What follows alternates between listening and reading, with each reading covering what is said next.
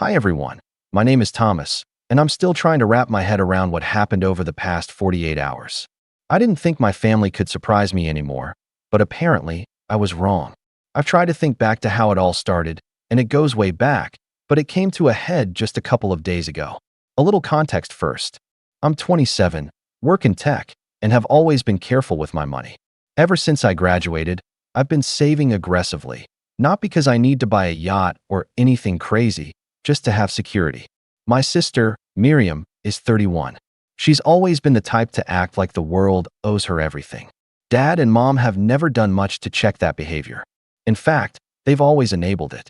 I don't remember a time when she was told no, and it's driven a wedge between me and my family for years. This whole thing blew up after my promotion last month. It was a big step up, and I had just transferred a chunk of savings into a separate account I had set aside for big life moves, stuff like traveling, maybe buying a house eventually, or starting my own business. My sister somehow got wind of this, probably from Mom, and she immediately started hinting that she needed help. At first, I ignored it. I've learned that if you give her an inch, she'll take a mile. Then she asked directly, "I need your help with something," she said, smiling like she was about to reveal a surprise. I didn't feel surprised. I knew exactly what was coming. "What kind of help?" I asked cautiously. "It's a mortgage thing," she said. "I can't get the bank to approve it without a co-signer. You could help me out, just for a little while. I promise I'll pay you back." I froze. Co-signing for her? I've seen how she manages money, recklessly, impulsively, with zero accountability. And my parents? They would absolutely expect me to say yes, and guilt me into it if I hesitated. "I'm not comfortable co-signing for you," I said. I tried to keep my voice calm, measured. Her smile dropped. "Come on, Thomas. You always have money saved up. You've got nothing else going on right now. You owe me this." I blinked. I really did. "Owe you this? How exactly do I owe you my savings?" She scoffed. "Don't play dumb. You've been sitting on that money forever. It's just collecting dust. Meanwhile, I'm actually trying to do something with my life. You could help me. Or, you could just be selfish." And there it was, the classic guilt tactic. She's always been good at twisting things to make me feel like the bad guy. I felt my stomach tighten. But this time, I wasn't going to let it work. "No," I said firmly. "I'm not giving you my money, and I'm not co-signing your mortgage." Her face contorted like I'd slapped her. "Seriously? You're really going to let me fail?" "I can't stop you from failing," I said. "But I'm not the one who's supposed to bail you out. Figure it out yourself." She went red with anger, and that's when Dad's text came. "Sign off on her mortgage or don't come back." I couldn't believe it. Dad. My dad was threatening me over a text like I was a child. I stared at my phone for what felt like forever, trying to process it. The message was so blunt, so cold, so utterly unreasonable that I laughed at first, only because I couldn't do anything else without losing my mind. By that point, I'd had enough. I wasn't going to be trapped anymore. I grabbed my laptop, logged into every account she had access to, and, well, let's just say by midnight, she had no way of touching a single cent of my savings. I went to bed knowing there would be hell to pay in the morning. I didn't know exactly how much, but when my phone started buzzing at 7 a.m., it was clear. For 7 calls from Miriam, Dad, and even a few from Mom. All angry, all demanding, all expecting me to cave. I woke up to the sound of my phone buzzing like it was alive.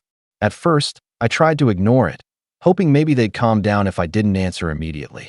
That was a mistake. Within the first 30 minutes, I had 10 missed calls, 20 unread texts, and 4 voicemails. I swiped open the first voicemail. It was Miriam. Her voice was tight and trembling with anger, but underneath it, there was a note of desperation. "Thomas, I can't believe you did this. This is insane. I thought you'd help me. You can't just take all my money away." I didn't need to hear more. I knew exactly what she was about to say, how this was my fault, how I was being selfish, how I had to fix it right now. I deleted it. Then came Dad. His text messages were short, sharp, and almost surgical in their cruelty. "Thomas, sign off or stay gone. Your sister's future is at stake. Don't make me regret trusting you." I felt my hands tighten around the phone. This was what I hated most about my family, the sense of entitlement, the way they framed everything as a moral obligation that somehow always favored them. I thought about calling him, but I knew it would go the same way as the texts. Anger, guilt trips, manipulation. No discussion, no negotiation, just orders disguised as concern. Instead, I did the one thing I hadn't done the day before. I started planning my exit in more concrete terms. I logged into my accounts again, checking everything. Miriam had never needed my login information for her own bank account, but she had always relied on me for overdrafts, joint account access, and other temporary loans that turned permanent. I went through every single joint transaction and closed them. Every card she could use, every online transfer she might attempt, everything. By the time I finished, she literally had no access to anything I owned. As I did this, I realized just how much control she had come to expect over my life. I had always let her assume I would be there to bail her out, emotionally and financially. But not anymore. By 10 a.m., the calls had become relentless. My phone rang constantly. I decided to answer one, just to see what she would say. "Thomas, what do you think you're doing?" Miriam shouted the second I picked up. "I think I'm making sure my money is my own," I said calmly.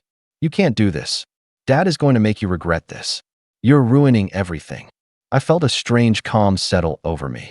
It was almost surreal. Her voice, full of panic and fury, yet powerless. "I'm not ruining anything. You're responsible for your own choices. If you can't handle the consequences, that's not my problem. You don't understand. This mortgage is my future. Dad and Mom will be furious. You're destroying your family." I almost laughed. "You mean the family that spends half the time criticizing me and the other half threatening me? The family that only sees me as a bank account when it's convenient? Yeah, I think I understand perfectly." She went silent. I could hear the frustration and disbelief in her breathing. Then she started pleading. "Just sign it. You don't have to give me money, just sign the papers. That's all I'm asking." "I'm not signing anything," I said firmly. Before she could respond, my phone buzzed again. "Dad, Thomas, this is your final warning. Sign off or don't come back. You know what's at stake." I stared at the screen, feeling a strange mixture of anger and liberation. My parents had always used that come back or else tactic. Growing up, I never had boundaries because I feared the same words. But now, at 27, it didn't have the same power over me. I knew the threats were empty. They only held power because I'd allowed them to. That morning, I made a decision. I booked a one-way ticket abroad to a city where I had friends and opportunities I'd been quietly preparing for over the past year. It was impulsive, but also deliberate. I wanted a clean break from the family that had spent decades treating me as their financial safety net while disregarding my own needs and boundaries. While waiting for the confirmation email, I received a text from Mom. It was long, full of carefully constructed sentences meant to guilt me into submission. "Thomas, we raised you better than this. Your sister needs support, and you are abandoning her. Think about what you're doing. Family sticks together. This isn't about money. It's about love and trust. Please reconsider." I didn't respond. I couldn't.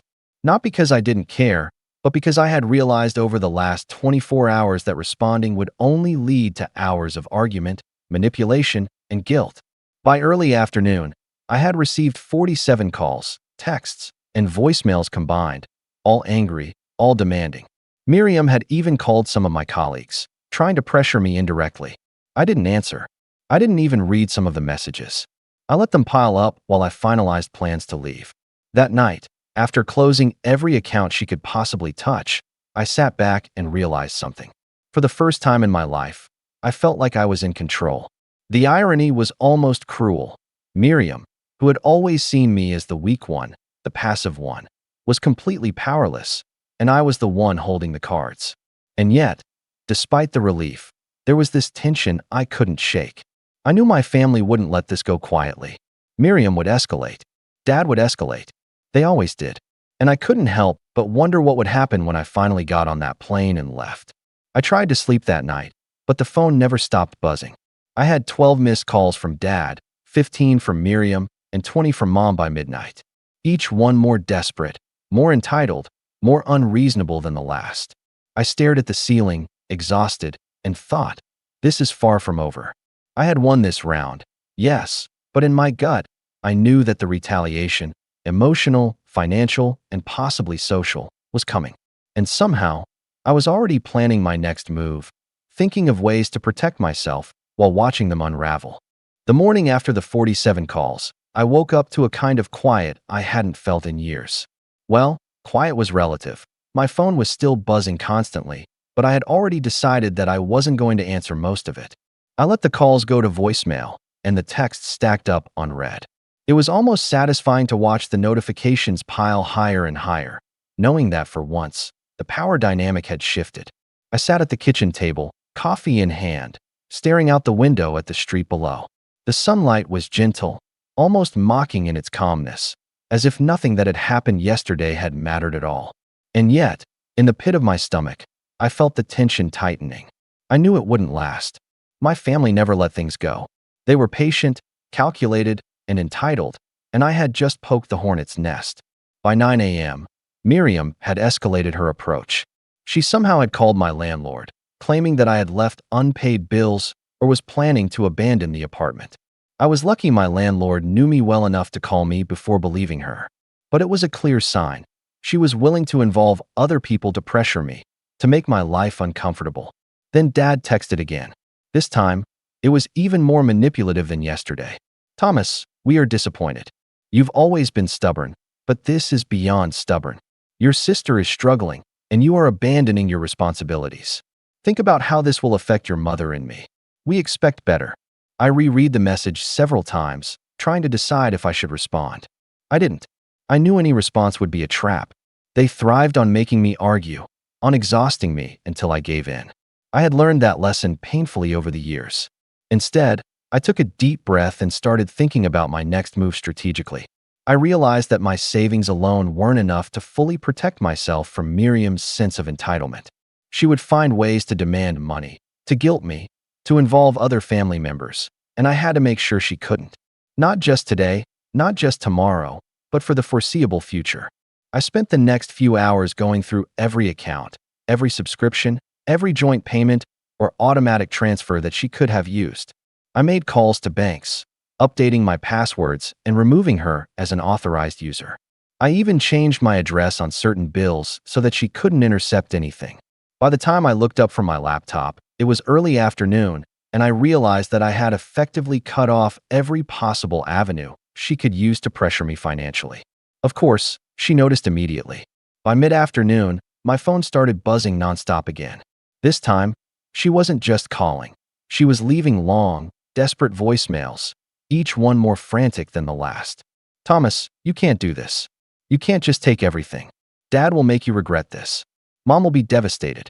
This isn't fair. I listened to one, then deleted it. Her panic was almost palpable, but it didn't make me feel guilty. It made me feel resolute. I had been manipulated my entire life, and for once, I wasn't going to let that happen. By late afternoon, Mom got involved in person. She showed up at my apartment, knocking insistently on the door. I had anticipated this and didn't answer immediately. When she realized I wouldn't open the door, she began calling repeatedly, leaving messages full of concern and moral obligation, all crafted to make me feel guilty. Finally, she sat in the hallway outside my building for what felt like hours, talking to herself, muttering about how I was being cruel, selfish, and ungrateful. I could hear every word, and I could also hear the tension in her voice, the fear that she might be losing control. By 6 p.m., I had packed a small bag. I wasn't leaving immediately.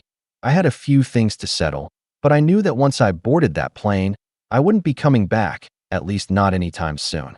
My career abroad, the new city, the independence I had always dreamed of, those were my priorities now. Miriam's final escalation of the day came around 7 p.m. She somehow found out that I had changed my travel plans to a one-way ticket and began calling my workplace, claiming I was abandoning responsibilities and trying to get me into trouble professionally. A few colleagues called me to verify, and thankfully, I had all the documentation to prove I was in the right. But it was exhausting. I realized just how far she would go to try to control me, to make me feel trapped. I spent the evening in a kind of suspended tension, listening to the voicemails, reading the texts, and preparing for the confrontation I knew was inevitable. I hadn't even spoken to Dad in person yet, but I could already imagine how that conversation would go. Him telling me I was betraying the family. I was being unreasonable. I was making a mistake. Around 10 p.m., I finally allowed myself a moment to breathe. I sat at my kitchen table with a notebook and started making a plan for the next day, how I would handle calls, what I would say to anyone who tried to guilt me, and the steps I would take to leave the country safely without being sabotaged. I even started drafting emails to certain people, just in case Miriam tried to escalate further. As I was writing, my phone buzzed one last time before I went to bed. It was Dad. Thomas, this is not negotiable. Sign off on her mortgage, or consider yourself cut off. Forever. We love you, but we cannot support this level of selfishness. I read it over and over, the words sinking in. I knew that responding would be pointless, that any reply would only fuel their sense of entitlement. And yet, the pressure was immense. The entire day had been a tug-of-war between my independence and their relentless attempts to control me. I went to bed that night with my bag packed, my laptop charged, and a ticket purchased. I knew that the moment I left, the real confrontation would begin. Miriam, Dad, and Mom wouldn't let me go quietly. I could feel it in my bones. But at the same time, there was a thrill in knowing that I had finally drawn a line. I wasn't just protecting my money. I was protecting myself, my career, my freedom. And for the first time, I felt like I had some real power over a family that had spent decades trying to manipulate me. Little did I know that the next 24 hours would escalate things beyond anything I could have imagined. Calls, texts, and even messages to my friends and colleagues would push the boundaries of their entitlement further than I thought possible. And in the middle of it all, I would be forced to make a choice, stand firm, or risk losing everything to their manipulations. The next morning, I woke up early, long before the sun was fully up. The apartment was silent, but I knew that silence was deceptive. Miriam had likely already started calling and texting, trying to see if she could force a crack in my resolve overnight. I checked my phone, 12 missed calls, 7 texts, and 2 voicemails already. All from Miriam. I didn't answer. I didn't even open the messages. By 7:30 a.m., Dad had jumped in. Texts flooded in, alternating between threats, guilt-tripping, and thinly veiled anger. Thomas, we will not forgive this. Sign off, or don't bother coming back. Do you want to destroy the family? That last one. I almost laughed. Destroy the family? The family had been destroying me emotionally for years. Now, finally, I had some leverage, and I wasn't going to hand it back. I decided it was time to escalate my side. This wasn't about making peace. It was about sending a clear message that I wouldn't be manipulated, intimidated, or bullied anymore. I started making calls to secure everything. I called the banks, explained that any attempt by Miriam to access accounts without my explicit permission was fraudulent, and had them flag every account for extra security. I changed passwords, email addresses, and phone numbers linked to banking accounts. By the time I finished, there was literally no way she could touch a single cent of my money, not even by accident. Then I started looking at the bigger picture. I realized that Miriam, and by extension my parents, had always relied on me as the family safety net. I had been the one who paid for repairs when the car broke down, lent money for emergencies that weren't emergencies, and covered their mistakes financially. This pattern had to end. I decided to use this leverage strategically. First, I contacted Miriam's mortgage lender anonymously. I wasn't trying to sabotage her permanently, but I wanted to make her realize the consequences of expecting me to bail her out. I inquired about her account in a hypothetical sense, framing myself as a concerned party asking whether co-signers were current on payments and if there were any pending issues. The lender couldn't give me personal details, of course, but they hinted at complications with her application. That was enough. Next, I called my parents' insurance company about joint policies they had on my name. I quietly added extra verification requirements and made sure any future changes would need my direct confirmation. Every step I took was calculated. I wasn't looking to hurt them financially. I was looking to ensure that I could never be dragged back into their chaos again. By 11 a.m., the first confrontation happened in person. Miriam, furious, arrived at my apartment with Dad trailing behind her. She banged on the door like a storm, shouting for me to open it. I stayed inside, letting them fume. Finally, Dad pulled out his phone and started filming the door, leaving it on the doorstep. I could hear him muttering about proof that I was abandoning my sister. I opened the door just enough to speak through it, keeping my distance. Miriam, Dad, I am not signing anything. I am not giving you money. I am not your financial safety net, I said, my voice steady despite the adrenaline rushing through me. You don't get it, Thomas. You're destroying everything. Dad and I are counting on you. Miriam screamed, her face red, veins visible at her temples. I get it perfectly, I said. You're counting on me to fix your mistakes. But I'm done being your safety net. From this point forward, you are responsible for your own choices. Every last one of them. Dad's face turned a shade darker, a mix of anger and disbelief. He started pacing in the hallway, muttering about betrayal and family. You think you can just walk away from us? After everything we've done for you, he said, voice rising. Everything you've done? You mean everything you've tried to control me with? I shot back. I've supported this family emotionally and financially for years while being treated like I owe you my life. No more. That's when Miriam tried her final tactic. She reached for my laptop, trying to see if she could access any accounts.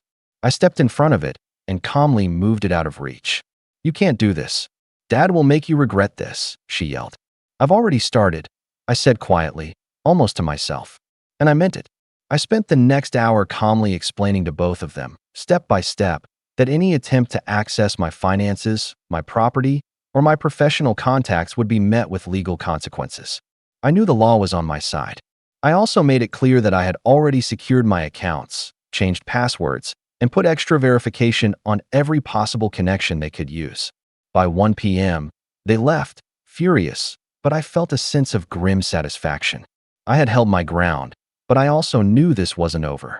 Miriam's entitlement wasn't something that could be fixed with reason.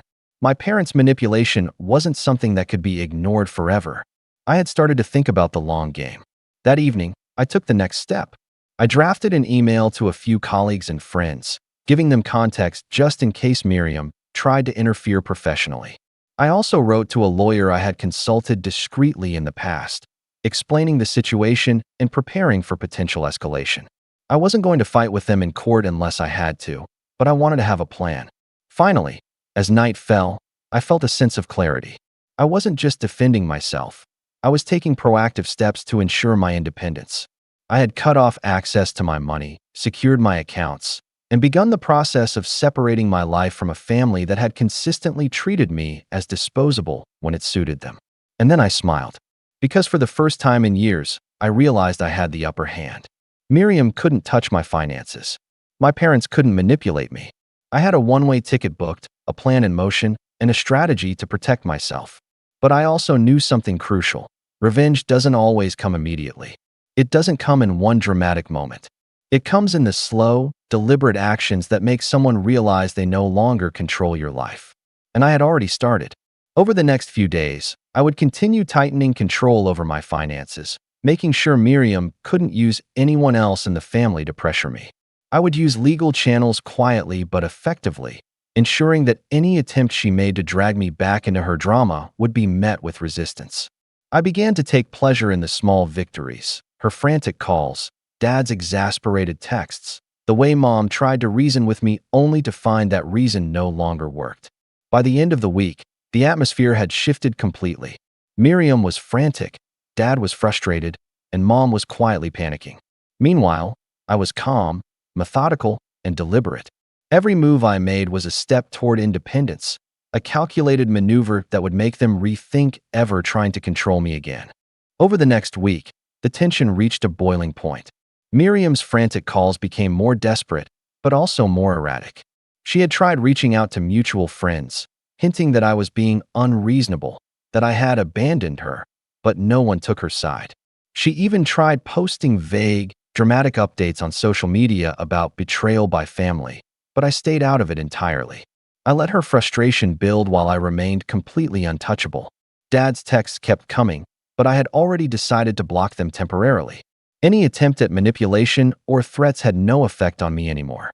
Mom tried reasoning at first, then slowly shifted into a form of quiet intimidation, emails detailing how my choices would haunt me and how I was destroying family ties, but I treated them like white noise. By midweek, I finalized my preparations to leave the country.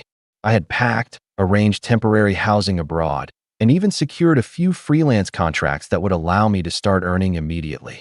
My plan wasn't just about escape. It was about taking control of my life entirely. On the day I left, Miriam and my parents showed up at the airport. I saw them across the terminal, their faces twisted in a mixture of fury and desperation. Miriam ran toward me, waving her arms, shouting my name. Dad followed, his expression tight, as if he were trying to force me into submission with sheer presence. Mom trailed behind, looking both hurt and indignant. I didn't run. I didn't argue. I walked calmly towards security, my carry-on in hand, my passport ready, and my phone off. Miriam screamed, "Thomas, stop. You can't just." I ignored her. As I passed through security, I saw Dad pull out his phone, likely texting threats, but I didn't look back. I didn't need to. Everything they had tried, the guilt, the manipulation, the financial threats, had been neutralized. I had already closed every account she could access, secured my professional contacts, and legally protected my money. They had nothing to leverage against me. By the time I boarded the plane, I felt a sense of calm I hadn't experienced in decades. I had taken control of my own life. Miriam, Dad, and Mom were left behind, furious and powerless, their entitlement exposed and rendered impotent. Once I arrived in my new city, I immediately started building my career. The first few weeks were challenging, adjusting to a new culture, a new work environment, and new routines, but it was liberating. I didn't have to answer to anyone's unreasonable demands, and I didn't have to justify my decisions. Every choice was mine alone. Meanwhile, back home, the fallout was immediate. Miriam realized that she could no longer access anything she expected to. Her mortgage application stalled because she didn't have a co-signer and no way to qualify on her own. Dad and Mom were left to deal with her growing panic. Friends and extended family began to notice the tension, and the narrative of me being the unreasonable one started to crumble as they saw how manipulative and entitled Miriam had been. Within a month, my savings were untouched, my professional reputation was intact, and I had established a small, supportive social circle abroad. I had left behind a family who thrived on control, manipulation, and entitlement, and for the first time, I felt truly free. I didn't speak to them again. I didn't apologize. I didn't forgive. They had made their choices, and their cruelty and manipulation had consequences. For decades, they had treated me as a financial and emotional crutch. Now, I had built my own life without them. In the end, I had effectively reversed the roles. Miriam could no longer demand anything. Dad could no longer bully me, and Mom's attempts at guilt and manipulation had failed completely. I had taken careful, deliberate steps to protect myself, reclaim my independence, and ensure that their entitlement could never touch me again. I now live in a city I chose, work in a field I love, and am slowly building a life completely separate from the family that tried to control me. The anger and stress of the past weeks have faded into a sense of accomplishment. I finally have boundaries, autonomy, and security. Share your thoughts in the comments. If you like this story, don't forget to like and subscribe for more content like this. On my engagement day, my family didn't attend. I texted Mom, and she responded, "We're at the beach with your sister." My sister texted, "You'll break up anyway." I said nothing. I just posted a picture of me with a special guest. Mom kept calling. I smiled, turned off my phone, and celebrated. Hey Reddit, I've been sitting on this story for a while, and after everything that's happened, I feel like it's time to share. This is going to be a long one, but trust me, it's worth it. I'm Hannah, 28 years old, and my family has always had this odd dynamic. To outsiders, it probably looked normal. My parents, my older brother, and my younger sister, all living in the same town and doing the usual family things. But behind closed doors? Well, that's where the fun begins. I've always been the one who tried to make peace, the sensible one, the one who would do anything for family, even if it meant putting my own needs last.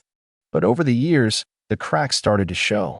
My mom, especially, was, well, let's just say she had a way of making everything about her. She wasn't malicious in a way that you could point to and say, this is why she's toxic. It was the small things, the manipulations, the guilt trips, the subtle digs. And when it came to big moments in my life, let's just say my parents' support was about as consistent as a flip of a coin. So when I got engaged to my now fiancé, Caleb, I tried not to let my expectations get too high about my family's involvement. Caleb and I had been together for 3 years. He was kind, stable, and someone who actually understood me. I'd introduced him to my family early on, and while my parents were polite enough, I could tell they didn't think he was good enough for me. To be fair, My mom had a pretty narrow view of what she thought was good enough, and Caleb didn't meet her standards. He wasn't a lawyer or a doctor. He was a software engineer with a bit of a quiet streak. But we were happy, and that's all that mattered to me. Fast forward to engagement day. I had made sure to keep the whole thing relatively low-key. Caleb proposed on a quiet evening at home, in front of the fireplace. It wasn't anything extravagant, but it was perfect for us. The next day, I called my mom to tell her the news. I was beyond excited, but when I shared the news, she didn't respond with the joy I was hoping for. Instead, she sounded distracted, almost annoyed. "Mom, I'm engaged. Caleb asked me last night." "I'm so happy," I said, practically bouncing off the walls. There was a long pause on the other end of the line. "That's nice," she said, her tone flat. "But we're at the beach with your sister. It's her birthday weekend, you know." I blinked. This was news to me. First of all, I didn't even know my sister had planned a beach trip for her birthday. And second, the timing was, well, not ideal. "Mom, you know I've been planning this for months. You couldn't even come for a little while?" I asked, trying to keep my voice steady. She sighed. "It's just bad timing, Hannah. You know how it is." I had heard that phrase 1,000 times before. "You know how it is" was my mom's go-to excuse for everything. From missing birthdays to skipping family dinners, it was always the same line. I tried to brush it off, telling myself she was probably just stressed, but deep down, it hurt. "Okay," I said, my heart sinking. "I'll talk to you later, I guess." I hung up and tried to focus on the excitement of the day. But as I was scrolling through social media later that evening, I got a text from my sister, Ella. She was 24, and while I loved her, our relationship was complicated. We weren't close, and that's putting it mildly. "You'll break up anyway," the text read. My jaw dropped. "What?" I stared at the message for a few moments, unsure of how to respond. I wanted to say something back, defend Caleb, tell her how ridiculous she was being, but instead, I did nothing. I just sat there, staring at my phone. The thought of trying to explain myself to my sister felt pointless. She had always been the golden child in my parents' eyes, and anything I did would never be good enough. This was nothing new. But as I sat there, feeling the sting of my family's indifference, a thought occurred to me. Maybe it wasn't just my family who needed to see how happy I was. Maybe I needed to show them how much my life had changed without their approval. And that's when I had an idea. I went to the living room, where Caleb was sitting on the couch, watching TV. "Hey, do you want to take a picture?" I asked him. He looked up at me, puzzled. "A picture of what?" "Of us," I said, smiling.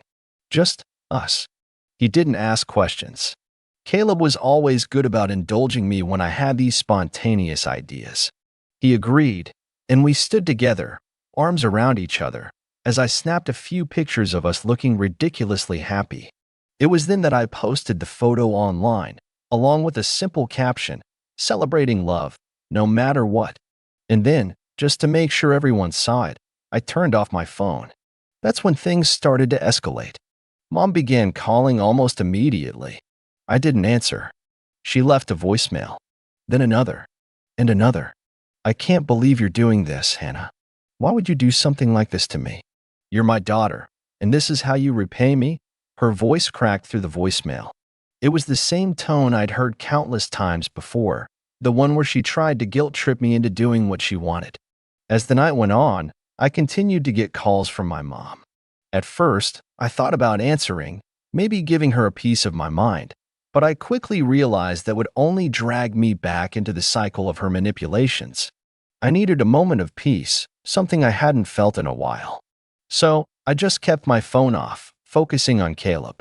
He had been understanding from the start, but I could see a hint of concern on his face as the calls kept coming. He didn't want to see me upset. But honestly, I was beyond upset at this point. I was done. I had spent so many years trying to please my family. I'd bent over backward for them, attending every holiday, putting up with every comment, every passive-aggressive remark, all in the hopes that they'd one day show up for me, that they'd support me when I needed them the most. But after that phone call with my mom, I knew I had been fooling myself. Around 11 p.m., when Caleb and I were about to head to bed, I finally checked my phone. There were more messages. My mom had sent me 2 more texts, both of them harsh and accusing. "This is a joke, right? I can't believe you're choosing him over your family. I'm ashamed of you." I took a deep breath and felt that familiar pit in my stomach. It was a feeling I had grown accustomed to over the years, the deep-seated guilt my mom always seemed to plant in me with her words. But this time, it didn't stick. I felt something different: anger, and a sense of power I hadn't had in years. I knew what she was doing. She was trying to push my buttons, make me feel guilty enough to apologize, to beg for her approval. She'd done it so many times before. But this time, I wasn't going to give in. This time, I wasn't going to let her manipulate me. I didn't respond to her texts.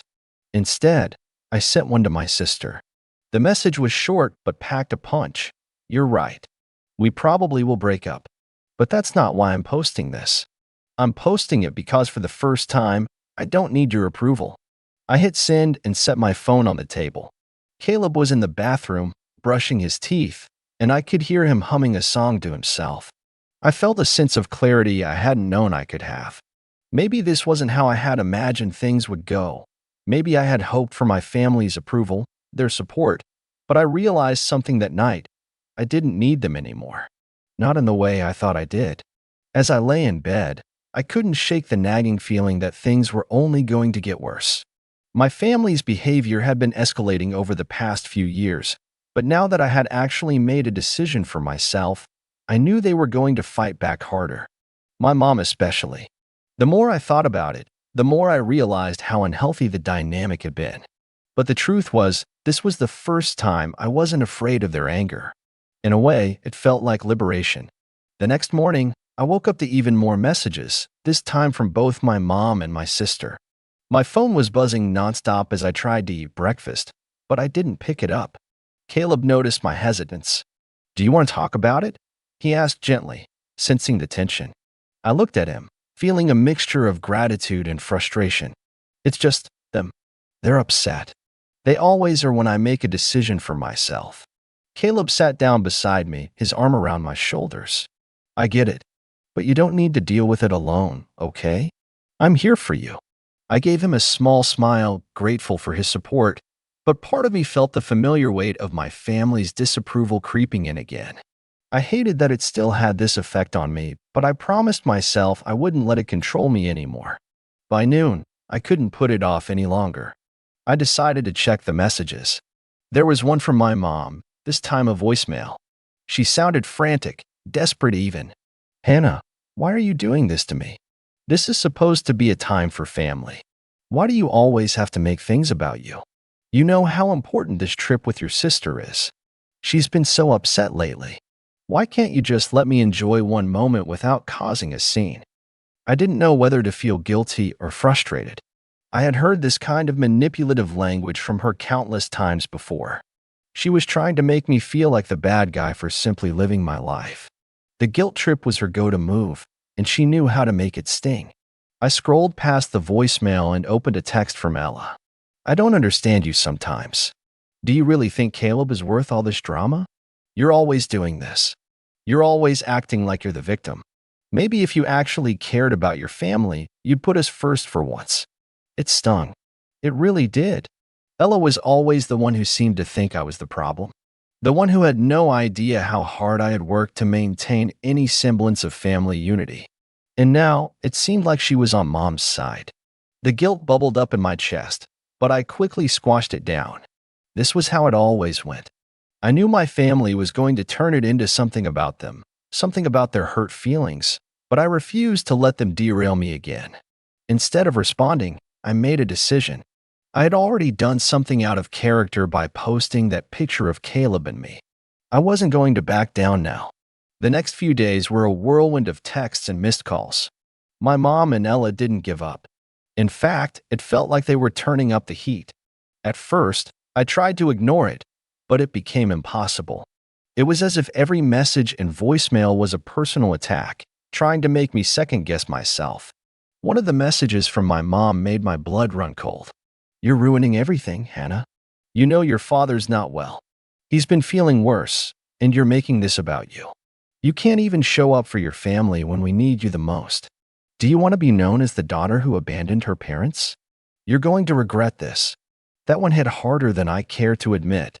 My dad had been dealing with some health issues for the past year. It wasn't a secret, and I'd been doing my best to help out where I could. But the way my mom phrased it, she made it sound like I was some heartless person who hadn't been supportive. And the guilt she was trying to pile on me, it was suffocating. I knew my mom. She knew how to hit where it hurt, how to twist the knife just enough to make me feel like the worst person in the world for not doing things her way. But I wasn't going to give in. Not this time.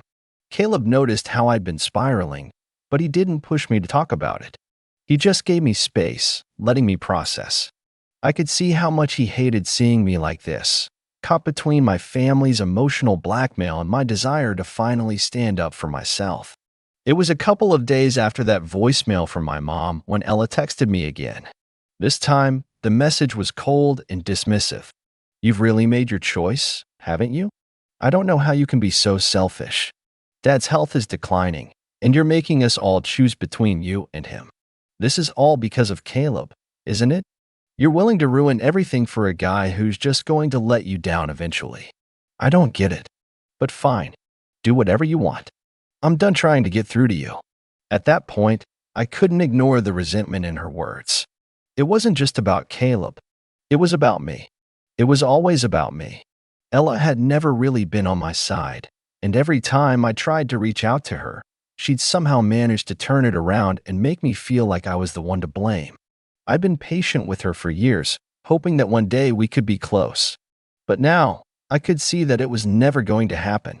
I stared at my phone, my fingers hovering over the keyboard, wanting to respond, to say something, anything that would make her understand. But deep down, I knew it wouldn't change anything. She had already made up her mind. Instead, I did something that surprised even me. I posted another picture on social media, this time of Caleb and me at a small dinner we'd gone to the night before. We were holding hands, smiling, relaxed. I captioned it, "To love and to trust, no matter the noise around us." I felt a sense of calm wash over me after posting it. I wasn't going to keep hiding. I wasn't going to let my family's guilt trip me into silence any longer. Caleb was my partner, and he was the one who supported me, the one who understood me. And no matter what my family said, no matter what they did, I wasn't going to let them take that away from me. But then, the calls started coming again. This time, it wasn't just my mom. My dad called, too. His voice was weak, and I could hear the fatigue in his breath as he spoke. "Hannah, why don't you just let us be a part of your life?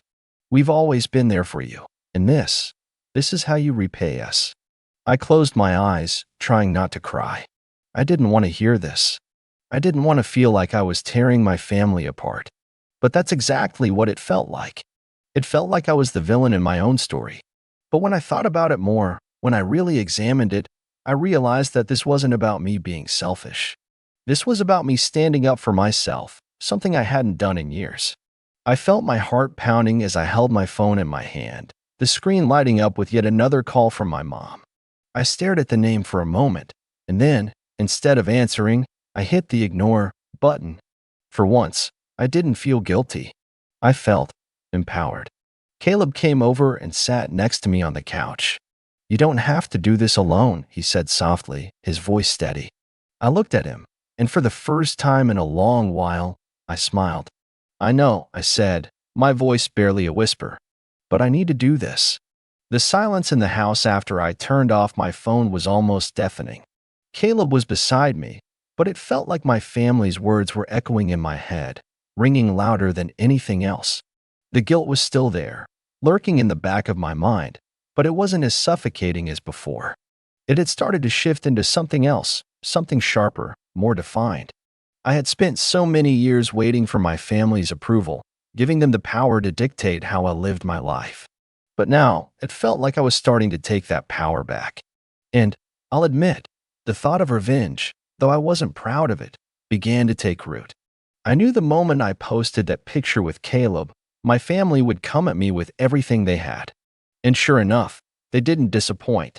The next morning, I checked my phone after a long night of ignoring it. There were more messages. My mom's voice still echoed in my mind, but this time it wasn't guilt I felt. It was a strange, cold determination. This is your last chance to make things right. If you want to destroy your relationship with us, then fine. But you'll regret it when everything falls apart. We always warned you about Caleb. You never listened. I didn't reply, though the words stung. But I was done responding, at least for now. I needed to take a step back, breathe, and really think about what I wanted. I wasn't going to give them the satisfaction of knowing they still had this much control over me. It was around mid-morning when I got a message from Ella, the one from her that set everything in motion, the one that made my blood run cold. You've really crossed a line, you know? I've been talking to Mom about this. You should know that this is going to be the last straw. We're done. You're on your own now. Don't even think about coming to Dad's birthday dinner next month. You won't be welcome. I felt a fire in my chest, but I didn't react immediately. I let the words sink in slowly. I knew what she was trying to do. She was trying to isolate me, push me away, make me feel like I had nowhere to turn. But she didn't realize one thing. I was done with being pushed around.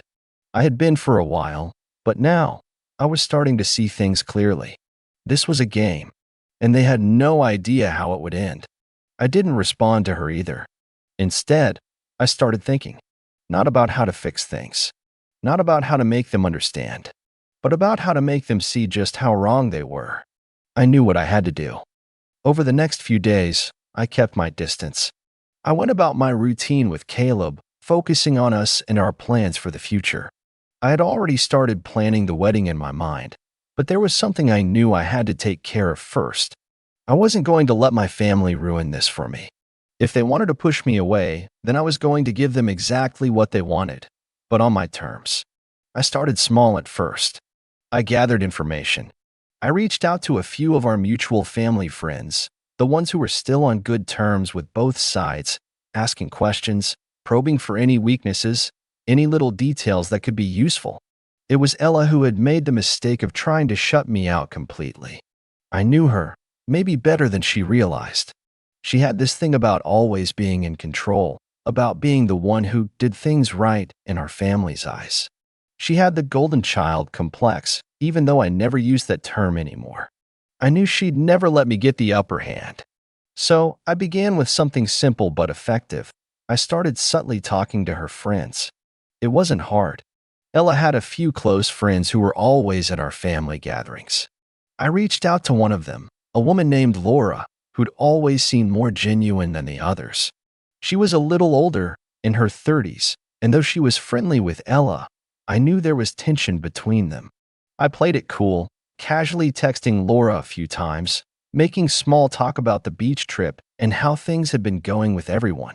And when the opportunity came, I casually slipped in that I had noticed some tension between Ella and Caleb. Oh, really? What happened? Laura had asked. I played it off, just as I had planned. Well, Ella's been kind of hard on him. She's always talking about how she thinks he's too quiet and not good enough for me. I don't know, maybe I'm overreacting, but it's getting old. Laura paused before texting back. Ella's always been that way, you know. She thinks everyone should live up to her standards. I smiled. Laura was a bit of an open book. Now that I had planted that seed in her head, I could already hear it in my mind. She'd pass it on, maybe even tell a few others. It wasn't much, but it was enough to start shaking things up. Enough to make people question Ella's judgment, to make her look like the one stirring the pot instead of me. But I wasn't done yet. I knew Ella's biggest weakness, her need for approval. She craved it from Mom, from Dad, from everyone around her. She lived for the validation that came from being the perfect daughter, the one who always did things right. The problem with that? It made her blind to the cracks in the facade. A few days later, I planted another small detail, this time involving a conversation Ella had with Caleb. I made sure to bring it up during a family dinner, casually mentioning that Ella had said something funny the other day when we were talking. She said she didn't think Caleb would be around much longer. Like, she was certain you two wouldn't last. I didn't mention exactly when or where the conversation had happened. I just let it sit there, like a seed planted in a garden, ready to grow. And sure enough, the next time I saw my mom, she mentioned it. Why does Ella think Caleb isn't good enough for you? I mean, you're not going to listen to her, are you? I knew exactly what I was doing. I wasn't attacking them head on. No, I was letting them do the work themselves. I was making them doubt each other, making them second-guess their own words, their own judgments. Over the next few weeks, I executed my plan carefully. The subtle manipulations, the whispers of doubt, all slowly started to chip away at my family's foundation. What I had done was not dramatic or overt. It was much more insidious. I had let the seeds of distrust grow without their realizing it, and by the time they pieced it all together, it was too late for them to take it back. First, my mom called. I answered this time. Hannah, I don't understand what's going on. Why are you doing this? Why are you trying to destroy everything? Ella said, Caleb. I cut her off, my voice firm. You and Ella have made it perfectly clear how you feel about Caleb and me. I don't need to hear it anymore. You've made it clear I don't belong, that I'm just some disappointment to you. But I've had enough. I've been trying for years to make you proud, to make things work, but you've never accepted me as I am. And you know what? I'm done. I'm not going to beg for your approval anymore. There was silence on the other end. It was rare for me to stand up to her, but now it felt like a weight was lifted off my chest. The years of guilt and manipulation suddenly felt trivial. Well, I guess that's your choice, then, she said, her voice cold. But don't come crawling back when you realize how much you've lost. I hung up without a word. Ella, meanwhile, had started to unravel. Her need for control had turned against her. I kept talking to her friends, dropping little comments here and there. I wasn't trying to make her look bad. She was already doing that all on her own, but I wasn't going to stop it either. Her own words started to echo back to her. The little jabs about Caleb, the dismissive comments, they all started to catch up with her. Slowly, people began to notice. It was at Dad's birthday dinner, the one Ella had threatened me with, that everything truly fell apart. I had decided to attend, and I was met with a cold reception. Ella gave me nothing but icy glares, and Mom barely acknowledged me. But Caleb stood beside me, his quiet confidence unwavering. He didn't care what they thought, and that gave me strength. During the dinner, Ella let something slip. Mom, don't you think it's a little strange? That Hannah's always looking for validation from Caleb's side of the family now, she said, loud enough for everyone to hear. I could see my mom stiffen, but she didn't respond. That was the moment I realized Ella was unraveling. She was so desperate for control, so desperate to paint me as the villain, that she was beginning to lose the favor of even the family friends. They could see it now, her bitterness, her manipulations. And it wasn't long before whispers spread through the room. I didn't respond. I didn't need to. Caleb and I just looked at each other, our silent understanding clear between us. We were done. This was our moment to break free. After dinner, I got a message from Ella that night, the kind that showed just how much things had shifted. You've ruined everything. I can't believe you did this to the family. You've pushed us away for good. I'm done. And don't bother trying to fix it. I smiled, but it wasn't a smile of victory. It was a smile of relief. This was the final proof that I had made the right decision. After that, I cut ties with them completely. While part of me will always carry the weight of that decision, I know I made the right choice. They pushed me to the edge, and I finally stood up for myself. But now, I can't help but wonder, was I too harsh? Did I go too far with the revenge? I'm still not sure. Maybe I'm the one who's in the wrong for cutting them off completely. But then again, after years of being manipulated, used, and made to feel like I was never good enough, I think I deserve peace. My name's Conrad, and for most of my life, I've been the quiet one in the family, the one who never quite fit the mold my parents had in mind. My father, Gerald, built a small construction company from scratch in the 80s. It grew fast, became the family pride, and by the time my siblings and I were old enough to work, he'd already decided who was worthy of inheriting it. My older brother, Victor. Victor was everything Dad wanted: loud, confident, obsessed with money, and always surrounded by people he could impress. I was the opposite. I preferred working alone, coming up with my own projects, and keeping to myself. To my family, that translated to being a failure. When I told my parents I wanted to start a logistics software business in my late 20s, they laughed. Literally laughed. Dad said, "Stick to something real, Conrad. Computers don't build houses." My mother, Lorraine, chimed in with her usual patronizing tone. "You were never the practical one, dear. Why don't you just help Victor? He'll take care of you." I didn't say anything then. I just smiled, packed my things, and moved to another city with my wife, Leah. She was the only one who believed in me when no one else did. We built the business from our apartment's living room. It wasn't easy. There were years when we could barely afford groceries. But Leah stood by me, even when my parents called to check in, only to slip in little reminders like, "You could have been part of the real family business if you hadn't run off chasing fantasies." They didn't know that after years of struggle, my software company took off. A few government contracts later, we were earning more in a quarter than my dad's company made in a year. But I didn't tell them. Not yet. Every Christmas, I'd visit my family out of courtesy. They'd ask the same questions. "So, Conrad, still playing with your computers? How's your little project?" Victor would smirk and say, "Hey, maybe one day we'll hire you for IT support." Leah hated going, but she always came along because she knew I still craved their approval, even after all those years. Then came this year's family reunion. My parents had recently celebrated their 40th anniversary, and Dad wanted to bring everyone together again. The event was at a rented lakeside house, big enough to fit the entire family: my parents, Victor and his wife Denise, my younger sister Claire, and several relatives I hadn't seen in years. When we arrived, Victor greeted us with that smug grin he always wore. "Conrad, you actually made it. Guess business must be slow, huh?" I just laughed lightly and shook his hand. "Good to see you too, Victor." The day was long and exhausting. Dad spent most of it talking about the legacy of the family business and how Victor was taking it to new heights. I noticed how every story somehow turned into a speech about loyalty and hard work, his way of reminding me that I'd supposedly lacked both. At dinner, things took a strange turn. Dad stood up, cleared his throat, and said he wanted to do something special to show appreciation for his children. He pulled out a stack of envelopes and began handing them out one by one.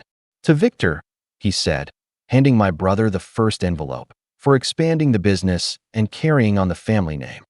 To Claire," he continued, "for being such a loving daughter and always staying close to home." He even gave envelopes to my cousins, who barely contributed anything to the family. But when he reached me, he stopped. He looked at me for a long moment and then slipped the remaining envelope back into his pocket. Everyone noticed. The room went quiet. "Dad," I asked, trying to keep my voice calm, "did you forget mine?" He didn't even hesitate. "No," he said, his tone flat. "You've made it clear you're not part of this family's work. That's your choice. This is for those who stayed loyal." Leah put a hand on my arm. "Gerald, that's not fair. Conrad's worked hard too." Dad cut her off with a dismissive wave. "With all due respect, Leah, you weren't here when he walked away from everything. You wouldn't understand." The air turned thick. I could hear the clinking of silverware as Victor tried, and failed, to hide his grin. "Dad," I said quietly, "I didn't walk away. I just chose a different path." He looked at me, eyes sharp and cold. "And where did that path lead, son? Because from where I'm standing, you're still the same disappointment you were 10 years ago."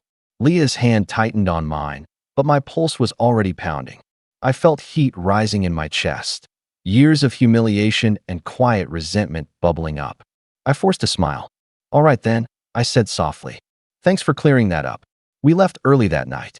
Leah didn't say much until we got to the car. Then she turned to me and said, "You don't deserve that." "None of it." I didn't answer.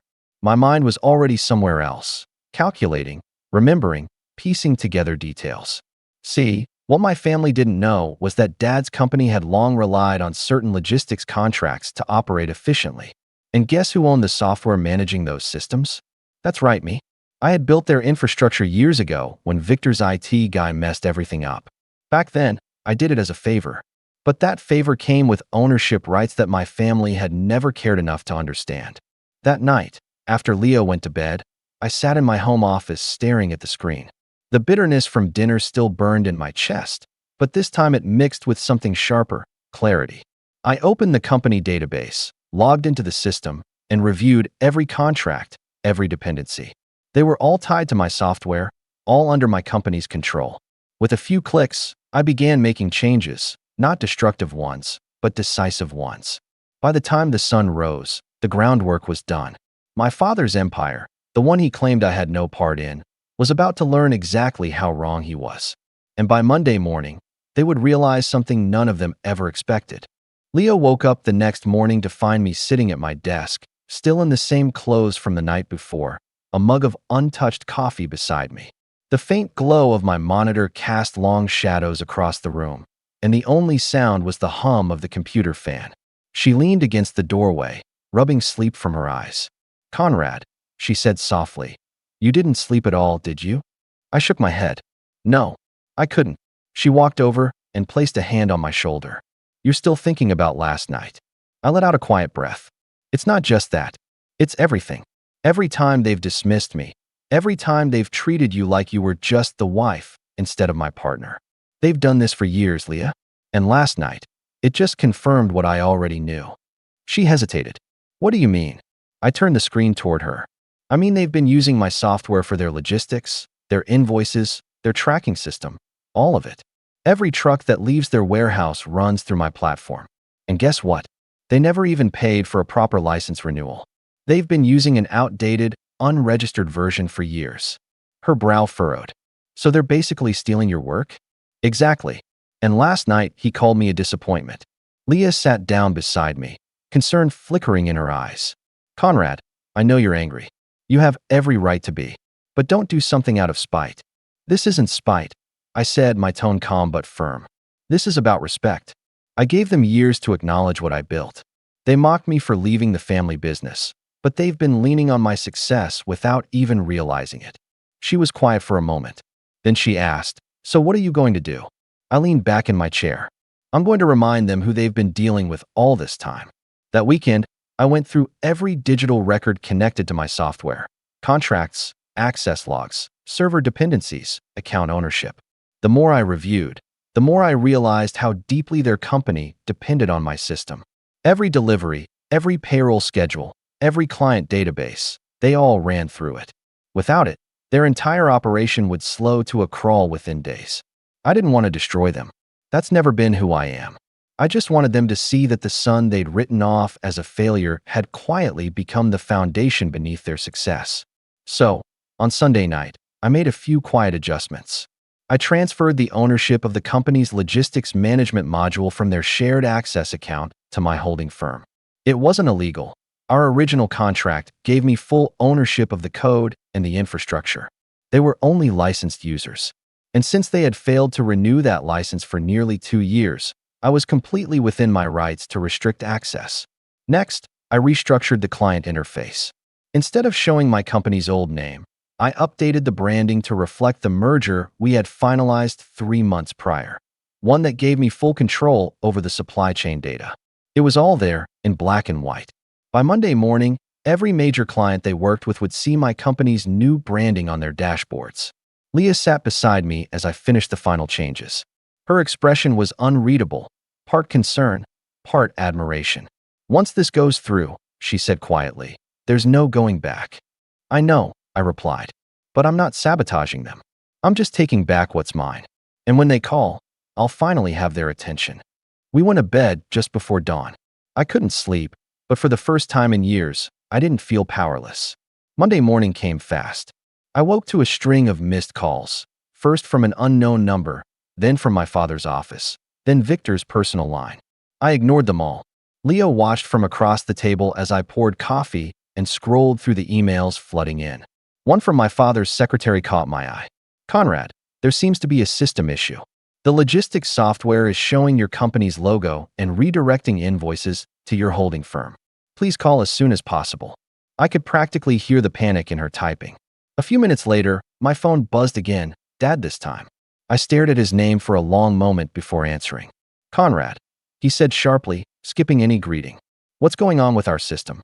"Victor says everything's been rerouted. The clients are confused. Did you make some kind of mistake?" I took a calm sip of my coffee. "No mistake. I just updated the licensing and ownership structure. You've been using outdated software for years without renewal. I'm simply correcting that. There was a long silence. Then, his voice hardened. You can't just take control of our operations. That's theft. I almost laughed at the irony. Theft? You mean like using my intellectual property without authorization for the last 2 years? Don't get clever with me, Conrad, he snapped. You're a part of this family. You can't just turn against us. I thought I wasn't part of the family, I said quietly. That's what you made clear on Saturday, remember? He didn't respond right away. I could picture him sitting in his office, jaw clenched, Victor pacing behind him like a restless vulture. Finally, Dad exhaled sharply. You're making a mistake, son. Undo whatever you've done, and we can talk about this. There's nothing to undo, I said. You signed the contracts years ago. You never bothered to read them.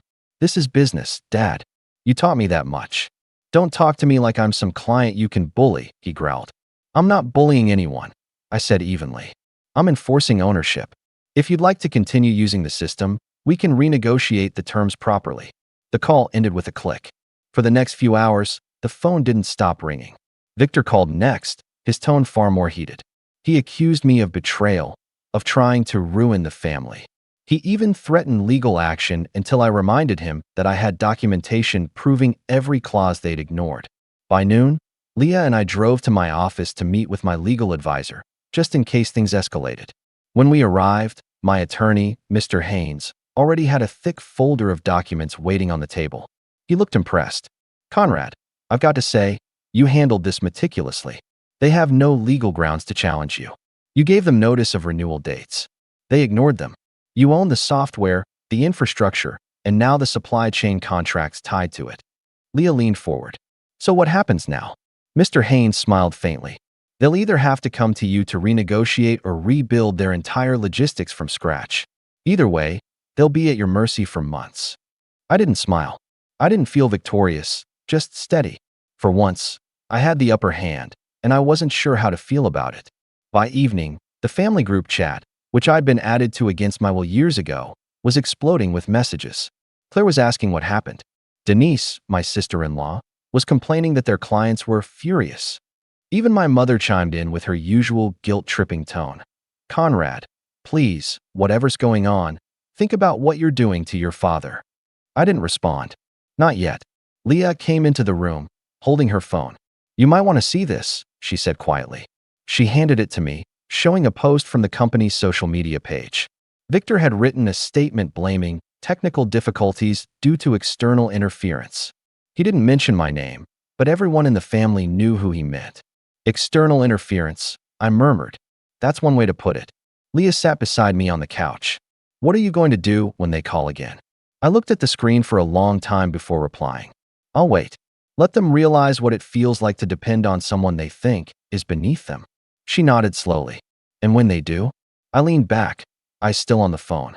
Then I'll decide whether they deserve a deal or a lesson.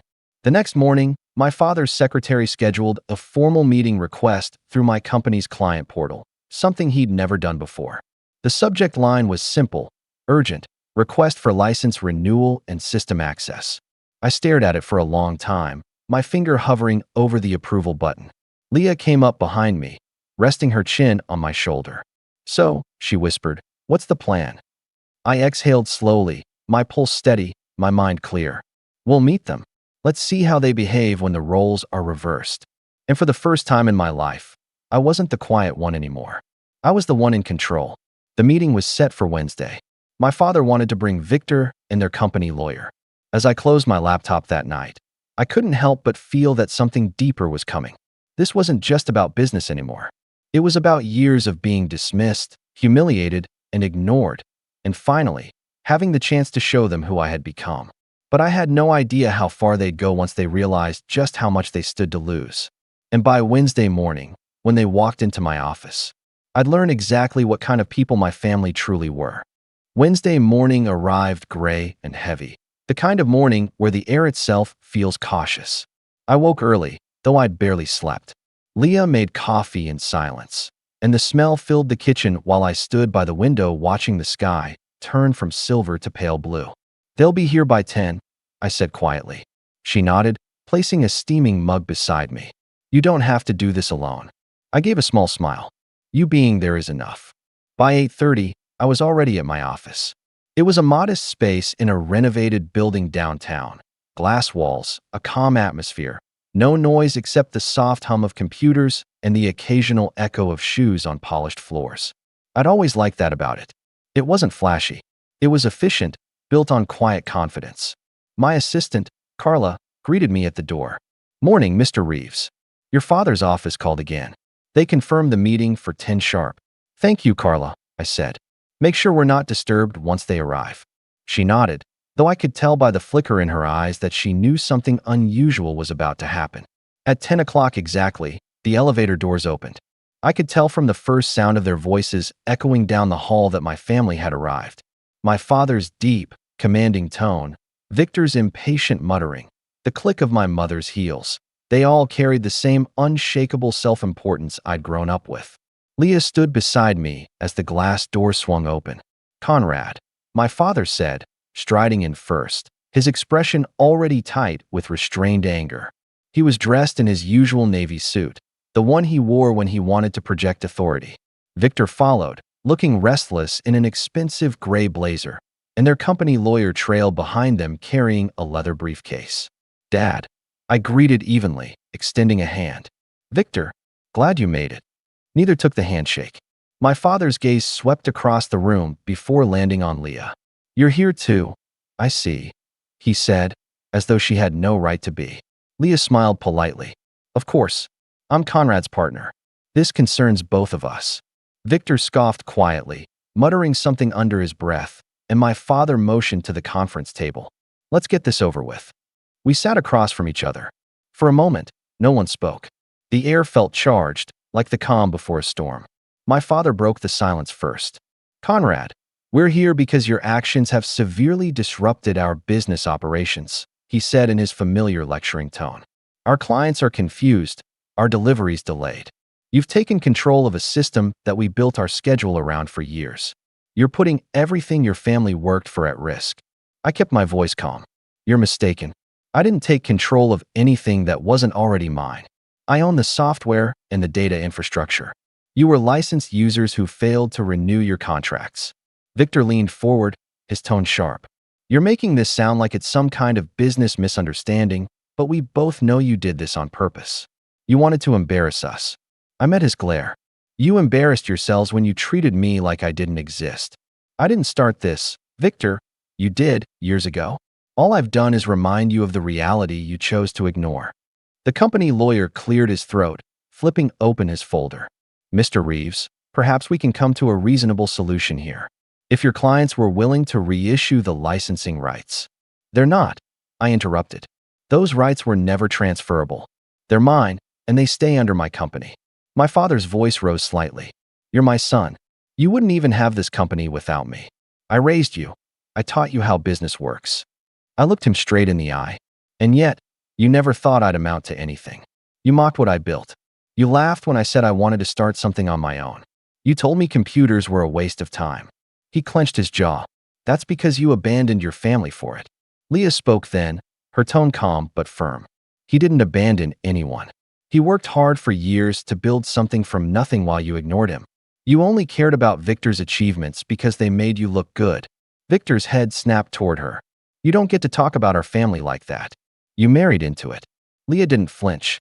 "And yet, I see it more clearly than any of you." For a moment, no one spoke. My father's eyes flickered toward the lawyer, who shifted uncomfortably in his chair. Finally, my father leaned forward, voice low but deliberate. "Let's be practical, Conrad. You've made your point. Now stop this. Give us back access, and we'll forget this ever happened. We'll even compensate you for your trouble." I let out a quiet laugh, not mocking, just weary. "Compensate me? Dad, you've owed me compensation for years. I built the system that's kept your company running smoothly. I fixed your problems, protected your data, and asked for nothing. But when I came home, you gave checks to everyone except me." He looked startled that I'd mentioned it so plainly. "You remember that, don't you?" I continued.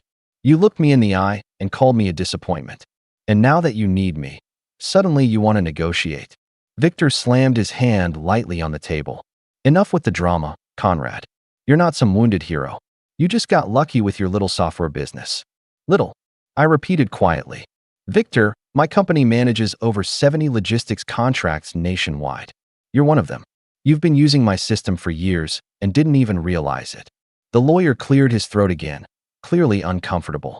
"Gentlemen, perhaps we can." My father interrupted sharply. "You listen to me, Conrad. You may think you have the upper hand now, but this will ruin us if you don't stop. And if you ruin us, you'll ruin yourself. We're your blood." That word, blood, hung in the air like a rusted chain. I spoke softly. "Blood means nothing if there's no respect. You made sure of that." He leaned back, his face hardening. "So that's it. You want revenge." I shook my head slowly. "I want recognition. I want you to understand what it feels like to be dismissed, underestimated, and then suddenly indispensable. You built your empire on concrete and steel. I built mine on code and trust. The difference is, mine can't be taken from me." The room went silent. Even Victor, who usually had something smug to say, stayed quiet. After a long pause, my father's lawyer asked, "What would it take to restore access to the system?" I folded my hands together. "A new contract. My terms. Full transparency. I oversee the digital infrastructure from now on. You report to me for all technological operations, and you pay market rate for usage, plus the backdated licensing fees you owe." My father's eyes widened. "You want us to report to you?" "That's right," I said simply. "Or, if you'd prefer, you can build your own system from scratch. But that would take at least a year, and your contracts depend on mine. You know what that means." Victor leaned back, his face pale with anger. "You're blackmailing your own family." "No," I said quietly. "I'm setting boundaries. The kind you should have respected years ago." For a while, the only sound in the room was the faint ticking of the wall clock. Finally, my father rose from his chair. His voice, though quieter, carried an unmistakable chill. "I never thought I'd see the day my own son turned against me for money." I met his gaze. "It's not about money. It's about dignity." He gave a bitter smile, motioned for Victor and the lawyer to follow him, and headed for the door. At the threshold, he paused and turned back. "You'll regret this, Conrad. You've made enemies out of your own blood." Then they were gone. Leah stayed seated beside me, her fingers lightly tracing the edge of the table. "You did what you had to do," she said softly. I leaned back in my chair, staring at the empty doorway. "I know, but something tells me they're not finished." And I was right. That evening, as Leah and I sat down for dinner, my phone buzzed again, this time with a message from Claire, my sister. "Conrad, please call me when you can. Something's happening. Dad's furious, and Victor's planning something. Just be careful." I set the phone down slowly. Leah's eyes met mine. "What is it?" I exhaled. "They're not going to take this quietly." Outside, thunder rolled faintly in the distance, the first sign of a coming storm. They lashed out fast, the way animals do when their den is threatened, loud, clumsy, and desperate. For a few days after the meeting, the attacks were mostly verbal. Angry voicemails, passive-aggressive posts on social media, an anonymous tip to one of the smaller clients that our systems may be compromised, little things designed to rattle nerves and make my phone ring. But by the end of the week, it stopped being about rattling and started being about survival. I'd expected some pushback. I didn't expect them to move so recklessly. It started Tuesday morning when Carla called me into the server room. She doesn't usually come in here. She's the calming, organized one who keeps schedules and invoices straight. Her face was pale and her fingers jittery as she pointed to the monitors. "There's been a blackout at one of the data centers," she said. "We're running on backups. But look, someone's queried the access logs from an IP that belongs to," she swallowed, "to the family company." My stomach dropped. I'd locked our keys down the night, I changed the ownership records, but I knew there were ways to harass a system that had grown complacent. Someone was trying to intimidate, to poke holes. "Block it," I said, and then thought a step ahead. "And also pull the last 30 days of logs. Every access, every change. I want everything timestamped and exported." Around noon, my inbox filled with a new kind of message, cold, legalese-laced emails from Victor's lawyer alleging unauthorized control of proprietary systems, demands for immediate cessation, and threats of litigation. Social media posts surfaced from a small, paid PR account painting me as an ungrateful son who'd taken advantage of his father. They'd spun a narrative: Conrad the traitor, Conrad the opportunist. On their feeds, the kind of people who like to pick sides without facts were already picking them. It stung, more than I expected. Leah noticed. "I've got your back," she said, folding her hands in her lap while I pored over the logs. "Don't let them rattle you." I slept less that night. Not out of fear. That was a luxury I'd been denied long ago, but because I had to make sure my next steps were immaculately timed. If you're going to teach someone a lesson, you don't throw a brick through their window. You close the doors behind them and make them ask why the lights went out. The first thing I did was go public with facts they couldn't spin. My attorney drafted a clear, concise email and I appended it to our client portal. An executive summary of the licensing terms, a plain language timeline showing when renewal notices were issued and ignored, and a link to a portal where clients could request a direct consultation with my team. No legal bluster, no moralizing. Just documentation and options. Within an hour, 3 of their major clients called me directly, not Victor. One of them, an agricultural distributor, asked calmly how fast they could transition completely to my firm's services. "We can't have delivery windows slip," their operations manager said. "If your systems are stable and you can guarantee continuity, I want you to take us on. My board is tired of dealing with internal drama." That call felt like a small victory, but I didn't celebrate. I thanked them, set a timeline, and set our onboarding team in motion. Meanwhile, Victor grew messier. I found out, through a board junior associate in his legal department who forwarded me an internal memo by mistake, that Victor had instructed his PR people to circulate a confidential audit note to several suppliers suggesting we were a figment of the market, a thin, insulting attempt to frighten our partners. When I confronted him, he snapped something about protecting the family legacy. He'd stopped pretending at civility. I expected power plays. I didn't expect him to involve Claire. My sister's messages were erratic at first, short, accusatory texts about me stealing from the family, followed by a panicked call asking if I'd ruined them. Claire has always been malleable, the kind of person who wants to be liked by everyone, which made her an ideal wedge for Victor. I could hear the strain in her voice when she finally called me alone. "Conrad, Dad says we have to save the company," she whispered. "He says we have 2 options. We either buy you out or we take legal action." "Buy me out," I repeated, letting the words sit in the air. "What would you buy me out with, Claire? You both refused the licensing deal you owed. You didn't pay when we offered a grace period." She made a soft, helpless sound. I know he's angry. He's saying you're ruining our reputation. Please, can we talk? Please don't make this worse." I didn't yell. Yelling wouldn't have helped. Instead, I listened, because Claire's fear was genuine and because it gave me time to think. When I hung up, I called my accountant and my attorney and told them to prepare for what I knew was coming, a scorched earth campaign. Victor's next move was predictable if sloppy. He called a press conference, an empty stage of carefully curated photos and a list of grievances. He accused me of saber-rattling and said he'd take every necessary legal step to protect the family business. He didn't mention evidence. He didn't have any. He had theatrics. After the conference, a parade of opinion pieces appeared, all conveniently omitting dates and contract clauses. But theatrics only get you so far when the documents exist. I posted redacted copies of the contracts to the client portal and sent them directly to a few industry journalists who had written fairly about startups in the past. The response was not immediate, but it was steady. One small industry outlet called to ask follow-up questions. A trade columnist called to ask for comment. I kept my tone neutral, explaining, clarifying, offering interviews. The narrative started to tilt back toward facts. That didn't stop the personal attacks. One morning, a courier arrived at my office with a thick manila envelope. Inside were photocopies of bank statements, my bank statements, with highlighted transfers and a handwritten note accusing me of siphoning funds from a joint account years ago. I'd never touched that account. My access had been blocked when I moved cities. The documents were a smear, a cheap, personal smear.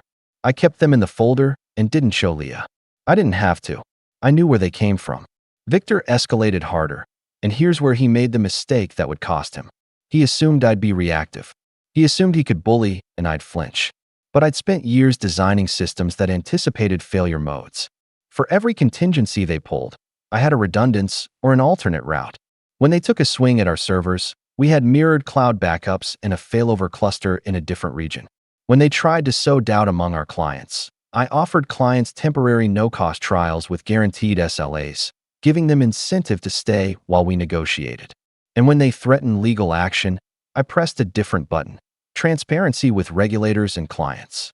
I gave the clients access to an audit trail. I invited their legal teams to see the original signed contracts. I offered to mediate disputes, to reconstruct their records, and help migrate their data securely. I wasn't just defending my position. I was offering a practical, business-focused alternative to chaos. Most clients prefer stability to family drama. While I executed defensively, I also gathered an offensive dossier. I pulled every invoice, every email thread, and every payment request that concerned the family company. I found subtle patterns: unapproved subcontractors, invoices with vague line items, a couple of payments routed through shell companies that overlapped with Victor's known associates. There was nothing illegal at first glance, no smoking gun, but there were enough irregularities to merit further scrutiny if someone wanted to look closely. That someone, it turned out, was Claire. After 2 weeks of being pounded by public statements and private threats, Claire showed up at my office. She looked exhausted, her eyes rimmed with red, but there was a resolve in her voice I hadn't heard in years. "You need to see this," she said, handing me a memory stick.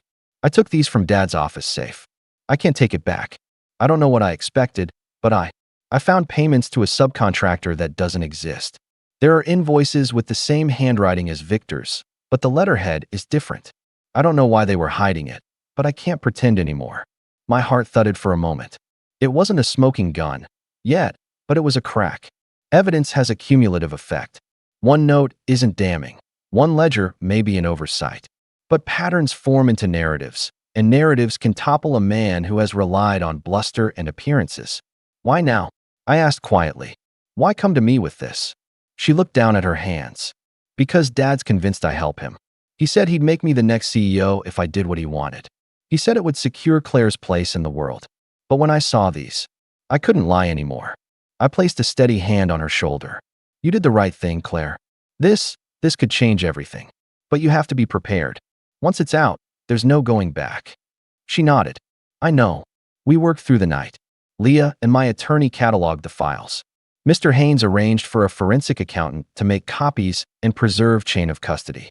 I called an industry contact who owed me a favor and asked for a quiet meeting. By dawn, we had a sealed package: a timeline linking suspicious payments, a list of subcontractors that didn't return calls, and a spreadsheet showing how invoice numbers had been shuffled to obscure destinations.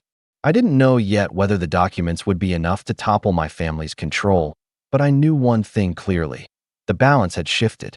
The family that had once made me the disappointment now had to watch as its own house of cards was examined under light. 2 days later, as we prepared to present the materials to a trusted client and to a regulator willing to look, there was a knock at the office door. Carla opened it, and in walked 2 men in suits, carrying a folder with a court seal. Their faces were polite. Their tone was brief. "Conrad Reeves?" the taller man asked. I stood. My mouth went dry with that strange combination of dread and adrenaline you only feel at an inflection point. "Yes," I said. "That's me." He handed me the folder without preamble. I opened it. My heart sank and then clenched.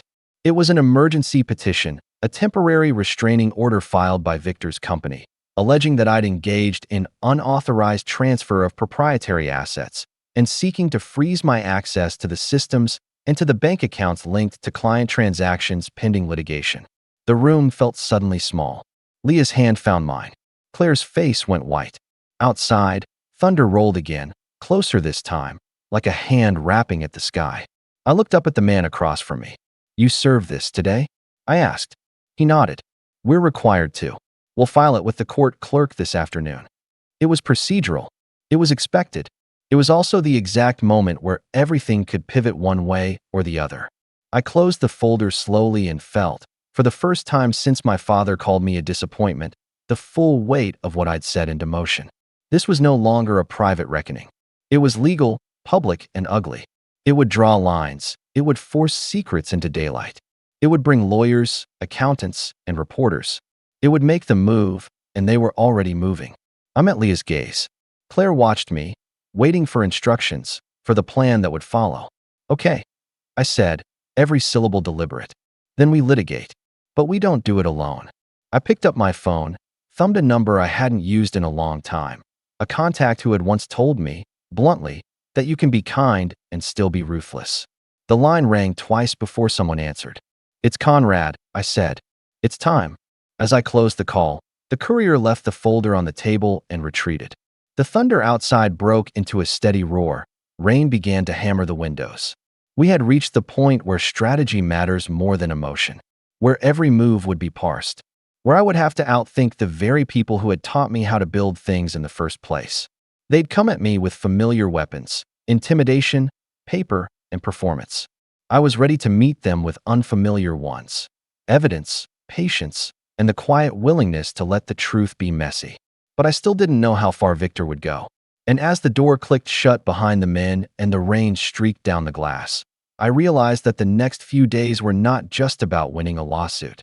They were about figuring out whether someone who had spent a lifetime cultivating public certainty could survive being exposed to the slow, methodical unraveling we had begun. The first hearing was scheduled for the end of the week. I had to prepare, to marshal clients, to secure temporary injunctions to keep operations stable, and to make sure the regulator had enough to act. I had to brace for what would come next from a man who felt cornered and a father who had just been shown the mirror. Someone had picked a fight. Someone had handed me a court order and a challenge. The question now was not whether I could win a legal point, but whether I could take the story from a family feud to a public unmasking, and whether I had the stomach to break the people who had broken me for decades. I straightened the papers, felt the weight of every decision pressing down like the rain. Then I picked up my phone and started dialing. They underestimated me. That was the first and last mistake my family ever made. The court hearing was set for Friday morning. I spent the days before meticulously preparing. Leah, Claire, and I worked around the clock. Every contract, every invoice, every email chain was cross-referenced and cataloged. Mr. Haynes coordinated with a forensic accountant to create a comprehensive report showing that every action I had taken was legally sound and, more importantly, that the family company had consistently relied on my software while ignoring licensing agreements. Victor's team arrived in the courtroom looking confident, though I could see the tension beneath their polished exterior. My father was there too, the same commanding presence he always carried.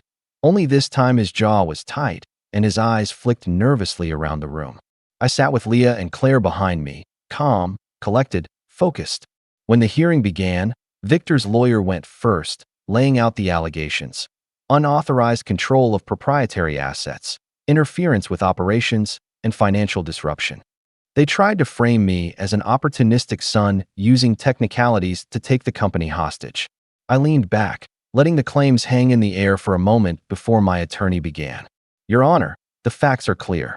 Conrad Reeves owns the software in question, as established in contracts executed years ago. The family company was a licensed user. Renewal notices were sent and ignored. The transfer of ownership was done in accordance with contract terms. Further, Mr. Reeves acted to secure data integrity and ensure continuity of operations for all clients." The judge listened attentively as our evidence was presented: detailed timelines, signed agreements, proof of licensing renewal reminders, and records showing the family company's reliance on the system. I watched as Victor squirmed in his seat, and my father's confident posture began to falter. Claire handed over the compiled financial discrepancies, those invoices to ghost subcontractors and misrouted funds, and the judge asked a few pointed questions. By the time our forensic accountant testified, it was clear the family's accusations were hollow. They had no legal footing, no contracts to point to, only their sense of entitlement and the belief that family blood gave them rights over my work. After hours of testimony, the judge leaned forward. Based on the evidence presented, the court finds in favor of Mr. Reeves. The temporary restraining order is lifted immediately, and the family company's access to the system will remain subject to proper licensing terms, as stipulated. Further, the court recommends that any internal disputes regarding misappropriated funds be reviewed by a certified auditor. Victor's face went pale. My father's expression was a mixture of shock and fury, their controlled composure completely shattered in the courtroom. After the hearing, we returned to my office. Claire sat quietly, still processing what had happened. Leah reached over and squeezed my hand. "They won't forgive this," Leah said quietly. I shook my head. "I don't expect them to, and I don't forgive them either. We immediately began to restructure the family company's access. I maintained full control over the digital infrastructure and client communications. Every account, every client dashboard, every delivery schedule ran through my servers. The family had to formally request access, pay licensing fees, and adhere to reporting requirements. Their previous sense of entitlement evaporated overnight. The fallout was immediate. Major clients, impressed by the professionalism and transparency of my company during the dispute, requested exclusive contracts. The family's company revenue took a significant hit, not because I had sabotaged them, but because they had relied on my system and had no internal capacity to replicate it efficiently. Victor attempted to rally the remaining staff to fight back, but morale was fractured. Employees were tired of Victor's volatility and my father's authoritarianism. They started quietly consulting with me, asking to move their contracts under my management. Within weeks, I had a significant portion of their operations effectively transferred, all above board and fully legal. As for the personal side, the family never spoke to me outside of business correspondence after that. My father refused to acknowledge my calls. My mother sent brief, passive-aggressive emails complaining about the stress I caused, and Victor's threats became sporadic and empty as his credibility crumbled. Claire, despite being a willing participant in their schemes, stayed with me. She had seen the truth of their behavior and had finally chosen loyalty to reality over loyalty to entitlement. By the end of the year, my company had grown stronger, controlling more logistics contracts than I could have imagined a decade ago.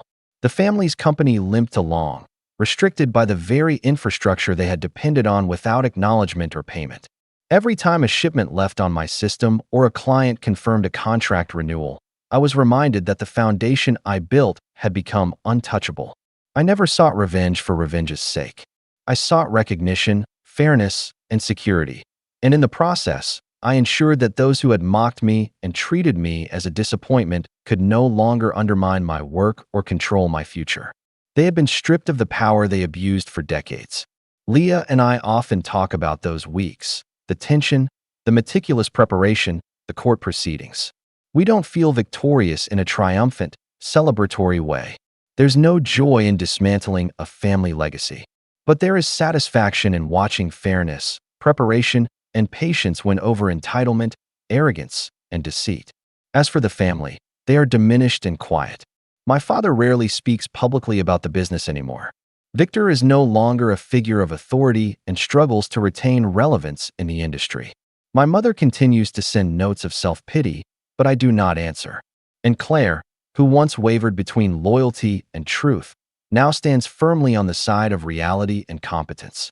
The empire they mocked me for building, the one they assumed they could dismiss as a hobby or a failure, now stands secure. And the people who tried to use my own blood as a weapon against me have learned, finally, that you cannot bully or belittle someone who has quietly built the foundation beneath you. I am no longer the disappointment. I am the one in control, and for the first time in my life, I get to watch my family realize exactly what that means. Thanks for watching. Share your thoughts in the comments. If you like this story, don't forget to like and subscribe for more content like this.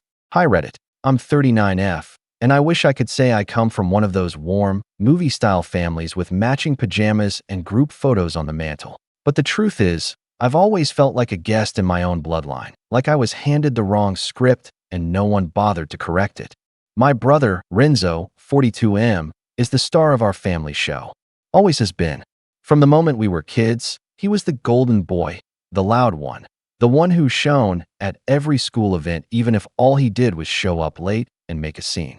Meanwhile, I was the one packing my own lunch by age 9 and keeping track of the utility bills by 16 because, well, someone had to. Our mother, Yvonne, made no secret of her favoritism. If Renzo left his bike in the driveway, she'd laugh and call it classic Renzo. If I forgot to unload the dishwasher after school, it became a full-blown lecture about responsibility and respect. That imbalance followed us into adulthood like an anchor dragging behind every conversation, every holiday gathering, every strained, "How've you been?" over room temperature turkey. I tried. I really did. I moved out young, worked 3 jobs while going to school, built my own consulting business from scratch, and eventually moved to a quiet town near the mountains where I could actually hear myself think. Over time, I stopped trying to get their praise. I figured I'd rather be peaceful than constantly disappointed. But every Christmas, I'd get this tug. Like some part of me still wanted to believe maybe this year would be different. That maybe they'd see me as more than a background character. That maybe, just maybe, they'd remember I was part of the family too. So when the annual Christmas invite came, sent as a group text, no greeting, just dinner at Mom's, usual time. Bring a dish. Secret Santa too. I stared at it for a long time. It wasn't even directly addressed to me. I was just lumped in with distant cousins and step-uncles I barely knew. Still, I said yes. Not because I was eager, but because I didn't want to give them the satisfaction of saying, see? She always distances herself. I baked a lemon cranberry loaf, Grandma Helen's recipe. She was the only one in the family who ever treated me like I mattered. She passed a few years ago, and no one else seems to remember her traditions, but I keep them alive anyway. It's my quiet rebellion. When I arrived at the house, I noticed right away how things hadn't changed.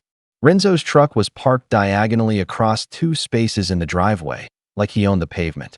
Inside, the house was already filled with noise, clinking dishes, overlapping conversations, the unmistakable sound of Renzo's voice booming over everyone else's. Look who finally made it. He called when he saw me, grinning like I was a delivery person instead of his sister. Didn't think you'd come down from your mountain lair. I gave a tight smile. Good to see you too, Renzo. Yvonne appeared from the kitchen, wiping her hands on a dish towel. Oh, she said, surprised. You're early. I wasn't. I was exactly on time. But in this house, facts bent themselves to fit her version of reality. I offered her the loaf. Brought Grandma's recipe. She barely looked at it. We've got plenty of desserts already. Just leave it on the counter. I swallowed my frustration and made my way to the living room, dodging forced hugs and half-hearted greetings. I ended up in the corner of the room beside the coat rack, sipping lukewarm tea while trying to make small talk with my cousin Hugo's new girlfriend, who looked like she'd rather be anywhere else. Dinner was a loud blur. Renzo, of course, held court at the center of the table, regaling everyone with stories that somehow always made him sound like a hero, even when the stories themselves didn't make sense. He'd failed at 3 businesses in the past 5 years, but my mother still introduced him to her friends as an entrepreneur. Meanwhile, she once referred to my consulting firm as her little side thing. I sat mostly in silence, offering polite smiles and the occasional nod. No one asked about my life, my work, or the renovations I'd done on my home. But when Renzo mentioned he might be looking into something up north, Yvonne lit up like a lamp. Oh, maybe you can stay with your sister for a bit. She's got that whole place to herself. Probably lonely up there. I nearly choked on my roasted carrots. After dinner, we shifted to the living room for the Secret Santa gift exchange. It was chaotic, as usual, with people mixing up presents, kids tearing paper before names were read, and Renzo somehow ending up with 3 gifts instead of 1. Yvonne just laughed and called it a little holiday magic. Then, as things settled and people lounged with half-eaten cookies, Renzo stood up and clapped his hands. All right, announcement time. He was grinning from ear to ear, practically vibrating with self-satisfaction. We're going skiing tomorrow. Me, Mom, Hugo, Delia, Aunt Muriel. It's going to be amazing. Family trip. A chorus of approval followed. Cheers, clapping, a couple of whistles. My stomach turned. I hadn't been invited, and no one noticed. Or maybe they had. Maybe that was the point. I tried to stay calm, but Renzo wasn't done. He turned to me, still smiling that smug little smile I knew too well. Don't worry, he said loudly enough for the whole room to hear. You're not invited. It's just for family. There it was. Yvonne let out a soft laugh, as if it was just a joke. He's right, you know. Some people just don't understand the value of a family. There wasn't malice in her tone. That would have been easier to handle. No, this was worse. It was dismissal. Casual cruelty delivered with a shrug. I sat still for a moment. Let the words sink in. Let the air shift. No one said anything. No one stood up for me. But they should have. Because what none of them realized, what they hadn't cared to know, was that I'd been funding something quietly for a long time. Something very, very relevant to their little trip. I reached into my coat pocket and pulled out my keys, letting them land gently on the coffee table. The metallic clink caught a few people's attention. Cool, I said, standing up calmly. I'll let the resort know they won't need my sponsorship anymore. Renzo's grin faltered. The what? He asked. I smiled for real this time. Just a little. You'll figure it out. And with that, I walked toward the door, leaving behind stunned silence, confused glances, and a very expensive ski trip about to unravel. I didn't drive straight home that night. I needed air, quiet air, the kind you only find when the world is asleep and the roads are mostly empty. I stopped at a small overlook near my house, the one that lets you see the lights from Alpine Ridge twinkling below. The resort looked peaceful from up there, like a little model village tucked into the snow. I sat for a long time, watching. Then I called Adam. Adam is the general manager of the resort, and someone I've worked with closely over the past 4 years. A while back, Alpine Ridge was struggling to get traction during the off-peak season, and I'd stepped in to help. Quietly, of course. I advised them on restructuring their partnership packages, got them in touch with local charities to sponsor underprivileged kids for winter programs, and even negotiated with equipment suppliers to reduce rental costs for group bookings. Eventually, I invested directly, funding the family cabins that had just opened this year. I never advertised any of this to my family. Why would I? They never asked about my work anyway. Adam picked up right away. "Hey," he said. "Everything all right?" "Hey. Yeah, I'm fine. Just wanted to give you a heads up." I explained what had happened. Not all of it, just the relevant parts. That a certain group under my name would no longer need their reservation. That the family cabins reserved under the Benson Group partnership should be released. That if they wanted to book independently, they could, but I wouldn't be extending any of my usual discounts or covering the transport anymore. Adam was silent for a moment, then exhaled slowly. "Got it. That's disappointing, honestly. I was looking forward to meeting your family." I gave a humorless chuckle. So was I. We wrapped up, and I thanked him for being understanding. By the time I got home, the adrenaline had worn off and the fatigue hit me like a wave. But as I got ready for bed, I felt something unusual: relief. Not anger, not sadness, just the quiet relief that comes from no longer pretending. The next morning, I woke up to 14 missed calls. 4 from Renzo, 3 from Yvonne, the rest from various cousins, and a number I didn't recognize but assumed was Aunt Muriel's new husband. I didn't answer any of them. I didn't even open the texts, not yet. I made tea, ate a slow breakfast, and checked the resort website. Sure enough, the Benson family's cabins were now available again. Their transport, a charter shuttle that had been arranged as part of the package, had also been canceled. They could still go skiing, of course, but not with my help, and certainly not in luxury. Eventually, curiosity won.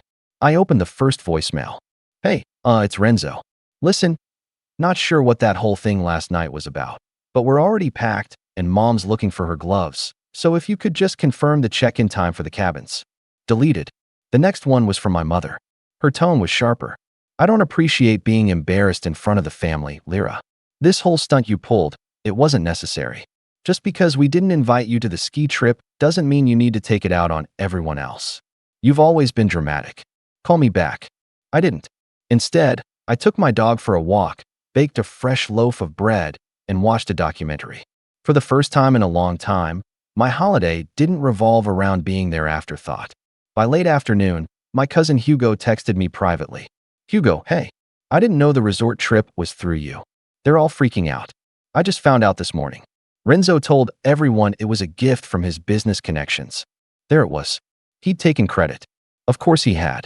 And Yvonne, who pretended not to notice whenever Renzo borrowed money or forgot to return things, had probably gone along with it, happy to believe her son was finally getting ahead.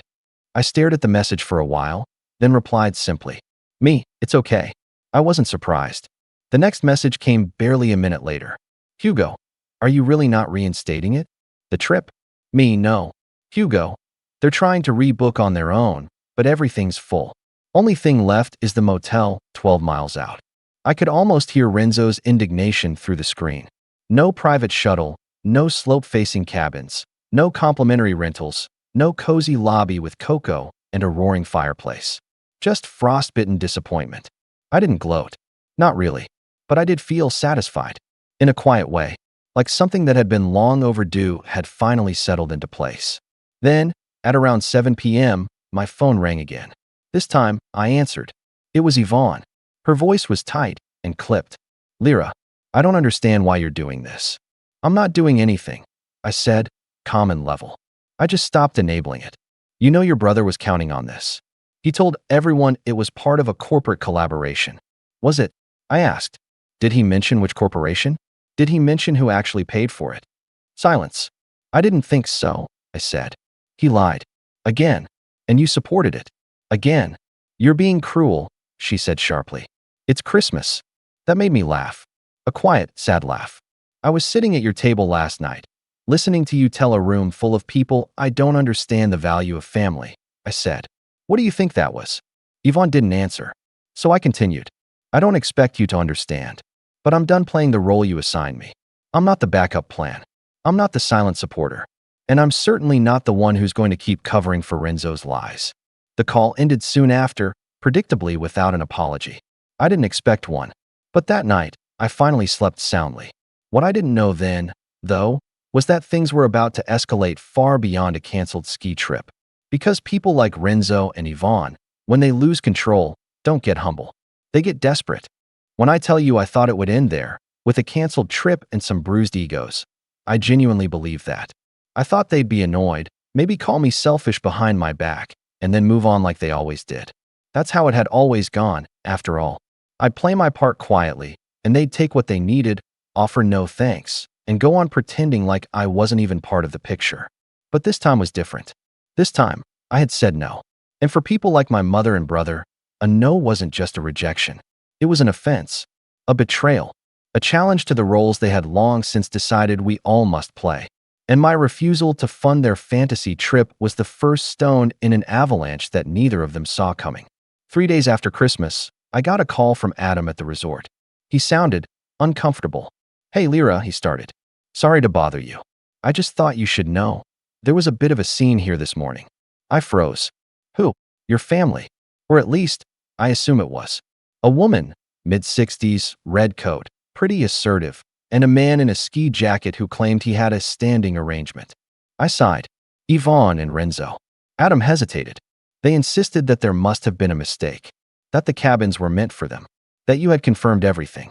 I tried to explain that you'd canceled the sponsorship and that the reservation was released, but they got loud. My stomach sank. Did they harass your staff?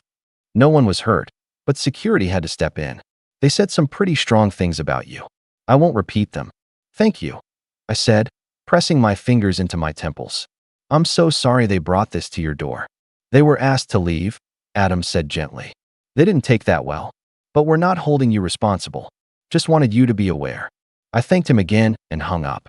Then I sat in silence, staring at the wall. They had gone to the resort anyway. After everything. After knowing full well they weren't entitled to it. After being told to their faces that the arrangement was canceled, they had shown up and tried to force their way in.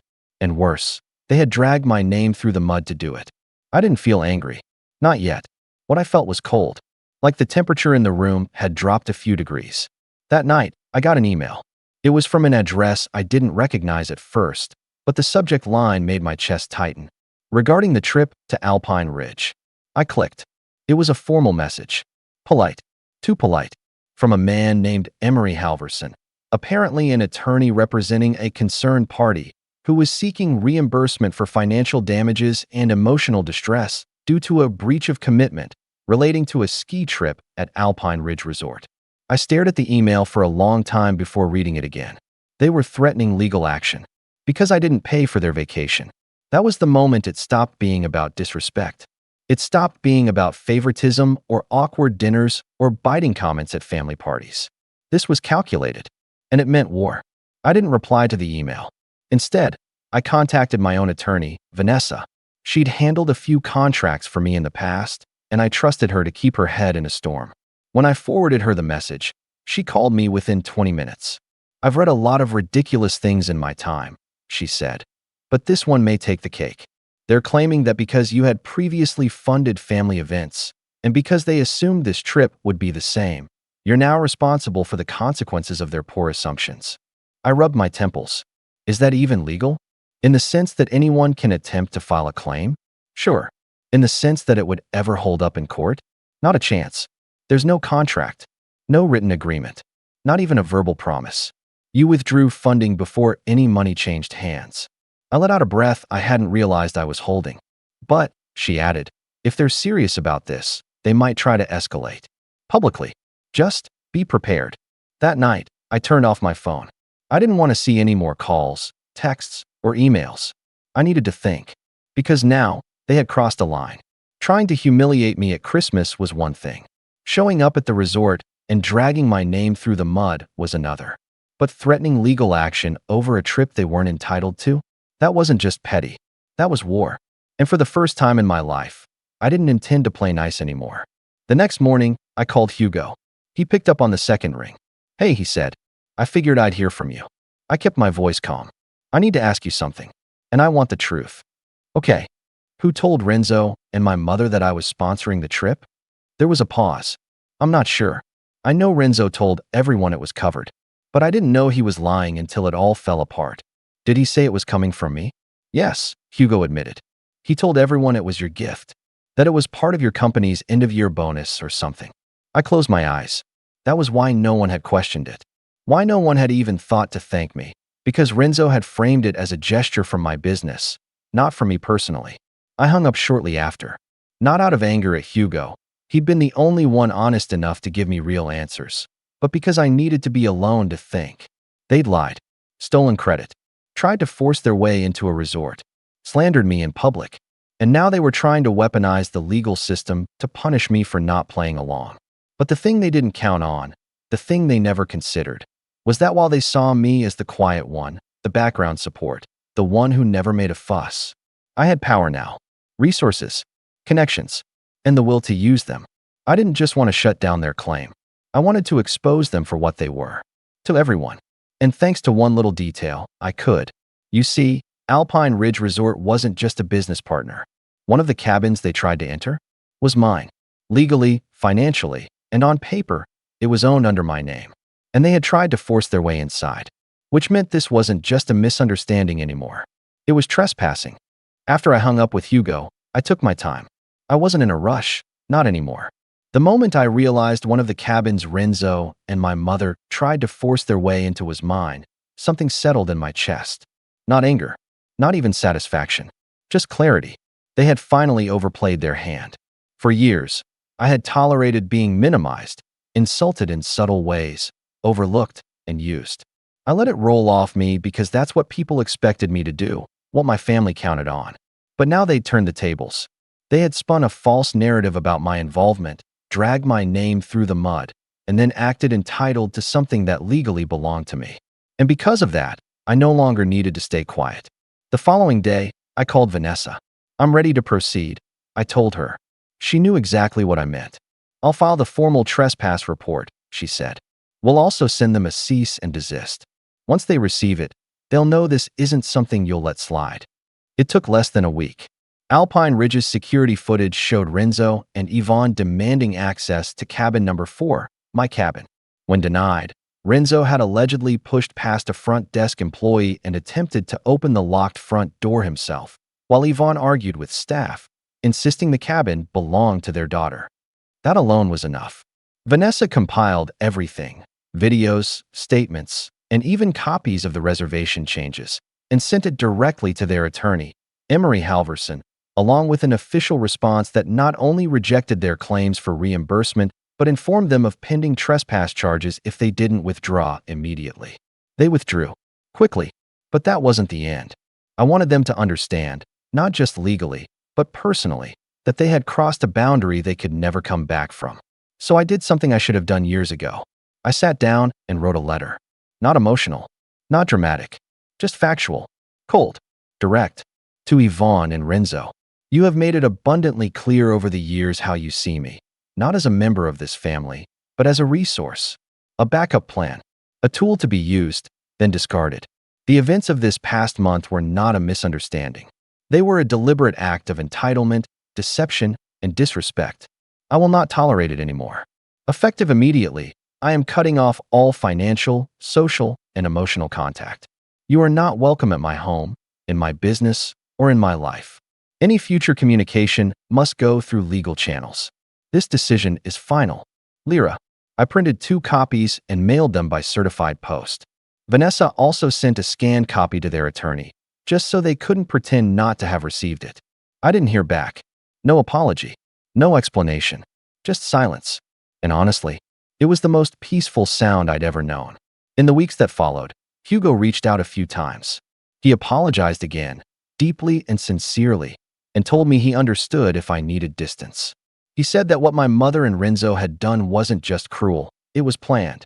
That they had told extended family I insisted on paying for the trip, then laughed behind my back about how generous I was. When things fell apart, they tried to blame me entirely. I thank Hugo for being honest. But I also told him I wasn't coming to any more family events. That if I was no longer seen as family by my own mother and brother, then I was under no obligation to keep pretending I belonged. He understood. It's been nearly a year since then. Ivan hasn't tried to contact me again. Renzo, from what I hear, is still bouncing between one idea and the next, still spinning stories about his investments and partnerships. The difference now is that I'm not footing the bill. No one is. And without me there to clean up their messes, they're finally starting to feel the consequences of their choices. As for me, I still live near the mountains. The cabin at Alpine Ridge, I've turned it into a cozy weekend retreat for kids who've aged out of the foster care system. They get to ski, rest, and enjoy something warm and safe for a few days. I fund the whole thing myself, quietly and with joy, because that's the thing they never understood about me. It was never about money or recognition. It was about being part of something meaningful, something real. And if I couldn't find that in my own family, then I would build it somewhere else. Without them. And that's exactly what I've done. Thanks for watching. Share your thoughts in the comments. If you like this story, don't forget to like and subscribe for more content like this. If you told me 5 years ago that I'd build a multi-million-dollar tech company out of a borrowed laptop and a half-eaten protein bar, I would have laughed in your face. Not because I didn't think I could do it, but because back then, I still believed my family would be proud of me, that they'd support me, that they'd see me. My name's Aaron. I'm 23 now, but this all started when I was 19, 2 days before my final exams, when my dad came into my room without knocking and dropped a bombshell that would change everything. Not just how I saw him, but how I saw myself. To backtrack a little, I was the quiet kid growing up. Not shy, just focused. I liked building stuff. Machines, programs, games. I was that weird kid who dismantled our toaster just to see how it worked, and then actually fixed it better. I didn't throw tantrums. I didn't party. I didn't ask for much. My younger brother Tyler, on the other hand, was a force of nature. Loud, charming, constantly demanding attention like it owed him money. He played every sport for exactly 2 weeks before quitting, wrecked 2 of our cars before turning 17, and still somehow got praised for being energetic. I was too serious. He was finding himself. Classic golden child versus the reliable one. Our dad, Jim, leaned hard into that dynamic. Tyler could do no wrong, and I was expected to handle everything on my own. If I ever brought up the unfairness of it, Dad would wave it off with a laugh. You're the smart one, Aaron. He needs more help. That was the excuse for everything. When I got into a top university on partial scholarship, I had to pick up part-time jobs to pay off the rest. Tyler got a brand new car for his high school graduation, even though he barely passed and had 0 plans after. It's motivational, Dad said. Maybe it'll keep him out of trouble. By my final year, I had scraped together enough savings and birthday money to buy myself a secondhand laptop. It wasn't fancy, but it got the job done. That laptop was my lifeline. Every project, every assignment, every prototype I built for my senior portfolio lived on it. I kept it spotless, updated, always charged. It wasn't just a tool. It was proof I could make something for myself, without needing anyone's handouts. Then came that afternoon, 2 days before my final exams. I was editing my capstone presentation, headphones in, when the door swung open. No knock. Just Dad, arms crossed, standing in my doorway like he owned the air. Hey, Aaron, he said casually. Just a heads up, we sold your laptop this morning. I stared at him. I thought he was joking. I actually laughed. What? Tyler's birthday's next week. He's been wanting a gaming setup. Figured he deserves it. You know, to relax and unwind a little. My brain froze. I felt my heart start pounding in my ears. You sold my laptop? My school laptop? The one with all my files. Dad shrugged, like I'd asked if he wanted a sandwich. Yeah, you've got your exams coming up, right? I figured you'd back stuff up somewhere. I hadn't. I'd been working around the clock, barely sleeping. There wasn't time to do a proper backup, and even if I had, I didn't have extra storage lying around. That laptop was everything. How am I supposed to finish my finals? I asked, my voice cracking before I could stop it. You're resourceful, Dad said simply, already walking away. Figure it out. He didn't even look at me. Just left me standing there, the walls of my room closing in like they were laughing too. I went downstairs. Tyler was in the living room, grinning like a 5-year-old with a sugar high. He was setting up a massive curved monitor, a brand new tower humming next to it, RGB lights flashing like a rave. My laptop, my scratched up, sticker-covered, dependable laptop, was nowhere in sight. You like it? He asked, not even looking at me. Dad said I needed something stress-free after all that drama with Kayla. His ex. They'd dated for 3 months, broken up because she found someone with an actual job, and Tyler had moped around the house for a week like he'd been widowed. I needed that laptop, I said quietly. He rolled his eyes. Dude, it was old. You're lucky someone even paid for it. That night, I didn't sleep. I stared at the ceiling, stomach tight, trying to figure out what I was going to do. Professors weren't going to care that my family gutted my future because my brother needed to blow off steam in Valorant. There was no money to replace the laptop. No sympathy. No backup plan. But there was one thing I had, an offer. A weird one, from a niche tech training program in Nevada I'd applied to on a whim 6 months earlier. It wasn't college accredited, and it didn't pay, but they accepted a few people each year who showed promise, gave them hands-on experience, and connected them to real-world startups. The kind of thing you only do if you have no other options or a death wish. That night, I opened my closet, packed one backpack, just clothes, some notes, my old phone charger, and left a note on my desk. Not for them. For me. You're resourceful. Figure it out. I was gone before sunrise. For 4 years, I didn't speak to them. Not because I was angry, not just because I was angry, but because I needed distance. Space to rebuild. To stop hearing their voices in my head every time I second-guessed myself. To remember what it felt like to make a decision that didn't end with me being the backup plan. They didn't call. Didn't ask where I'd gone. Maybe they assumed I'd come crawling back once I realized how cold the world was without their roof over my head. Instead, I found something better than a roof. I found my people. But I'll get to that. Because 4 years later, just when I thought I'd finally put them in the rear view, I got an email from Dad.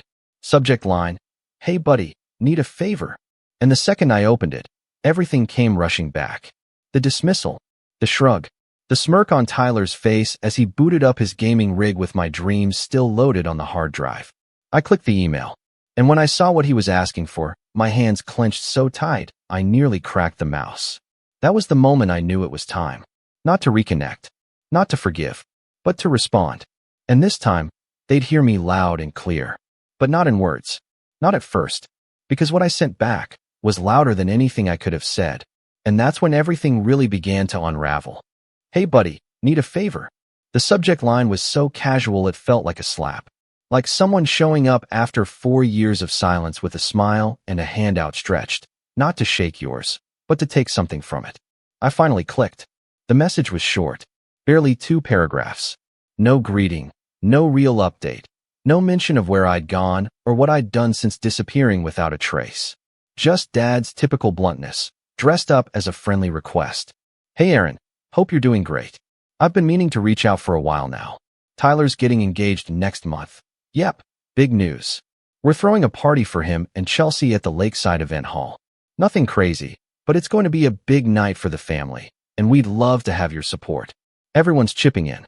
Think you could help out with some of the expenses? Let me know. Anything helps. Proud of you, son." I read it again. Everyone's chipping in. Everyone. I hadn't heard from a single family member in 4 years. Not when I dropped out of school. Not when I took a Greyhound across the country with $180 in my bank account and no plan other than figure it out. Not even when I got featured on a regional podcast for winning a citywide developer hackathon, the first real spark that led to my startup. But now, suddenly, I was family again. Because Tyler was getting married? I didn't reply. Not yet. I sat back in my chair, closed the email, and opened a browser tab. I searched their hometown. Searched the event hall. Looked up the date. Scanned through Facebook posts like a detective assembling a case. Tyler's profile was private, but Chelsea's wasn't. She had posted a countdown photo. "Only 38 days until I marry my best friend.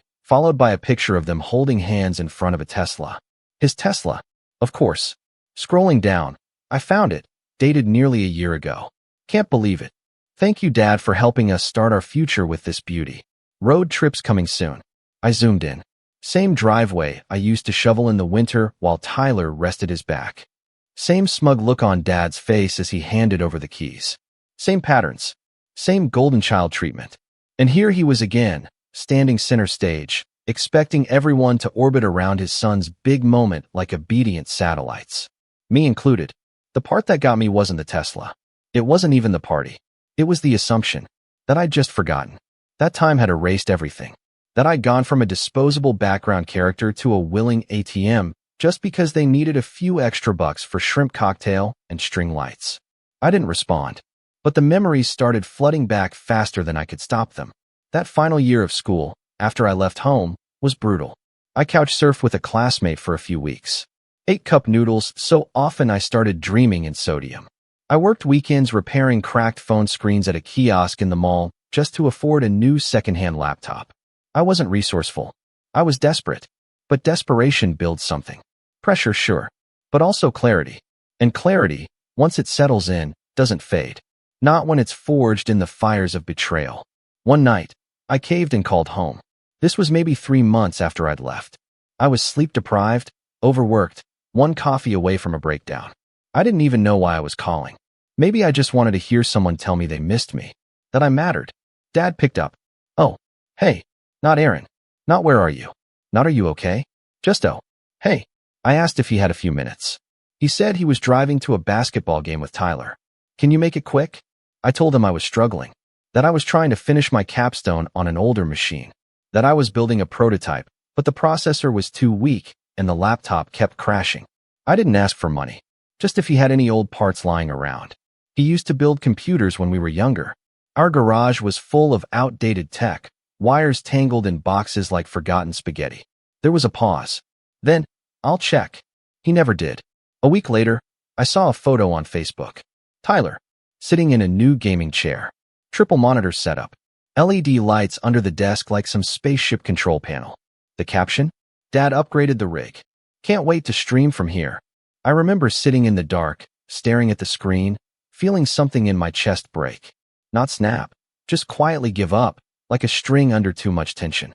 I realized then, I was never going to be seen. Not in that house. Not by him. That was the moment I truly left. Not just physically, emotionally, mentally. I stopped hoping. Back in the present, I scrolled through Chelsea's profile again and saw something new. A post from just a few hours earlier. They'd mailed out the invitations. Apparently, they were going all out. Custom calligraphy, gold foil lettering, a destination wedding plan for the fall. I wasn't invited. Of course. Just chipping in. A ghost with a checkbook. That's when the final flashback hit. The real breaking point. It wasn't the laptop. It wasn't even the call. It was the voicemail, months later, long after I stopped reaching out. I was already deep into the Nevada program at that point. Working late nights, living in a shared basement suite with 2 other developers, barely sleeping but feeling, for the first time, like I was building something of my own. One night, I came home to find my old prepaid phone blinking with a voicemail. I hit play. It was Dad. Hey, just wanted to let you know Tyler's being considered for that new esports team. I think the laptop really helped. Good call selling it. He's really thriving. You should be proud. Anyway, just checking in. I sat on the edge of the bed, holding that phone like it might explode. You should be proud. He didn't even realize what he was saying. He sold my future, handed it to my brother, and now expected me to be proud. That night, I threw the phone out the window. Didn't even look to see where it landed. I've never told anyone that. Until now. So when the email landed 4 years later, asking for help with Tyler's engagement party, it wasn't just a favor. It was a trigger, a test, to see if I still remembered what it felt like to be invisible. But I wasn't invisible anymore. Not even close. That week, our company had been featured in a glossy tech magazine under the Startups to Watch section. We were still small, sure, but growing. Profitable. I had investors asking for meetings, podcasts asking for interviews. And there I was, front page. My name, bold and clear. My company, my story. A photo of me standing in front of our tiny San Francisco office, wearing a hoodie I bought for $8 during a clearance sale. I didn't even hesitate. I printed a copy of the magazine, folded it carefully, tucked it into a padded envelope. No note, no signature, just a single yellow post. It stuck to the front cover. I figured it out. I dropped it in the mail the next morning. And that should have been the end. But it wasn't. Because a week later, my cousin Olivia messaged me out of the blue. And what she told me next made my stomach twist. Because apparently my dad hadn't just asked me to chip in. He'd promised them I would. And the amount wasn't just a few bucks. It was $5,000. He told them I was doing great, that I'd definitely want to help Tyler out. And now, they were planning the party around that money, without asking me first. And that was the final straw. Because this wasn't about pride anymore. It wasn't even about money. It was about control. About Dad still believing, deep down, that I was just a background character in Tyler's spotlight. Someone to mine when it was convenient, then discard when the music stopped. But this time, I wasn't the one in the dark. When I left home that night with just a backpack and a bitter taste in my mouth, I didn't feel brave. I felt broken. Angry, sure, but more than that, alone. It wasn't a grand exit. I didn't slam the door or yell or declare some powerful speech. I just slipped out into the cold at 5:14 a.m. while Tyler snored in the next room and Dad's old coffee maker hissed in the kitchen like it always did. I walked to the train station. No Uber. No cab. Just footsteps and frostbite. Every part of me wanted to believe I'd made a mistake. That I'd come back home in a few hours, tail between my legs, and we'd laugh about it over toast. But I didn't go back. And they didn't call. I arrived in Nevada 3 days later, bleary-eyed and stiff from a cramped bus seat next to a guy who insisted I try beef jerky from his backpack. The program was already halfway through its first module, and I was the last to arrive. No welcome party. Just a key, a paper packet, and a map to the shared living quarters in a converted church basement. There were 9 of us total, all misfits in our own way. A girl named Renee who coded like she was composing music, humming while her fingers danced across the keyboard. A guy named Leo who barely talked, but could reverse engineer any device you gave him. A pair of twin brothers who communicated entirely in sarcastic hand gestures. And then me, Aaron, 19, emotionally exhausted, with a laptop so old the ARC key stuck every time I tried to type array. I didn't fit in at first. I was guarded, defensive, tense. I kept thinking someone would ask why I left home, why I was here, why I looked like I hadn't slept in weeks. But no one did. Not because they didn't care, but because they all got it. They were all running from something. One night, a few weeks in, I stayed late at the workbench after everyone else had gone to sleep. I was rebuilding a busted prototype that the lead engineer said was unfixable, partly because I needed the practice and partly because I was too wired with anxiety to sleep. Renee wandered in. "Don't tell me you're trying to save Frank and Drone," she said, leaning against the doorframe with a cup of peppermint tea. "It's not dead," I muttered. "Just misunderstood." She smiled. "So are we." We talked for a while. Not about the past, just life. Code. Ideas. Possibilities. It was the first real conversation I'd had in weeks that didn't feel like walking on glass. Little by little, I started coming back to life. Our days were intense. Lectures, hands-on projects, weekly demos. We built everything from circuit boards to rudimentary AI systems. Every day, I was exhausted. But a good kind of exhausted. The kind that lets you sleep at night because you know you earned it. I started getting attention from the mentors. Not because I was flashy, because I was obsessed. While others stopped at good enough, I kept digging. I wasn't trying to impress anyone. I was trying to prove to myself that I could build something no one could take away. And eventually, I did. We were assigned a capstone project midway through the year. Most people picked safe ideas, educational apps, automation tools, sleek UI concepts. I pitched something different. A bare-bones but powerful predictive algorithm designed to optimize workflow efficiency across platforms. A tool for freelancers and small teams to reclaim time and reduce burnout, something I knew intimately by now. They told me it was ambitious. They also said I'd never finish it in time. But I didn't have a backup plan. So I went all in. Nights blurred into mornings. I slept under the desk sometimes, ate stale granola bars, and kept one hand on the keyboard while brushing my teeth. Renee called it full goblin mode. But I liked it. It made the noise in my head quiet down. I submitted the prototype at 3:57 a.m. the day it was due. 3 weeks later, We had our final presentation, a demo day attended by local investors, tech leaders, and former alumni. I wore the only button-up I owned. Still had a coffee stain on the cuff from the first week. I stood on stage, palms sweating, heart pounding. And I talked, not just about the product, but the problem. About how burnout kills creativity. About how too many of us are told to figure it out with no real tools or time. I spoke from experience. Not polished, not rehearsed, just honest. When I finished, there was a pause. Then someone clapped. Then more. And then the questions started flying. How did it work? Could it scale? Was it already in beta? Was I planning to license it? I was stunned.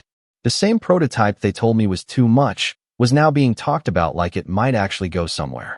Afterward, a man in a navy blazer approached me. His name was Caleb. Ran a small but growing dev firm in San Jose. Said he liked the way I thought. Asked if I wanted to talk about spinning the tool into a proper startup. I nodded. That was all I could manage. We met for coffee the next morning. He brought a notepad and a contract. I brought nothing but my backpack and the same laptop with the broken R key. He offered me an accelerator spot. I moved into a shared co-working space 3 weeks later. And just like that, without fanfare or applause, I started to rise. The early months were chaos. I worked out of a converted garage, slept on a cot in the corner, and showered at the community center down the block. I lived on peanut butter sandwiches and YouTube tutorials. My code base was a mess. My UI design looked like it belonged in 2008. But I kept going. I hired Leo when I finally got seed funding. Renee joined 6 months later. We called the company Backline, a nod to the support musicians rely on to hold everything together behind the scenes. Fitting. We weren't flashy. We were reliable. And people noticed. We hit profitability in our second year. By year 3, we were featured in Tech Orbit Weekly. I was asked to speak on a panel about burnout culture and sustainable growth. I wore the same button-up. Still had the coffee stain. Nobody noticed. Then came the magazine cover. That was a surreal day. I didn't even know we were getting the feature. Caleb called me at 7 a.m. yelling something about, "You made it, you stubborn little," and told me to check the newsstand. There it was. My face. Our logo. Startup of the Year. The Quiet Revolution of Backline. The article talked about how we were changing the way small teams operate, how our system reduced stress, increased output, and, most importantly, gave people their lives back. They called me a founder with heart. I laughed so hard I nearly dropped the magazine. Because the truth was, my heart had been broken years ago. And now, somehow, I'd built something from the wreckage. I sat on a bench outside the newsstand, magazine on my lap, people walking by without a second glance. And all I could think about was that morning 4 years ago, when I left everything behind with nothing but a backpack, a dream, and a heart full of quiet rage. That was the moment I decided to send it. The magazine. The post-it. I didn't want to fight. I didn't want an apology. I just wanted them to feel what I felt for years. Speechless. Silenced. Forgotten. And maybe, just maybe, a little ashamed. But as satisfying as that was, it wasn't the end. Because while I had moved on, they hadn't. And when word got out about the cover, when distant relatives started crawling out of the woodwork with wide smiles and fake warmth, when Tyler suddenly started following me on LinkedIn, that's when the real chaos began. Because apparently, my dad hadn't taken the magazine message as a quiet middle finger. He took it as an invitation. It started with a phone call from an unknown number. I almost didn't pick up. I'd learned the hard way that unknown usually meant either a recruiter who hadn't read my profile or someone asking if I had a moment to talk about your internet service. But something made me answer. Hello. Silence for half a second. Then, Aaron. I froze. I knew that voice. I hadn't heard it in 4 years, but it was unmistakable, deep, casual, like it was permanently leaning back in a chair. My father's voice. I didn't say anything. I just waited. Hey, it's me. Your dad. He said it like I might have confused him with someone else. Wow. I wasn't sure this number still worked. It didn't. Not really. It was one of my old burner numbers tied to a shared line I'd forwarded for business reasons. The fact that he got it meant he'd been looking for it. I saw the magazine, he continued, when I didn't speak. Pretty amazing stuff. Startup of the Year? That's huge. I showed it to a couple of people at the office. Everyone's proud of you. I finally said, you don't know anyone at your office reads Tech Orbit. He laughed, awkwardly. Well, yeah. No, I meant, I meant the folks in town. You know, church friends. People at the gym. Everyone's talking. I could feel my jaw tightening. He hadn't reached out when I was sleeping on a cot in a converted storage unit. But now that I had press coverage and maybe a little money in the bank, I was suddenly newsworthy. Anyway, he went on, I was thinking maybe we could reconnect. Water under the bridge and all that. Tyler's wedding is coming up in a few months, and I know things have been rocky, but I figured now that you're doing well, maybe you'd want to help out. Could be a chance to show your face again. There it was. The pitch. The real reason for the call. I almost laughed. Show my face. Like I was a family asset they were dusting off to put in a display case. Help out, I repeated. With what? Well, Tyler and Chelsea were thinking of making the engagement party more of a weekend thing. Rent out a vineyard, bring in catering. Real classy, you know? The family's contributing, but we're a little tight, so if you could. I hung up. Just like that. Didn't say a word. Didn't give him the satisfaction of hearing my voice. I stared at the screen for a long time afterward, heart racing, not out of anger, but something colder, cleaner. I wasn't 19 anymore. I didn't need to argue. I had something far more powerful than rage now. Leverage. And I was going to use it. Not for some childish outburst or a quick gotcha. No, this was going to be strategic. Surgical. Because if there's one thing I learned building a company from scratch, it's this. Success isn't just the best revenge. It's the best weapon. That night, I pulled up everything I could find about Tyler's engagement. Chelsea's social media was a goldmine. She posted updates like she was running a PR campaign, venue tours, dress fittings, themed mood boards, countdowns. Apparently, they'd settled on an actual vineyard for the weekend event, complete with guest cabins, floral arches, a custom hashtag, and some minor TikTok sponsorship deal from a friend of hers who ran a bridal page. It was a lot. And expensive. From what I gathered, they were banking on the family chipping in to make it happen. Which meant one thing. They'd already made promises they couldn't keep. And that was opportunity. I called Renee. Tell me you're not inviting me to some weird coder retreat again, she said as she picked up. I have a better offer, I replied. You want to help me destroy a wedding? There was a pause. Then, God, I've missed you. Over the next 2 weeks, we got to work. The plan wasn't about sabotage in the cartoon sense. No pulled plugs or crashed cakes. That's messy, emotional, predictable. No, I wanted precision. Something that wouldn't just ruin a party. I wanted to ruin their narrative. See, for years, I'd been written out of the family story. The silent older brother. The one who left. The one who abandoned them while golden boy Tyler grew into the man of the house. But that narrative only worked as long as I stayed quiet. Now, I had a platform. I had a voice. And I had receipts. I started by reaching out to my cousin Olivia. She was the only one from the old days who ever reached out after I left. We hadn't talked in over a year, but when I called, she picked up like we were still teenagers sneaking soda into movie theaters. Holy crap, she said. I didn't think you even used phones anymore. I need your help, I said, and I need you to keep it quiet. I told her everything. Not just the plan, yet, but the truth. About the laptop. About leaving. About the voicemail Dad left. About the favor he asked me in that email. She listened the whole time. Then she let out a slow breath. Jesus, she whispered. You were always the quiet one, but I didn't know it was that bad. You were a kid, I said. No one expected you to notice. I did notice, she said softly. I just didn't know what to do. We met for coffee the next morning. She filled in the blanks on everything I didn't know. The real state of my family's finances. The behind-the-scenes drama with Tyler's wedding. How Dad had used my name to reassure vendors that the money would come through. That, our successful son Aaron, was backing the whole thing. That's when it clicked. He hadn't just promised me as a contributor. He'd used me as collateral. That changed everything. Now, it wasn't just personal. It was fraud. Not legally, maybe, but morally? Game on. Renee and I started crafting a website, simple, elegant, and vaguely wedding-related. We called it Backline Moments, posing as a boutique consulting firm that specialized in event support systems.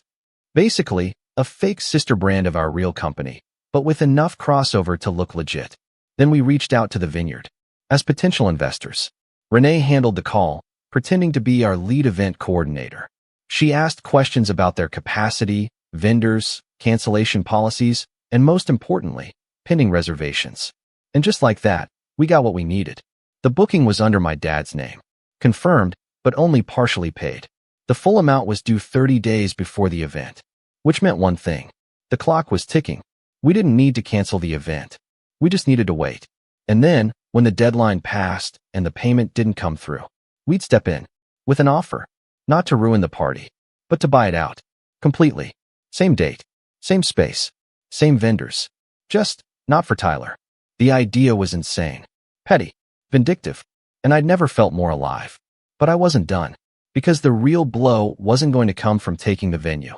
It was going to come from the speech I planned to give the night before the engagement party, at a charity gala my company was sponsoring, in their hometown, with media in attendance, and every local name on the guest list, including some of the same people invited to the wedding. The topic? The cost of invisible labor. What happens when quiet people get loud? I wasn't going to name names. I didn't have to. I was going to tell my story, clean, raw, and clear, not out of bitterness, but out of truth. The vineyard called my father exactly 30 days before the engagement party. I knew because I timed it. That morning, I sat at my desk in the backline office, sipping black coffee while Renee gave me a subtle thumbs up from across the room. She'd just received the automated notice from the venue confirming that their deadline had passed. No final payment. No contingency plan. The entire weekend event, catering, cabins, floral setup, the vineyard itself, was now back on the market. Within 2 hours, the venue got a new call. From me. Well, technically, from our legal rep. We submitted a formal request to rent out the entire space. Same date, same weekend. Payment in full, up front, along with a generous, early bonus for any vendors willing to stick with us. They signed immediately. Why wouldn't they? We were organized, we had a business front, and we paid on time. And just like that, the rug was gone. The wedding weekend they'd planned for months? Ours now. Renee called it the Corporate Wellness Retreat. A bit theatrical, but the name wasn't important. What mattered was the location, the audience, the timing, and the message. Meanwhile, my cousin Olivia had quietly started planting seeds. A story here, a comment there. Subtle nudges in group chats that Tyler wasn't as financially stable as he claimed. That maybe their family was spreading itself thin. That someone should probably ask Aaron what he thought of all this. But I didn't respond. Not yet. I waited. Because the real play came the night before. The gala. Backline had grown rapidly in the last few months. Enough that we started expanding into mental health and sustainable work models. We partnered with a local nonprofit in our hometown, Quiet Forward, an initiative to help underfunded students access tech tools and mentorship. It felt full circle. And conveniently, the charity gala for that initiative happened to fall the night before Tyler's canceled engagement party. And it just so happened to be in the exact same town. Held at the Civic Arts Center. Same people invited. Same families. Same social circles. All I had to do was show up. They billed me as the keynote speaker. The title, The Invisible Cost of Being the Reliable One. I stepped up to the mic in front of a crowd of maybe 120. Familiar faces filled the room. Old neighbors, teachers, even some of Dad's old colleagues. Tyler and Chelsea weren't there, but I didn't expect them to be. Dad was. Sat in the back, flanked by 2 men I didn't recognize.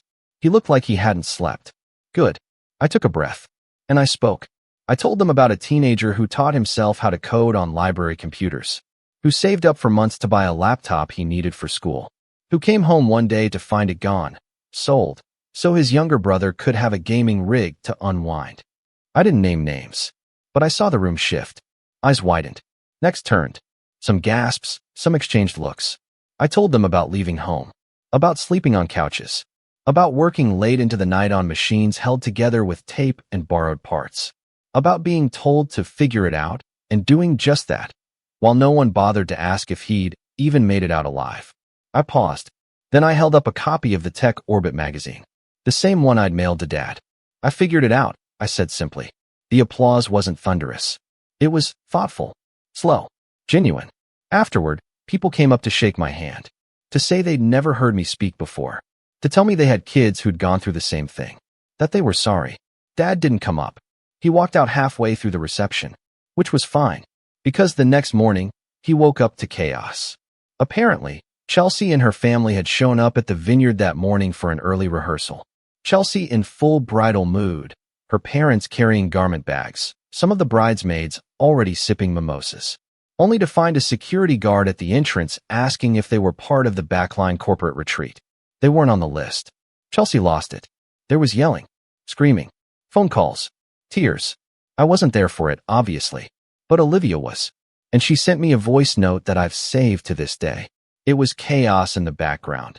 Chelsea sobbing, her mother demanding to speak to the owner, Tyler trying to call my father, and my father yelling into his phone something about, "This isn't possible. I guaranteed it." But the best part? The voice note ends with Olivia whispering, "They just realized who owns the company. They just realized it's you." That night, I checked my inbox. There were 4 new emails from Dad. I opened the first one. "Aaron, we need to talk." The second, "You've embarrassed this family." The third, "You need to fix this now." The fourth, "Please."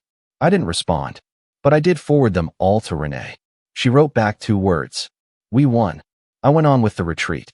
We didn't cancel the weekend. We hosted a real event, talks, team building, panels on mental health in the tech space. Chelsea's florist still showed up. She'd taken the bonus and moved all the floral arrangements into our event space. They looked great. I gave one of the bouquets to Olivia. Back home, Tyler tried to spin it, claimed the venue double-booked, that it was a freak error. But people talk. Vendors talk. Guests compare notes. Word spread fast. Everyone knew. Chelsea called off the engagement 2 weeks later.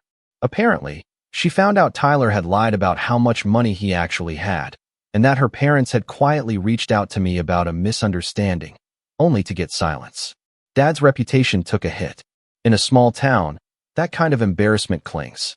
The man who once bragged about raising an entrepreneur was suddenly the guy who used his son's name to promise money he didn't have. My brother unfollowed me on every platform. I laughed, not because I wanted him to suffer, but because for once, I didn't care what he thought. He was just another background character now. And me? I kept building. Backline expanded to 3 new cities. Our tools were adopted by several nonprofit orgs. I was invited to speak at conferences, not as Aaron, the guy with the tragic past, but as a founder, a builder, a leader. I even bought a house. Nothing fancy, just mine. I filled it with books, coffee, and light. No photos from home. No post-its on my laptop. Except one. It sits right on the monitor stand. Yellow. Faded.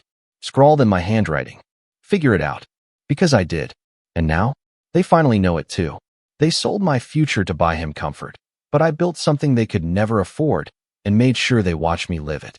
My name is Dave, and I never thought I'd be the type of person to post something like this.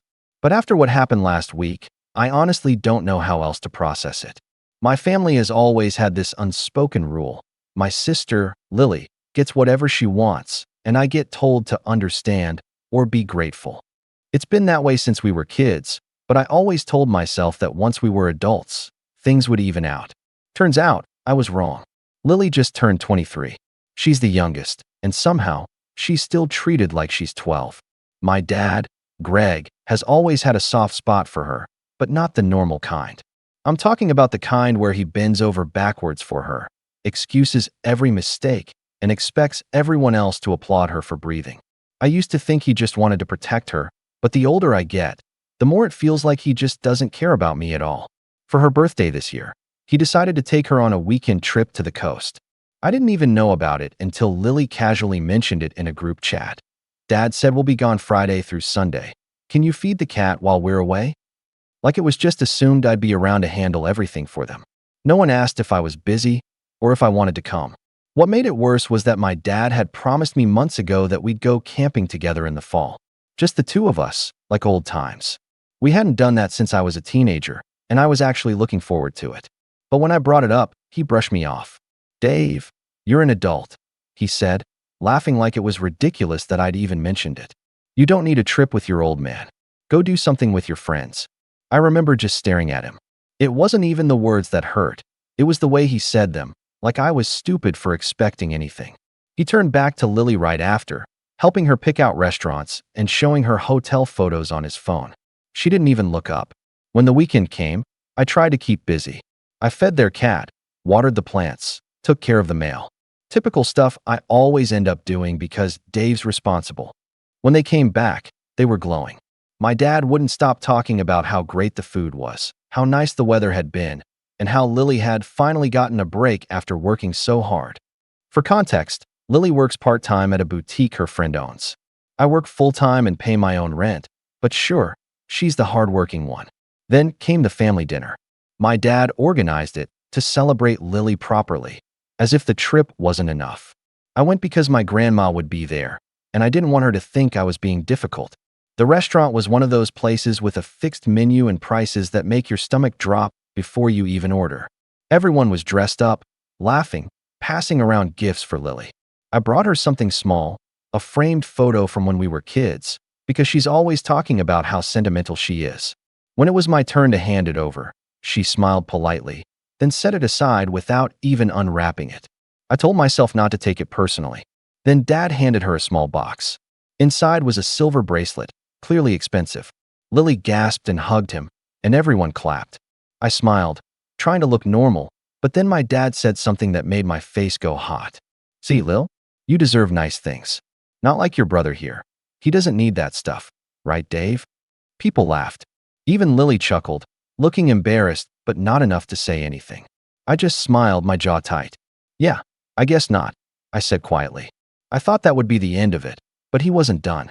When the bill came, my dad cleared his throat and said, "All right, everyone, just pitch in for your part. Except Lily, of course. Birthday girl doesn't pay." He looked at me expectantly. I paid without saying a word.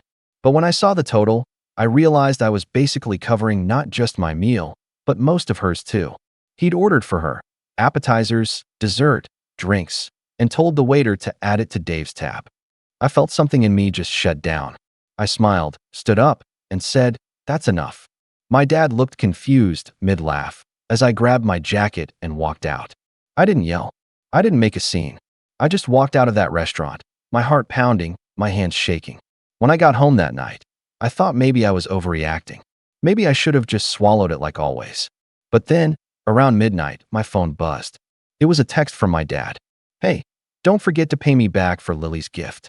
You were part of the dinner, so it's only fair." I just stared at it for a long time. Then I shook my head and set the phone down.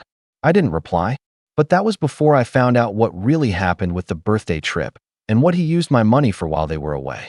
That's when things started to change. When I woke up the next morning, I still hadn't answered my dad's text. My first instinct was to delete it and move on, but something about the way he worded it kept echoing in my mind. "It's only fair." Those 3 words, so casual, so typical of him, said everything about how he saw me. Not as his son, not as someone deserving of the same care or respect as Lily, but as a backup plan, a reliable wallet, a quiet helper, the one who picks up the pieces so he doesn't have to. I decided to go through my weekend as usual, though I couldn't shake off that heavy, sinking feeling. At work, I kept replaying that dinner in my head, how everyone had laughed, how Lily had smiled while I paid for her, how my dad had looked proud of himself. It wasn't even about the money anymore. It was about the complete lack of awareness, the way he could embarrass me publicly and still think I owed him something. By Tuesday, I'd had enough. I called my grandma. She was the only person in the family who didn't treat me like a background character. She picked up on the second ring. "David, I've been meaning to call you. How are you, sweetheart?" Her voice softened something in me. "I'm all right, Grandma. Just thinking about the dinner the other night." "Oh, yes," she said gently. "That was something. I noticed you left early. Are you okay, honey?" I hesitated. My grandma isn't one for gossip or taking sides, but she notices everything. "Yeah, just felt a bit out of place, I guess." She sighed, and for a moment, I heard the faint clink of a teacup. "You always get left out, David. I've seen it for years. I don't like the way your father talks to you sometimes. He should know better." That was the closest thing to criticism I'd ever heard her make about him. We talked for a while longer before she mentioned something that made my chest tighten. "I was surprised your father could afford that trip for Lily, though. He's been complaining about money for months. Said the business hasn't been doing well." I froze. My dad owns a small contracting business. He's been telling me for months that he couldn't help me out with anything. Not that I ever asked for much, because he was barely staying afloat. "Yeah," I said carefully. "He told me the same thing." "Well, it's just strange. A weekend like that must have cost quite a bit, especially with the hotel they stayed in." "Wait," I said, my voice sharpening. "What hotel?" "Oh, Lily mentioned it when she came by to drop something off yesterday." She said they stayed at the Harborstone Resort. You know, the one near the cliffs? The one your uncle wanted to take me to years ago. I knew exactly which one she meant. I'd looked at rooms there once. Out of curiosity, mostly, and even the cheapest suite cost more than half my rent. My stomach turned. Yeah, I muttered. That's interesting. After I hung up, I sat in silence for a while, the pieces starting to fall into place. My dad had been telling me he couldn't afford to come camping, couldn't even lend me a bit of help with my car repairs last month. But he somehow had the money to spend an entire weekend at a luxury resort for Lily's birthday. And now he wanted me to pay him back for her gift. I needed to see it for myself. That night, when I got home, I sat at my desk and opened my laptop. I typed Harborstone Resort into the search bar and scrolled through their site. The more I clicked, the worse it got. Private beachfront suites, spa packages, fine dining. A 2-night stay easily reached well over $1,200. Then something else caught my attention, a section labeled Premium Experience Packages. Curious, I clicked. That's when I saw it. A family celebration weekend package. It included a private dinner, guided tours, and a luxury shopping experience, where guests could use prepaid vouchers for local boutiques. It didn't take a genius to figure out where Lily's new silver bracelet came from. The next day, while Lily was at work, I drove by my dad's house to drop off a few things he'd left at my place. His truck wasn't in the driveway, but her car was.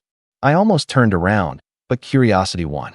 I knocked, and after a few seconds, Lily opened the door, still in her pajamas, holding a mug of coffee. "Oh, Dave," she said, sounding surprised. "What are you doing here?" "Just dropping off Dad's stuff," I said, holding up a small box. "He left these in my car after the dinner." She nodded slowly, eyeing me. "You didn't answer his text." I smiled tightly. "Yeah, I saw it." Silence hung in the air for a moment before she said, "You're not mad, are you?" That question, so casual, so self-centered, made something twist in me. Why would I be mad? I asked. "Well," she said, tucking a strand of hair behind her ear, "you kind of left suddenly at dinner. Dad was worried you felt left out or something." "Felt left out?" I repeated. "You mean after he told me I didn't deserve nice things in front of everyone?" Her face flickered, but she recovered quickly. "You know how he is. He jokes around." "Yeah, always at my expense." She sighed. "Dave, he means well. You take things too seriously. He just wants everyone to have fun." I stared at her for a moment, then said, "Must have been fun at the Harborstone Resort." Her eyes widened. "How did you?" "Grandma mentioned it." I interrupted. "You didn't think I'd find out?" She started, then stopped. "Look, it wasn't that expensive. Dad said he got a deal." "Lily," I said quietly.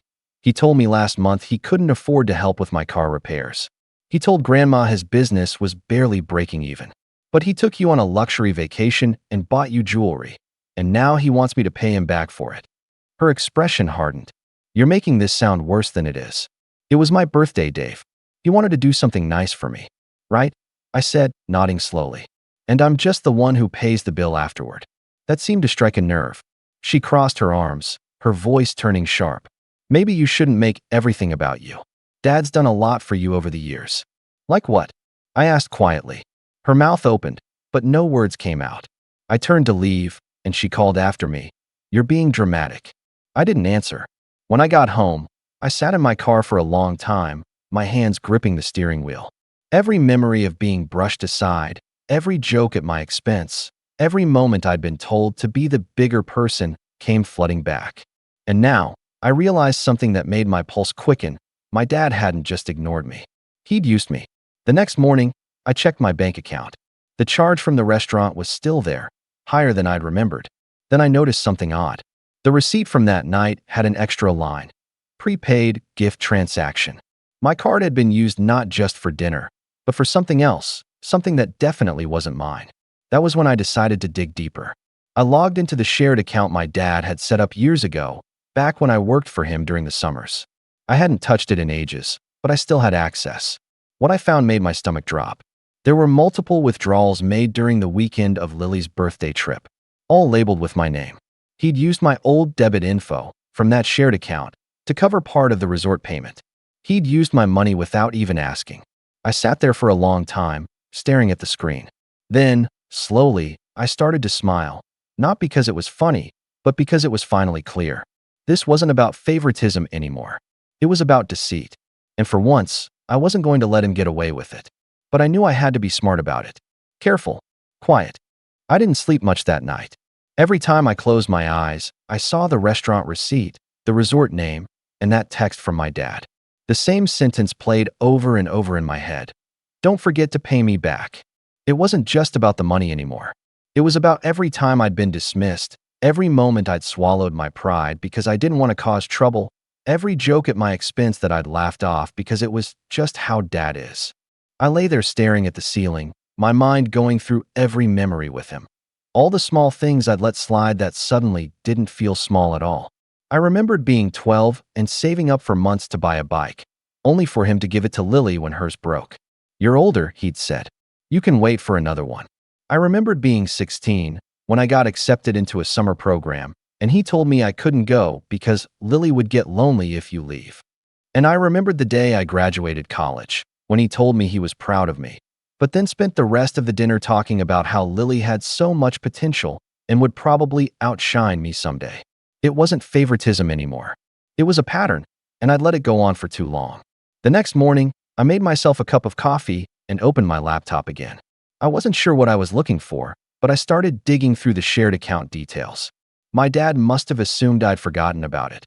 Maybe even thought it was inactive, but it was still linked to a few automatic payments from when I worked for him years ago. That was my mistake, really. I'd trusted him back then. As I scrolled through the transactions, a pattern started to appear. Small withdrawals at first, $50 here, $100 there, all labeled vaguely as reimbursements. Then, a few months ago, the amounts started to grow. $200, $300, $500. All leading up to the week of Lily's birthday, when the largest withdrawal showed up. $842, processed through the Harborstone Resort system. My stomach turned. That was my money. Money I'd earned years ago, that he'd told me he'd set aside for taxes and then never returned. For a moment, I just sat there, staring at the screen. My dad had always preached about integrity and family values, always talked about how men should take responsibility. And yet, here he was, dipping into my old account to fund his daughter's vacation. I wanted to call him right then. I wanted to ask him why he thought this was okay, why he thought I wouldn't notice. But I stopped myself. If I confronted him now, he'd twist it around like he always did, say it was a mistake, a misunderstanding, maybe even claim he meant to pay me back. And somehow, it would end with me apologizing for accusing him. I'd seen that pattern too many times. So, instead, I decided to gather proof. I spent the next few days pulling up bank statements, printing transaction logs, and saving screenshots. I didn't even know what my end goal was yet. All I knew was that I needed to have everything in one place before I did anything. Then, on Friday evening, I got a call from Lily. "Hey," she said, her voice light, almost cheerful. "Dad and I are having dinner tomorrow at that new place by the pier. You should come." I almost laughed. The pier restaurant, the one with glass walls and ocean views, wasn't cheap either. Another celebration? I asked. "Well," she said, hesitating slightly. "Dad wanted to make up for the other night. He felt bad that things got awkward." "Awkward," I repeated. "That's one way to describe it." She laughed nervously. "Come on, Dave. He's trying, okay? Just don't bring up the money thing. Please." "Why would I?" I said calmly. "It's not like he took anything from me." There was a pause. "Right," she said quickly, and I could almost hear the tension in her voice. "So you'll come?" "Sure," I said. "I'll be there." I hung up, and for the first time in a while, I smiled. If they wanted another dinner, fine. I'd go. But this time, I wasn't walking in unprepared. The next day, I spent the morning quietly organizing everything. Receipts, screenshots, printed statements. I tucked them neatly into a folder and slid it into my bag. My plan wasn't to cause a scene, not yet, but I wanted that folder with me, just in case. When I arrived at the restaurant, they were already seated near the window, laughing about something. Lily was dressed in another new outfit, something expensive looking, no doubt a gift from Dad. He looked relaxed, his arm draped over the back of his chair, the picture of a man proud of his perfect family. "Dave," he said, smiling like nothing had happened. "Glad you could make it." I sat down, keeping my expression neutral. Wouldn't miss it. The waiter came over, took our orders, and left. For a few minutes, we talked about nothing in particular. Work, the weather, the usual small talk. But under the surface, I could feel something simmering. "So," Dad said finally, leaning back in his chair. "I wanted to clear the air about last week. You left kind of suddenly." "Yeah," I said. "I wasn't feeling great." He nodded. "Understandable. I didn't mean to make you uncomfortable. I was just joking around. You know how I am." I looked at him. "Yeah, I do." He chuckled awkwardly, then continued. "Anyway, I figured we could all move past it. Family's what matters, right?"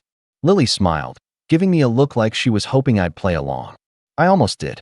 But then I remembered the $842. "I agree," I said slowly. "Family should matter, especially honesty within it." My dad's smile faltered just slightly. "Of course." "Good," I said, leaning back. "Because I've been looking into something, and I'd love your input." Lily froze. My dad's expression shifted, just a hint of tension in his jaw. "What kind of something?" "Oh, just some financial stuff," I said casually. "I noticed there were a few withdrawals from our old shared account. Ones I didn't authorize." His hand tightened around his glass. "Really? That's odd. Probably a bank error." "Maybe," I said. "Though it's strange the withdrawals line up exactly with the dates you and Lily were at the Harborstone Resort." He didn't respond immediately.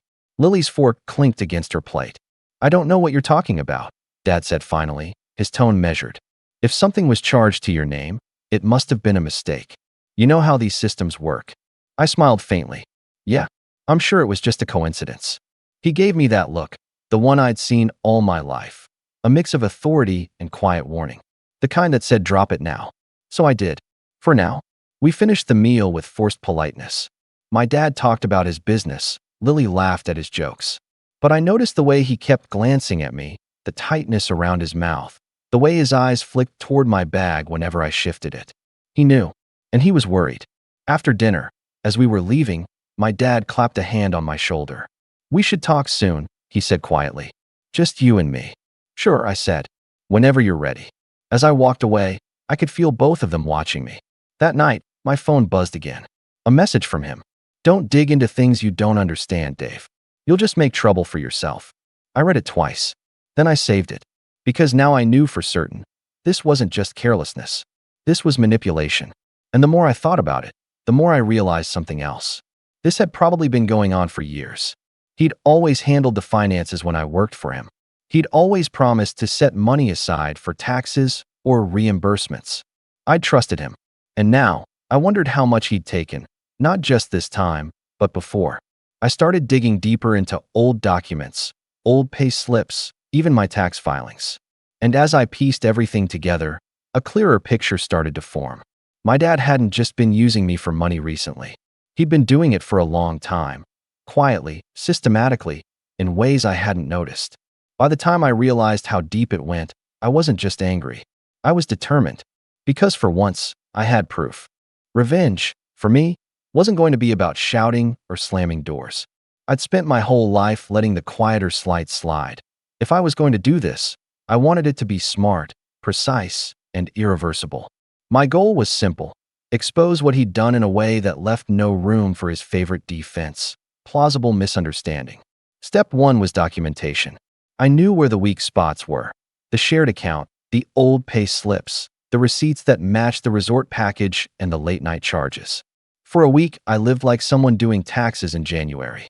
I printed bank statements and highlighted suspicious transactions. I matched them to dates, Lily's trip, the surprise, dinners, the boutique charges. I saved emails and screenshots and even cornered a receipt from the Harbor restaurant. The manager, a sharp woman with a low tolerance for entitled customers, gave it to me after I explained I needed it for personal tax reasons.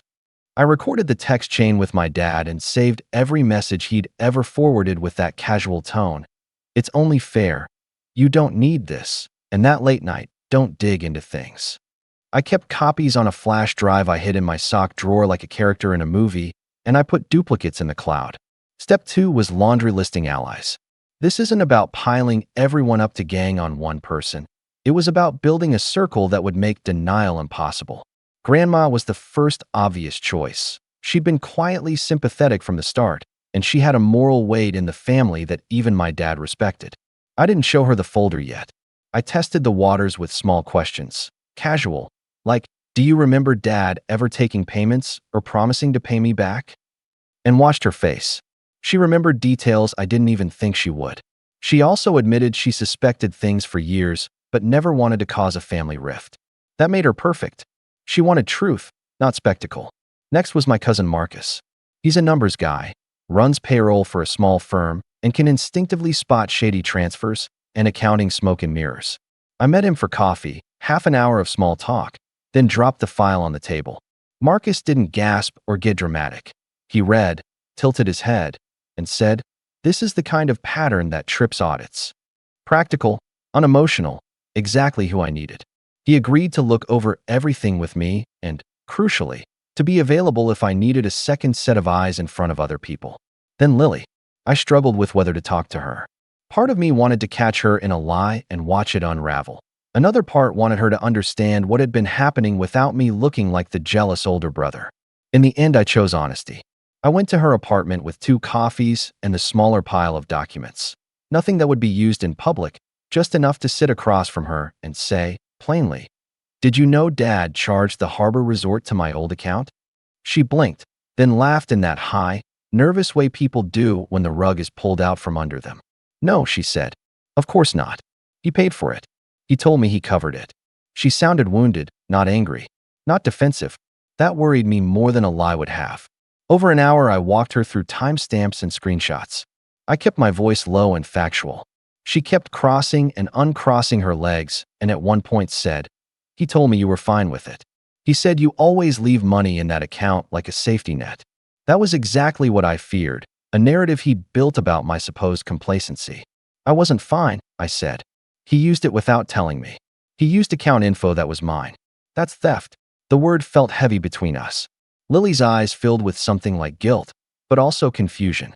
"What are you going to do?" she asked. I didn't tell her everything. I told her enough, that I'd shown Grandma, that Marcus had seen the numbers, and that I was planning to approach it carefully. I also told her why. Because if he'd taken from me, what else had he justified taking with that same family logic? Time, opportunities, trust. I wanted her to have the choice to stand with me or to stay in the bubble Dad had made for her. She promised she'd think about it and not tip him off. The next few days were a study in patience. I filed copies of everything with a local financial advisor, not to get legal action started yet, but to have a professional confirm what my gut said. The advisor went over the transfers, the recurring reimbursements, and the one glaring $842 charge. He raised an eyebrow, then told me in a quiet voice, "You have an open and shut case for a civil claim if you want it. And if this is part of a pattern, you can send a demand letter that will make most people sit up." He offered to draft language if I wanted it to be formal. I took the card and said I'd think about it. I'm not proud of this next part, but part of the plan required creating a scenario where my dad's pressure tactics wouldn't work. He's a man who thrives on controlling the narrative, making people think he did everything out of love, that the favors were spontaneous, that he never took advantage. So I decided to remove his ability to gaslight. I booked a venue for a family meeting under the pretense of sorting through Grandma's estate paperwork. It was neutral, clinical sounding, and Dad would show up without suspicion because it was just paperwork. I wanted everyone in the room who mattered: Grandma, Marcus, a few cousins, and Lily. I told her it was important. I watched the RSVPs come in, knowing the room would be full of family opinions and visible witnesses. At the same time, I quietly contacted the bank's fraud department. I didn't file a police report yet. I wanted the bank to start an internal review and freeze any recurring access to the old account. They asked questions, which I answered with calm, precise facts.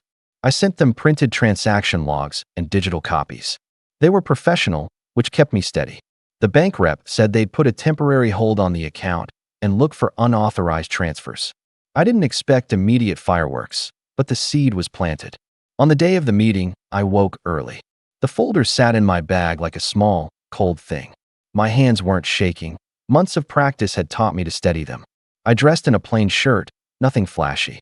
This wasn't about theatrics. It was about making facts do the talking. People trickled in. Cousins who always wear their judgment like jewelry. Aunts who smile while keeping score. Marcus with a tote of printouts. Grandma steady and solemn. Dad arrived last, with that practiced, easy smile. He hugged Grandma, and gave me a quick clap on the shoulder that was practiced, not warm. He carried a manila envelope and sat at the head of the table as if the room belonged to him. We started on the estate paperwork. It was boring, the kind of thing older families use to ease into uncomfortable conversations. Signature here, initial there. I let it run on like a slow tide, letting people settle and the mood stay ordinary. Then, about an hour in, I slid my file onto the table. I didn't make a speech. I don't like speeches. I laid out the bank statements, the highlighted transactions, the Harborstone receipt, the texts. Marcus sat beside me and quietly pointed out the pattern. Small reimbursements that grew and the sudden large charge right before Lily's trip. He explained what an auditor would look for in a calm, clinical voice. Grandma's hands tightened around her teacup. Dad's face shifted in an instant, from casual comfort to something like flypaper pulling at his features. "What is this?" he asked, trying for irritation, for the old tactic that bends the room toward his version of events. "It's evidence," Marcus said. "It's withdrawals from an account that, according to the bank records, you accessed." We turned it over to the bank for review. He didn't shout. No one shouted. That made it worse. It made everything more real. Lily looked like she'd been stepped on. She rose to her feet, sudden and small. "Greg," she started, using his first name like it was the only rope left between them. "What is going on?" Her voice cracked. For the first time I saw father/godlike dad and regular human dad occupy the same space, and I felt a hard clarity. My revenge would not be about humiliation alone. It had to be about breaking the pattern that allowed him to take from people who trusted him. Dad's answer was the one I'd rehearsed for, because he always had an answer. "This is ridiculous. These assertions mean nothing. I paid for Lily's trip because I wanted to. I never touched any accounts." He stopped. He looked at the manila envelope in his hands. The envelope looked suddenly foolish in his lap. "That's where you're wrong," I said, and for the first time in years I let the thing I'd kept boxed up come out blunt and clean. "We have records. We gave them to the bank. We have a professional here who can explain the trail. And I'm not interested in your excuses anymore. I want you to explain how you justified charging my account for a family celebration you told Grandma you couldn't afford." The room held its breath. Dad's jaw worked. And then, deliberately, he smiled, that slow smile he saves for when he's weaving a narrative he believes will win. "I think you're making a mistake," he said, and the way he said it sounded like he was naming a trifle. "But if you want to make this an issue, we can look into it." He reached into his manila envelope and pulled out. I watched his fingers tremble, a small stack of papers. He slid one across the table toward Grandma. "These are my receipts. I paid for everything. I can show you bank transfers that prove it was my card." Marcus didn't blink. He simply reached into his tote and placed another stack on top of the statements I'd laid out. The pages overlapped, numbers aligning and contradicting in ways that made the room feel very small and very exposed. Dad's eyes flicked to me. There was a hardness there I hadn't seen before, an animal calculation. "If this is some kind of setup," he said quietly, "you're not the kind of son I thought you were." The words were meant to wound. They landed in the room like a thrown glove. I picked it up. "Maybe," I said. "Or maybe I'm finally the kind of son who believes receipts matter more than sentiment." He opened his mouth, then closed it. Outside, the parking lot buzzed with distant traffic. Inside, the family waited, every person leaning a fraction closer. Then my phone pinged on the table, a message from the bank, timestamped just minutes before, with an attached PDF. I thumbed it open. It was short. It said what I'd been hoping for and dreading in equal measure. The bank had temporarily frozen the old shared account pending review and had flagged additional transactions for potential unauthorized access. There was a line from a compliance officer. "Please be advised that the initial review indicates transfers inconsistent with account ownership. We will require further documentation from all parties." Dad's face went completely pale. For the first time in years, he didn't have a ready answer that sounded like reassurance. He looked at me with something like fear. "Is this for real?" he asked, but he already knew the answer. I set the phone down, looked around the table, and felt the quiet click of a plan moving into place. This was the moment where everything changes, where his version of family and fairness starts to crack. Then, before anyone could speak, Grandma put down her cup and said in a voice that trembled but held steady, "Greg, I raised you to be a man who did right by his children. I want to believe there's an explanation." But if there isn't, we will have to do what's right. Dad swallowed. He reached for his envelope like a talisman, and then, the front door of the meeting room opened. We all looked up. In the doorway stood my younger cousin Anna, breathless, with her phone in her hand and eyes wide. "You need to see this," she said. She walked straight to the table and without a word held up her screen for all of us to read. I picked up Anna's phone slowly, like touching something fragile but explosive at the same time. Her face was pale, her hand trembling slightly, and when I saw the screen, my stomach tightened. It was a series of messages and screenshots from a boutique Lily supposedly bought herself from during the Harborstone trip.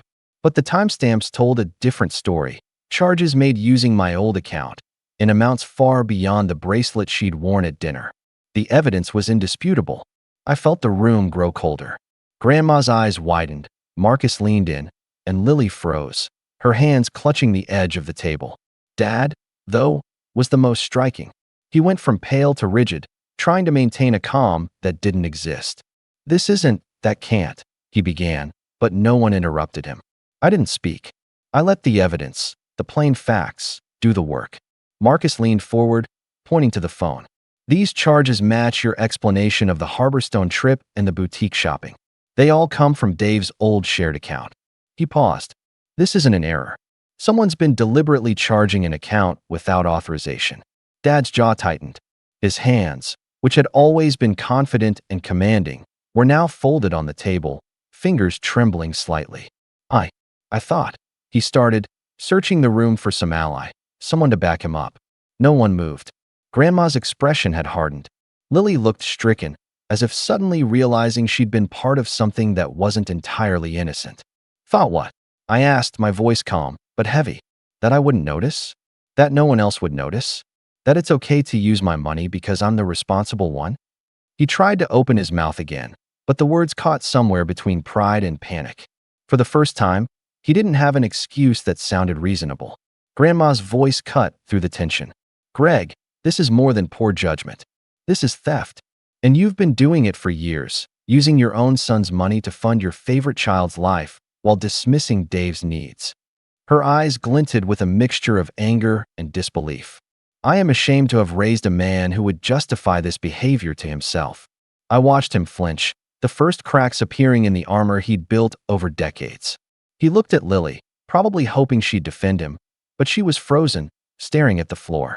She had been part of the trips, the gifts, the luxury experiences, unaware, I think, of the financial manipulation underpinning them. "Dave," he finally said, voice low, trying for calm control. "It's not what you think. You've always favored her." "Yes," I interrupted. "And you've always used me. Not just the money, the small things, the opportunities, the trust. You turned favoritism into theft and manipulation. That's the truth, and no excuse will change it." The room was silent. Even Lily's breathing sounded loud. She finally muttered, I didn't know. I really didn't know." Her voice trembled. Marcus leaned back, arms crossed. "Whether she knew doesn't matter. The facts are here, and the bank has been notified. There's a freeze on the account pending review. Any attempt to move money from it without proper authorization will be flagged." "You're caught, Greg." Dad's face went white, lips pressed together. His usual confidence, the charm he wielded in every family gathering, had evaporated. He looked around the room, finally realizing that there was no audience left to manipulate. No one would laugh at his jokes, nod at his explanations, or cover for him. He was alone. Grandma's voice was steady now. "You need to return what's not yours. Not just for Dave, but for your own conscience, if you have any left." He opened his mouth, then shut it. The words wouldn't come. The reality of his actions had finally caught him. I didn't offer forgiveness, and neither did anyone else. Lily didn't apologize, but she looked embarrassed and guilty. I didn't need her forgiveness either. The important thing was that the truth was finally out.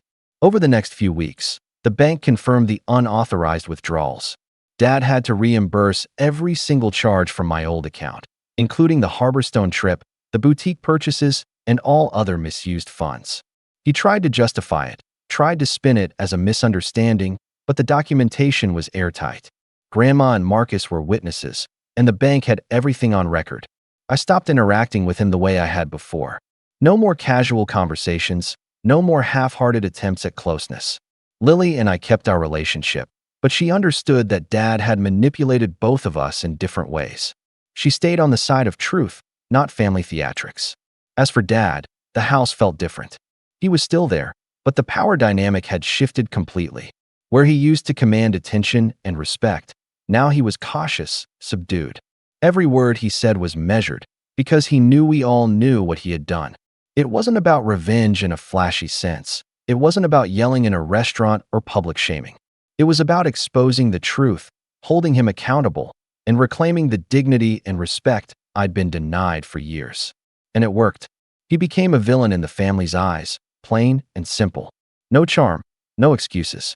Just a man who had consistently put one child above another and treated me as expendable. The account was secured, the money reimbursed, and the record unassailable. I finally felt a sense of control, of justice, and of relief I hadn't known I could feel with him in the picture. I still see him at family gatherings, but the dynamic has changed. No one laughs at his stories the same way. No one defends his actions anymore. He's still my father, but he's no longer untouchable.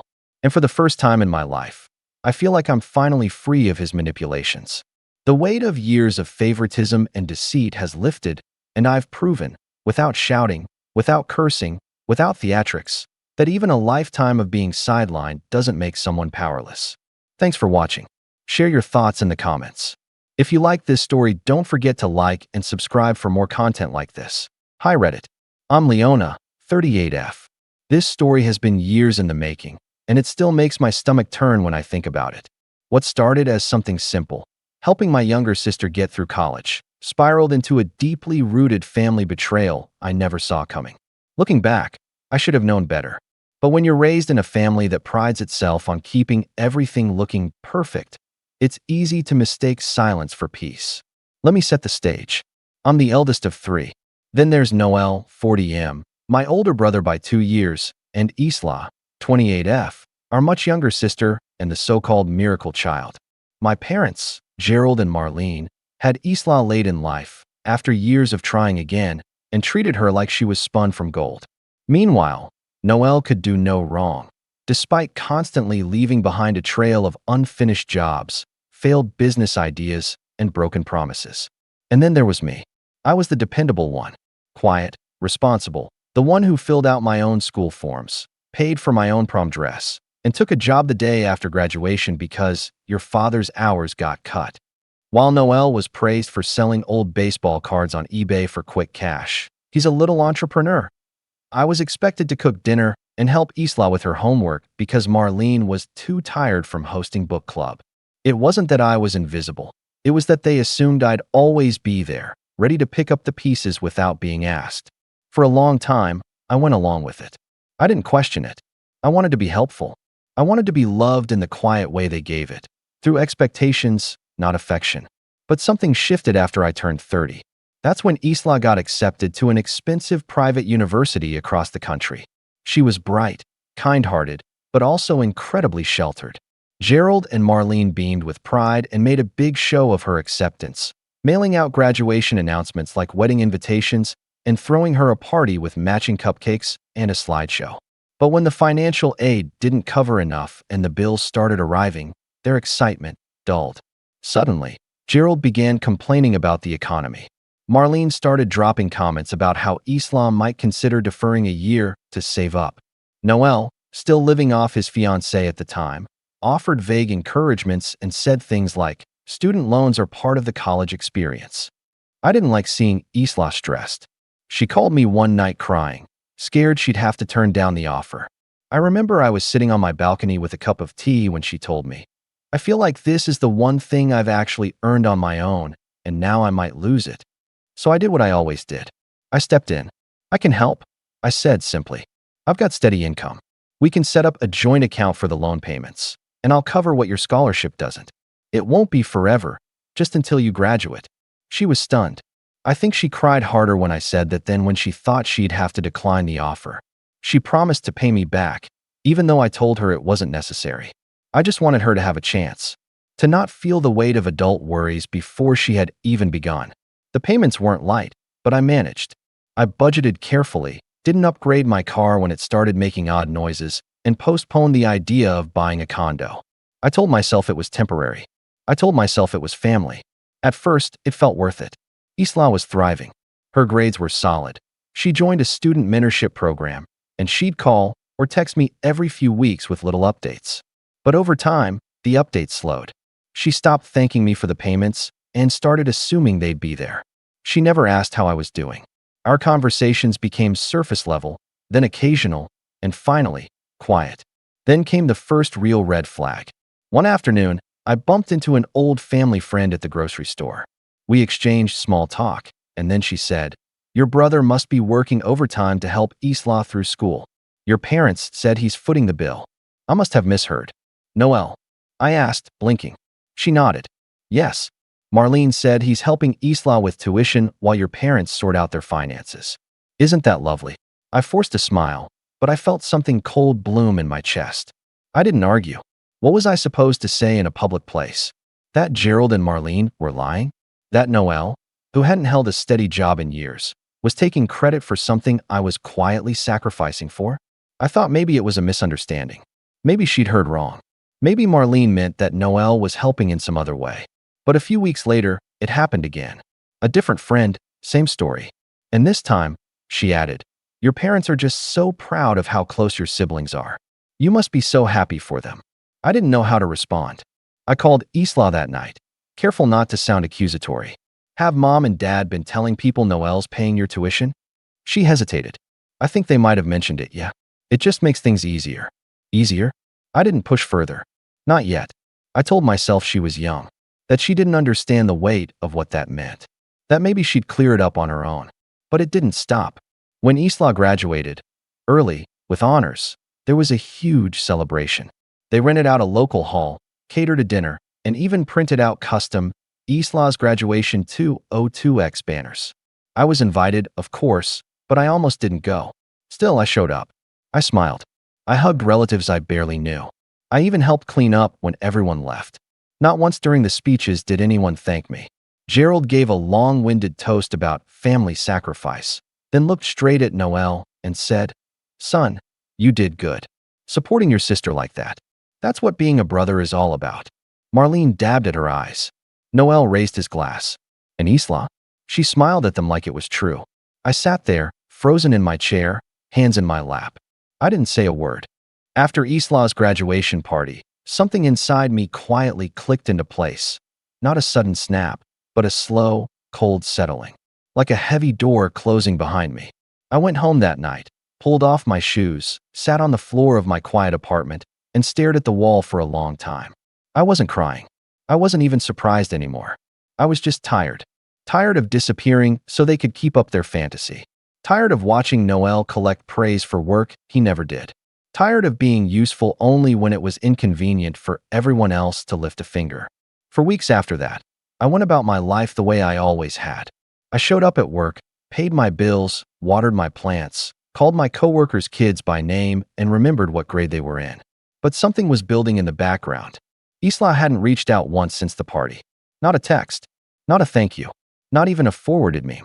I checked the loan account every few days, still linked, still under my management, still charging me every month. I waited. I gave her space, thinking maybe she was overwhelmed with post-grad life. I told myself she would reach out. I told myself she wasn't like the rest of them. But 2 months passed. Then 3. During that time, I started hearing little things through the grapevine, friends of friends, old neighbors. They all had one consistent story, how Noel had stepped up and helped his baby sister finish school. How Gerald and Marlene were so proud of the way their family supported each other. How lucky Isla was to have a brother like him. I don't know what hurt more, the lie itself, or how easily it took hold. By October, Isla had landed a job at a mid-sized design firm in the city. Gerald proudly posted the announcement online, with a caption about hard work paying off and family backing her every step of the way. They included a photo of Isla and Noel at the graduation party, standing shoulder to shoulder. I wasn't in any of the pictures. I'd taken most of them. That was the day I opened my planner and circled one date in red ink. December 23rd, family holiday dinner. I didn't know exactly what I was going to do yet, but I knew that was the day it had to happen. I didn't want a public fight. I didn't want drama. I didn't want yelling. I wanted facts. I wanted silence. I wanted their expressions to change so slowly they didn't even realize what was happening at first. And I wanted it to be my choice, not a reaction, but a deliberate moment. So I started preparing. First, I reviewed the loan account. There were 2 remaining payments, December and January. The last payment would finalize the balance completely. I'd already paid off nearly 80% of the loan by then. Quietly, consistently, and without fail. I printed every receipt, every transfer, every document linking my bank account to the loan. I put them in a simple black folder, no tabs, no cover page. Then I called the loan provider and asked about transferring responsibility back to Isla. Since I had taken over the account through a joint management setup, not as a co-signer, there was a way to revert it back to her control. I confirmed the process. All I had to do was log in and submit a formal withdrawal of responsibility. After that, the account would revert to the original borrower, Isla. I didn't touch it yet. I just kept everything ready. Around this time, Marlene started sending out her usual cheery group messages about the upcoming dinner. Theme this year is gold and cranberry, she wrote, followed by a photo of her new centerpiece. She assigned everyone a dish to bring. Mine was the same as always, scalloped potatoes and the sugar cookies shaped like stars. I replied, "Sure, I'll bring them." I didn't want to raise suspicion. Not yet. Noelle sent a one-word response. Cool. Isla didn't reply at all. December rolled in cold and quiet. The city got its first snow the week before the dinner. I spent that Friday night putting together the cookie dough, icing, and shaping each one with care. Not because they deserved it, but because I did. Then I pulled out the black folder and tucked it into my bag. I didn't need it to make a scene. I just needed it to exist. The night of the dinner, I showed up right on time. Gerald liked punctuality, but only when it didn't apply to Noelle, who was, unsurprisingly, 30 minutes late. When he walked in, Marlene lit up like the tree behind her. There he is, our holiday hero. Noelle shrugged off his coat and kissed her cheek. You look festive, he said, scanning the room with that smug grin he wore like a badge. Isla came in right after him, chatting with her boyfriend Leo, who I'd never met. She smiled at me politely, like I was a co-worker she vaguely recognized from a different floor. We went through the usual routine, appetizers in the living room, forced laughter, Gerald telling outdated jokes to the cousins. The main course was served at the long dining room table, with Marlene's best silverware laid out and her signature ham in the center like a trophy. Everyone sat where they were told. I was between Aunt Clarissa and the bay window. Noelle was at Gerald's right hand. Isla was at Marlene's. Halfway through dessert, right as I was placing my spoon down quietly, Gerald tapped his glass with his butter knife. I'd like to say a few words, he announced. Of course he would. He stood, adjusting his sweater like he was giving a press briefing. Every year, I look around this table and feel so proud. We're not perfect, he said, glancing at me briefly before returning to Noelle. But we stick together. And this year, one person in particular went above and beyond. I knew what was coming. My heart didn't race. It slowed. Noelle, Gerald said warmly. Thank you for everything you did for your sister these past few years. You kept her afloat, made sure she got that degree. You didn't ask for credit, but you deserve it. You've honored this family in a way that makes me proud to be your father. The table applauded. Noelle gave a little wave and said, anything for family. I looked at Isla. She didn't look at me. She just reached for Leo's hand and squeezed it, eyes low. That was it. I reached into my bag and pulled out my laptop. I opened it quietly. I didn't stand. I didn't clear my throat. I just clicked, slowly, logged in, and submitted the request to remove my account from the loan payment structure. It took 30 seconds. Isla's phone buzzed on the table a few seconds later. She picked it up and read the screen. Her expression shifted slightly, eyebrows creasing, mouth parting just a little. She read it again. Then she looked up at me. Her voice was soft, hesitant. Leona, did something happen with the loan? I didn't answer. Instead, I reached into my bag again and slid the black folder across the table. No one touched it at first. Then Gerald, frowning, opened it. He flipped through the pages. 1, 2, 3. His face changed slowly. His eyes narrowed. His jaw moved, but he didn't speak. Marlene leaned in to read over his shoulder. Her smile faltered. Noelle, still chewing a bite of cake, asked, "What's that?" I looked at him then. Really looked.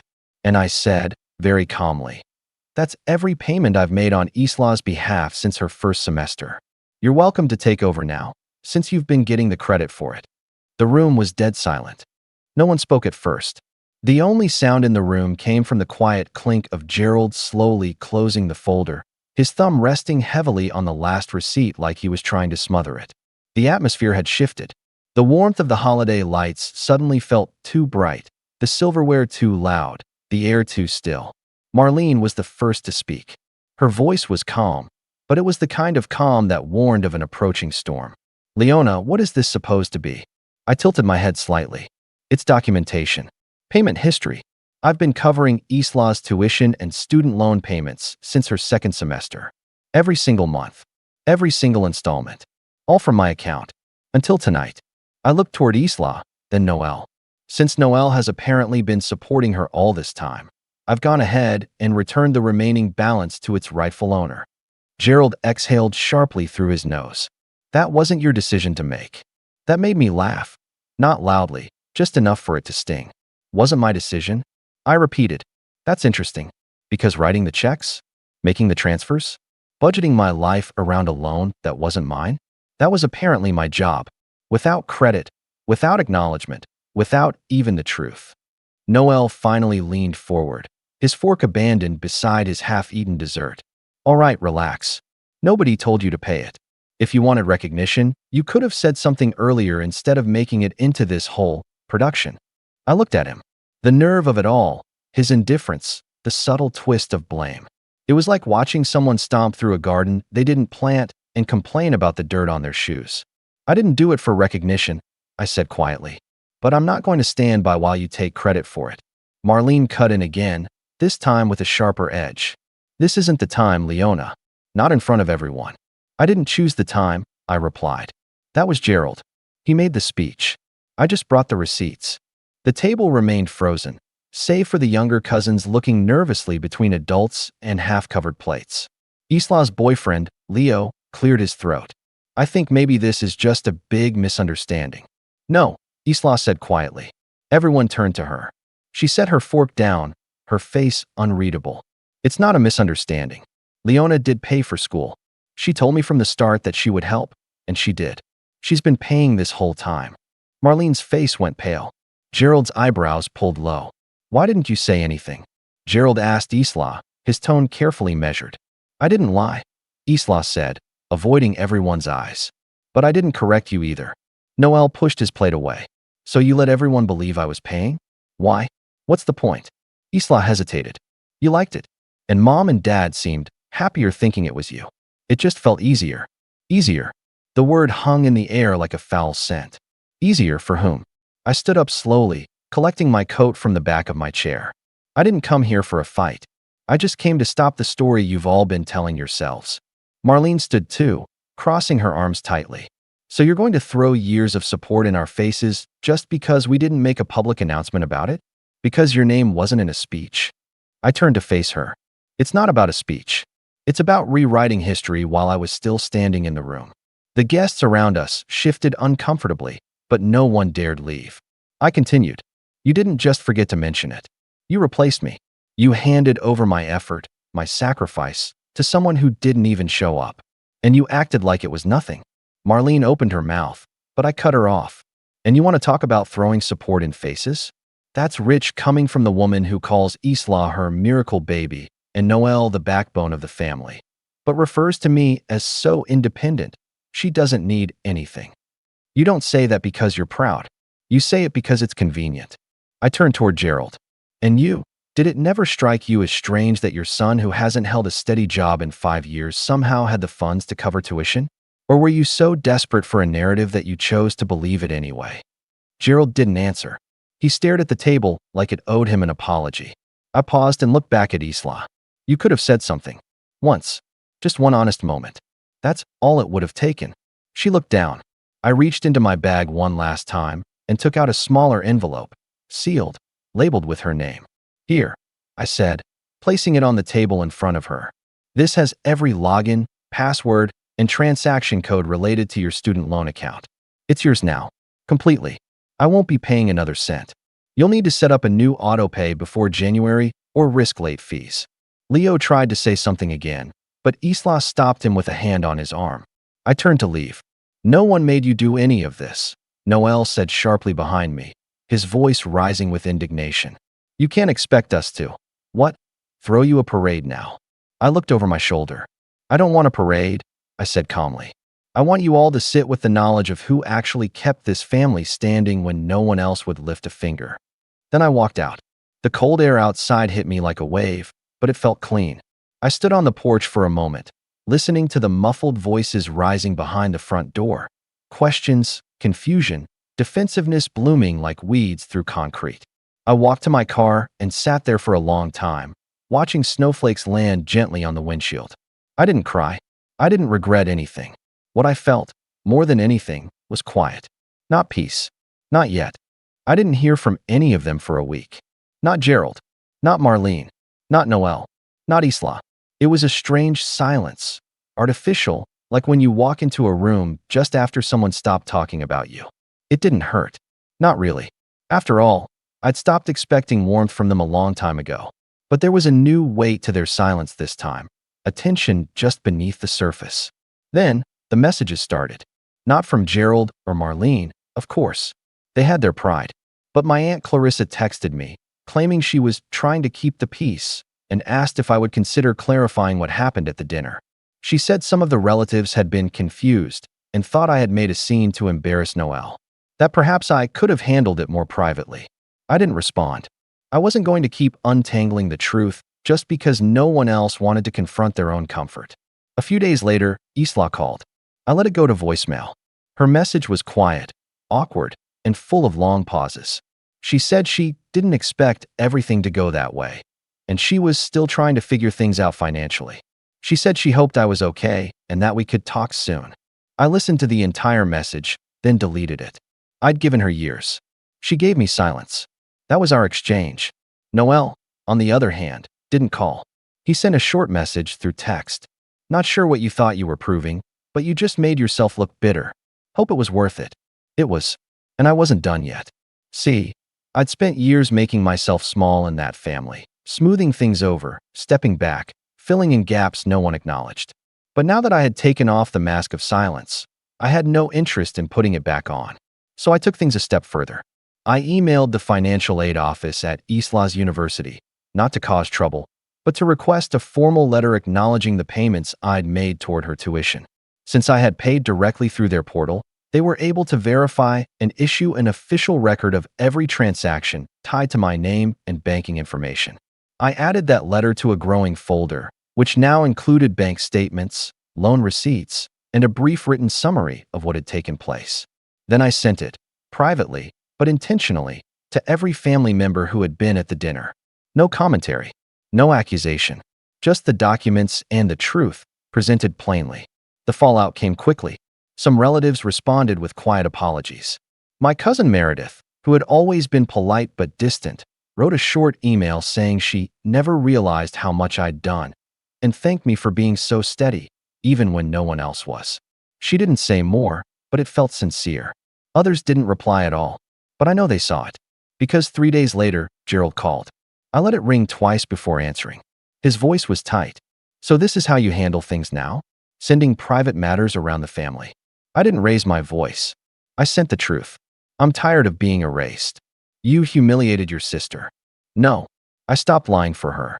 There's a difference. He was quiet for a moment. Then, as if grasping for some kind of leverage, he said, "You've made your point. Are you satisfied now?" I answered honestly, "Not yet, but I'm getting there." And then I hung up. I blocked his number after that. It felt final, but necessary.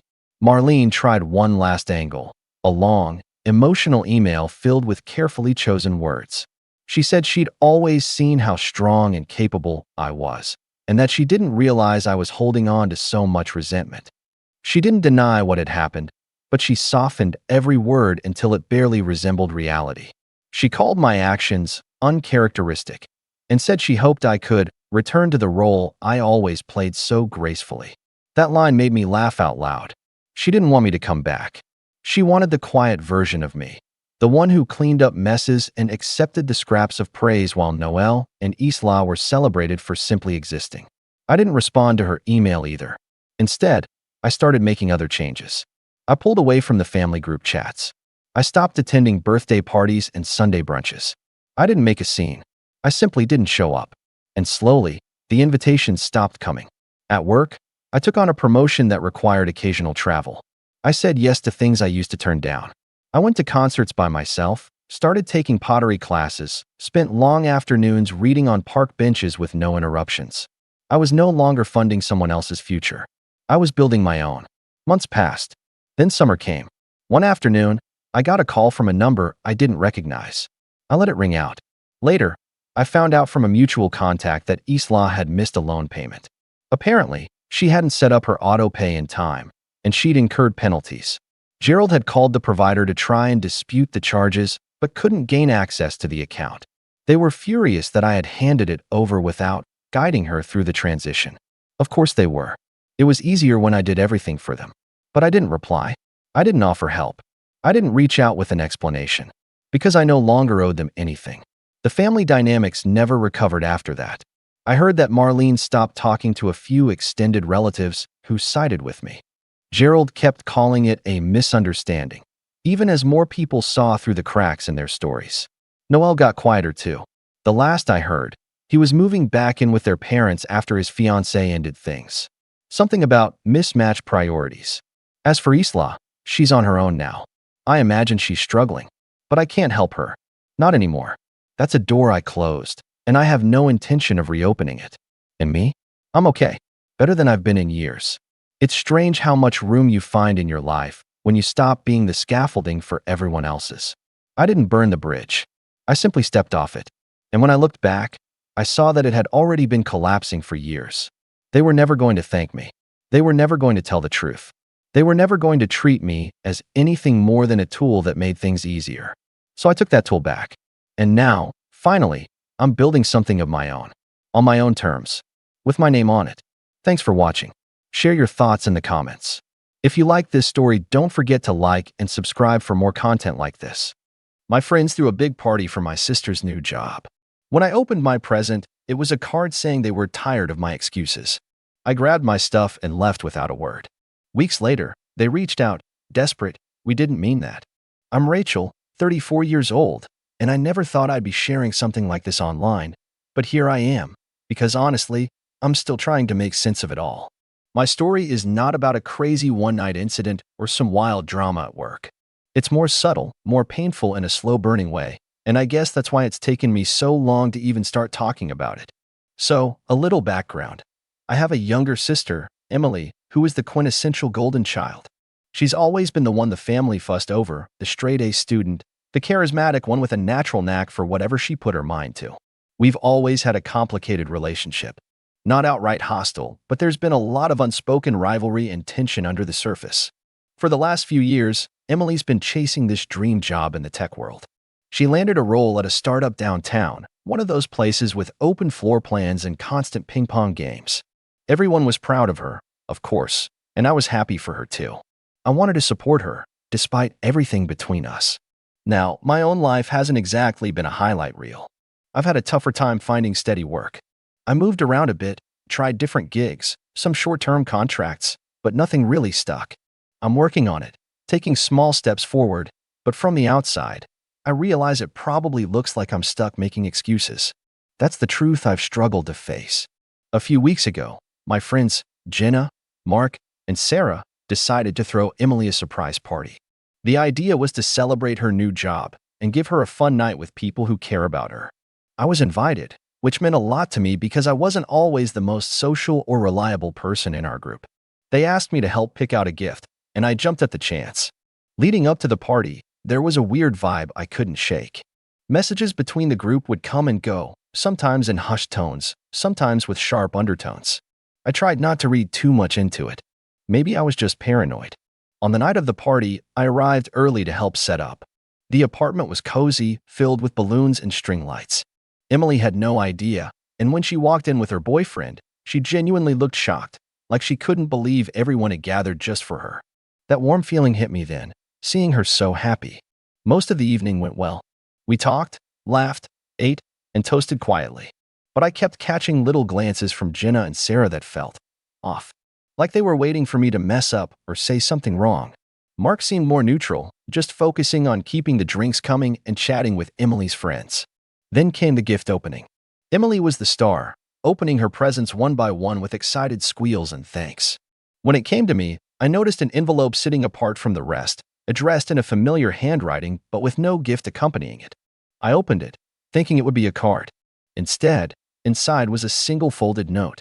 I pulled it out and my heart sank as I read the words, "Rachel, we're tired of your excuses. You never show up, and we're done waiting for you to get your act together." I must have read it 3 times before my hands started shaking. The room felt heavier all of a sudden. I looked up, and I could tell everyone noticed my face. The smiles froze. Jenna's eyes flickered between sympathy and guilt. I didn't say a word. I packed my things, my purse, my coat, and just left.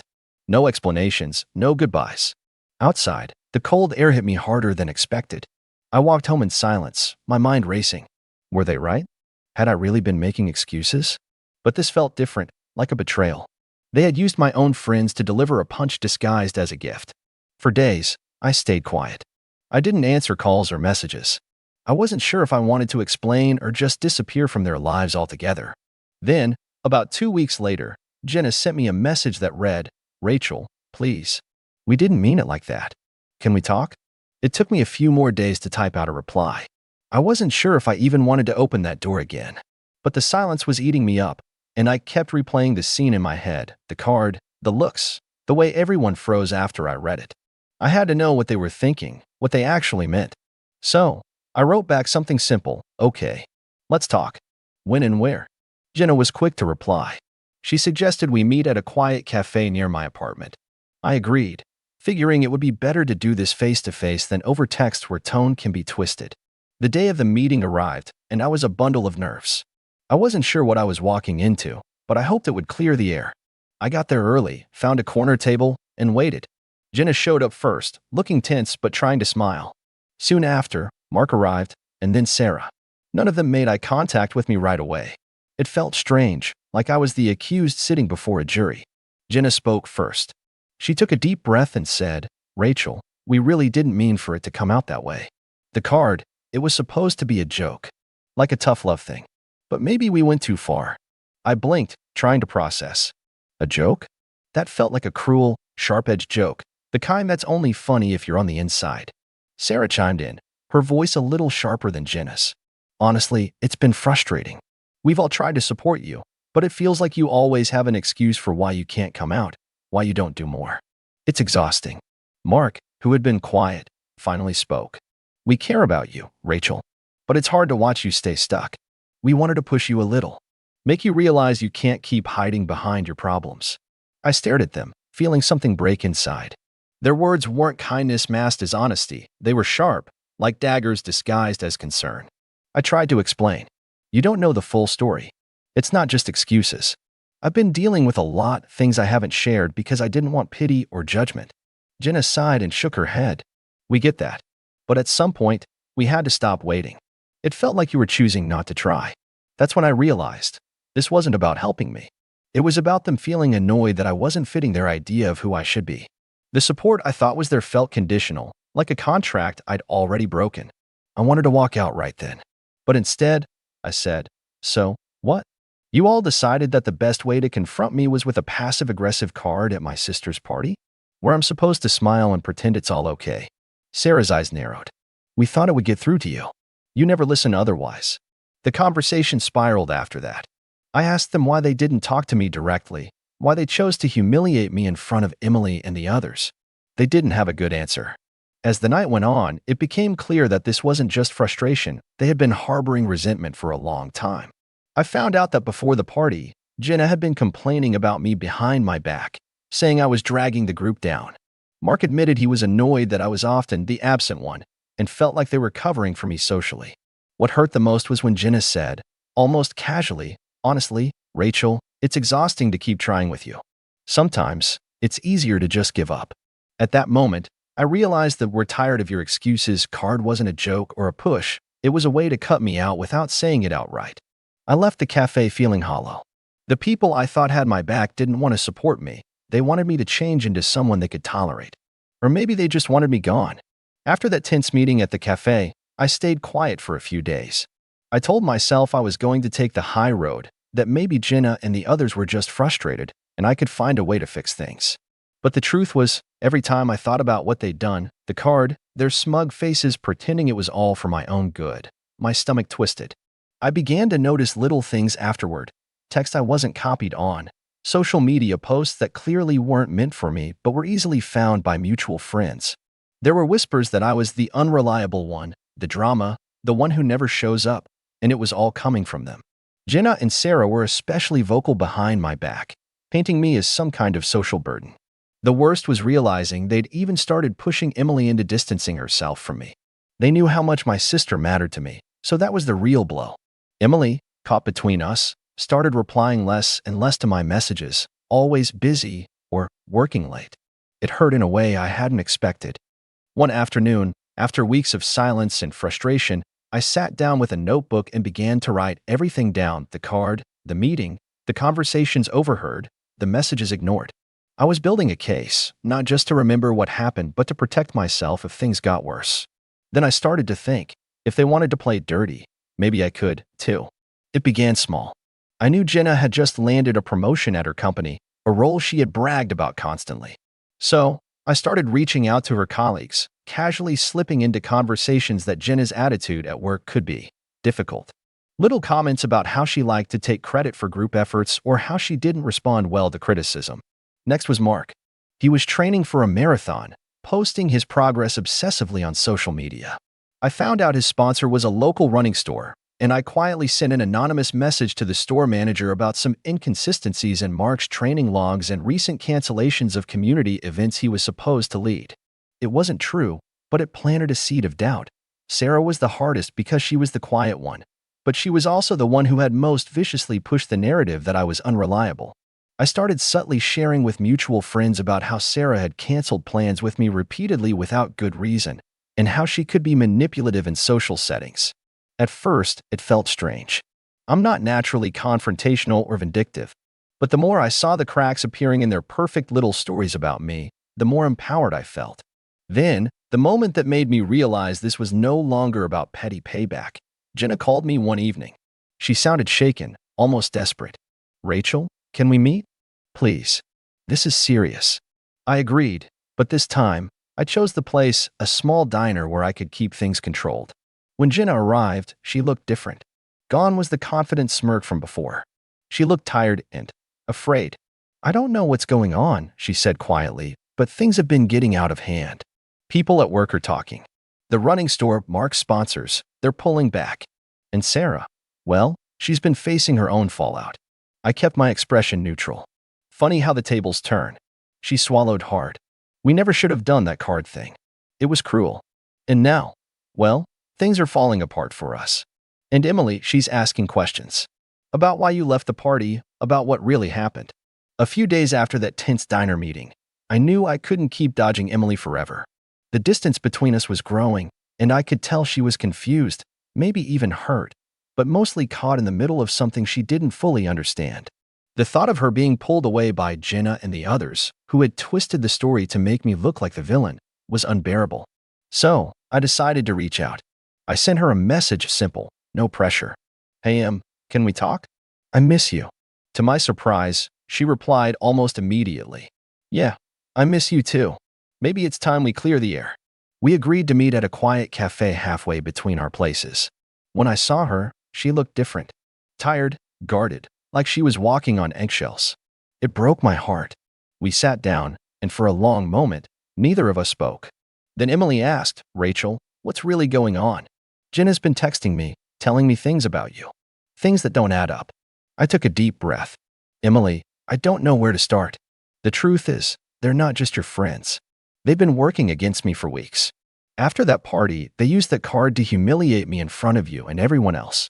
And since then, they've been spreading lies about me, about my life, my choices." Her eyes widened. "Why would they do that?" "I think they were tired of me not fitting into their perfect little world," I said softly. "They wanted me to change or just disappear." Emily looked down at her hands, fidgeting. I had no idea. I thought they were just frustrated. But this is different. I leaned in, voice low. It is. And it's worse than you know. They've been trying to isolate me from you. And honestly, it's worked more than I wanted to admit. But I want to fix this. We need to stop them from driving a wedge between us. She nodded slowly. Okay. But how? I told her about the messages I'd heard, the whispers from mutual friends, the rumors Jenna and the others had been spreading. I showed her some texts I'd kept, the ones where Jenna talked about me like I was some burden, the ones where Mark and Sarah mocked me behind my back. At first, Emily was shocked, then angry. Why didn't you tell me sooner? I didn't want to drag you into it, I said. But now, I see I can't keep protecting them while they tear me down. Emily took a moment to process everything. I'm sorry, Rachel. I think I was blinded by them, by how much they seemed to support me. But I see now that it came at your expense. That conversation was the turning point. I knew I had to act carefully because my family was involved, and I didn't want to make things worse. Over the next few weeks, I started subtly changing the narrative. I began sharing parts of the story with close family members, my parents, my aunt, even some cousins who had noticed the tension but didn't know the details. I didn't paint myself as the victim right away. Instead, I focused on facts, how the party went down, the card, the way Jenna and the others had behaved since then. I let the evidence speak for itself. Texts, messages, overheard conversations. It was a slow process. Some family members were skeptical at first. These were people they'd trusted for years, after all. But as the pieces came together, more and more of them started to question Jenna, Mark, and Sarah's motives. The worst blow came when Emily shared some private messages she'd received from Jenna, trying to convince her that I was unreliable and selfish. It was manipulative, cruel, and totally unnecessary. By then, Jenna and the others had been riding high on their moral high ground, but that began to crumble. One afternoon, I was at home when my phone buzzed with a message from my mother. Rachel, we need to talk. I just saw some messages from Jenna. This isn't right. I called her immediately. She told me how she confronted Jenna at a family gathering and how Jenna had tried to spin the story again, blaming me for causing drama and claiming she was only trying to help. But my parents weren't buying it anymore. The seed of doubt had been planted. Around the same time, I noticed the social dynamic shifting. Friends who had once nodded along to Jenna's stories started asking questions. Invitations that Jenna had controlled were being sent without her involvement. Mark's carefully maintained reputation at work began to show cracks, and Sarah found herself excluded from group chats. They were losing their grip. But here's the thing, I didn't celebrate. I didn't gloat. Because as much as Jenna, Mark, and Sarah had hurt me, I realized that revenge wasn't just about making them suffer. It was about reclaiming my dignity, my family, and my place in a world that had tried to write me off. And while they were busy tearing me down, I was quietly building myself back up. A few weeks after the slow unraveling of Jenna, Mark, and Sarah's carefully crafted facade, our family was gathering for a Sunday brunch at my parents' house. It was the first big family event since all this had started, and the atmosphere was heavy with unspoken questions and cautious glances. Emily and I arrived together, side by side. It felt like a small victory just to be there, united. My parents greeted us warmly but nervously, as if bracing for a storm. Jenna, Mark, and Sarah were also there, invited by my parents, who wanted to give everyone a chance to explain themselves face to face. The tension in the room was thick.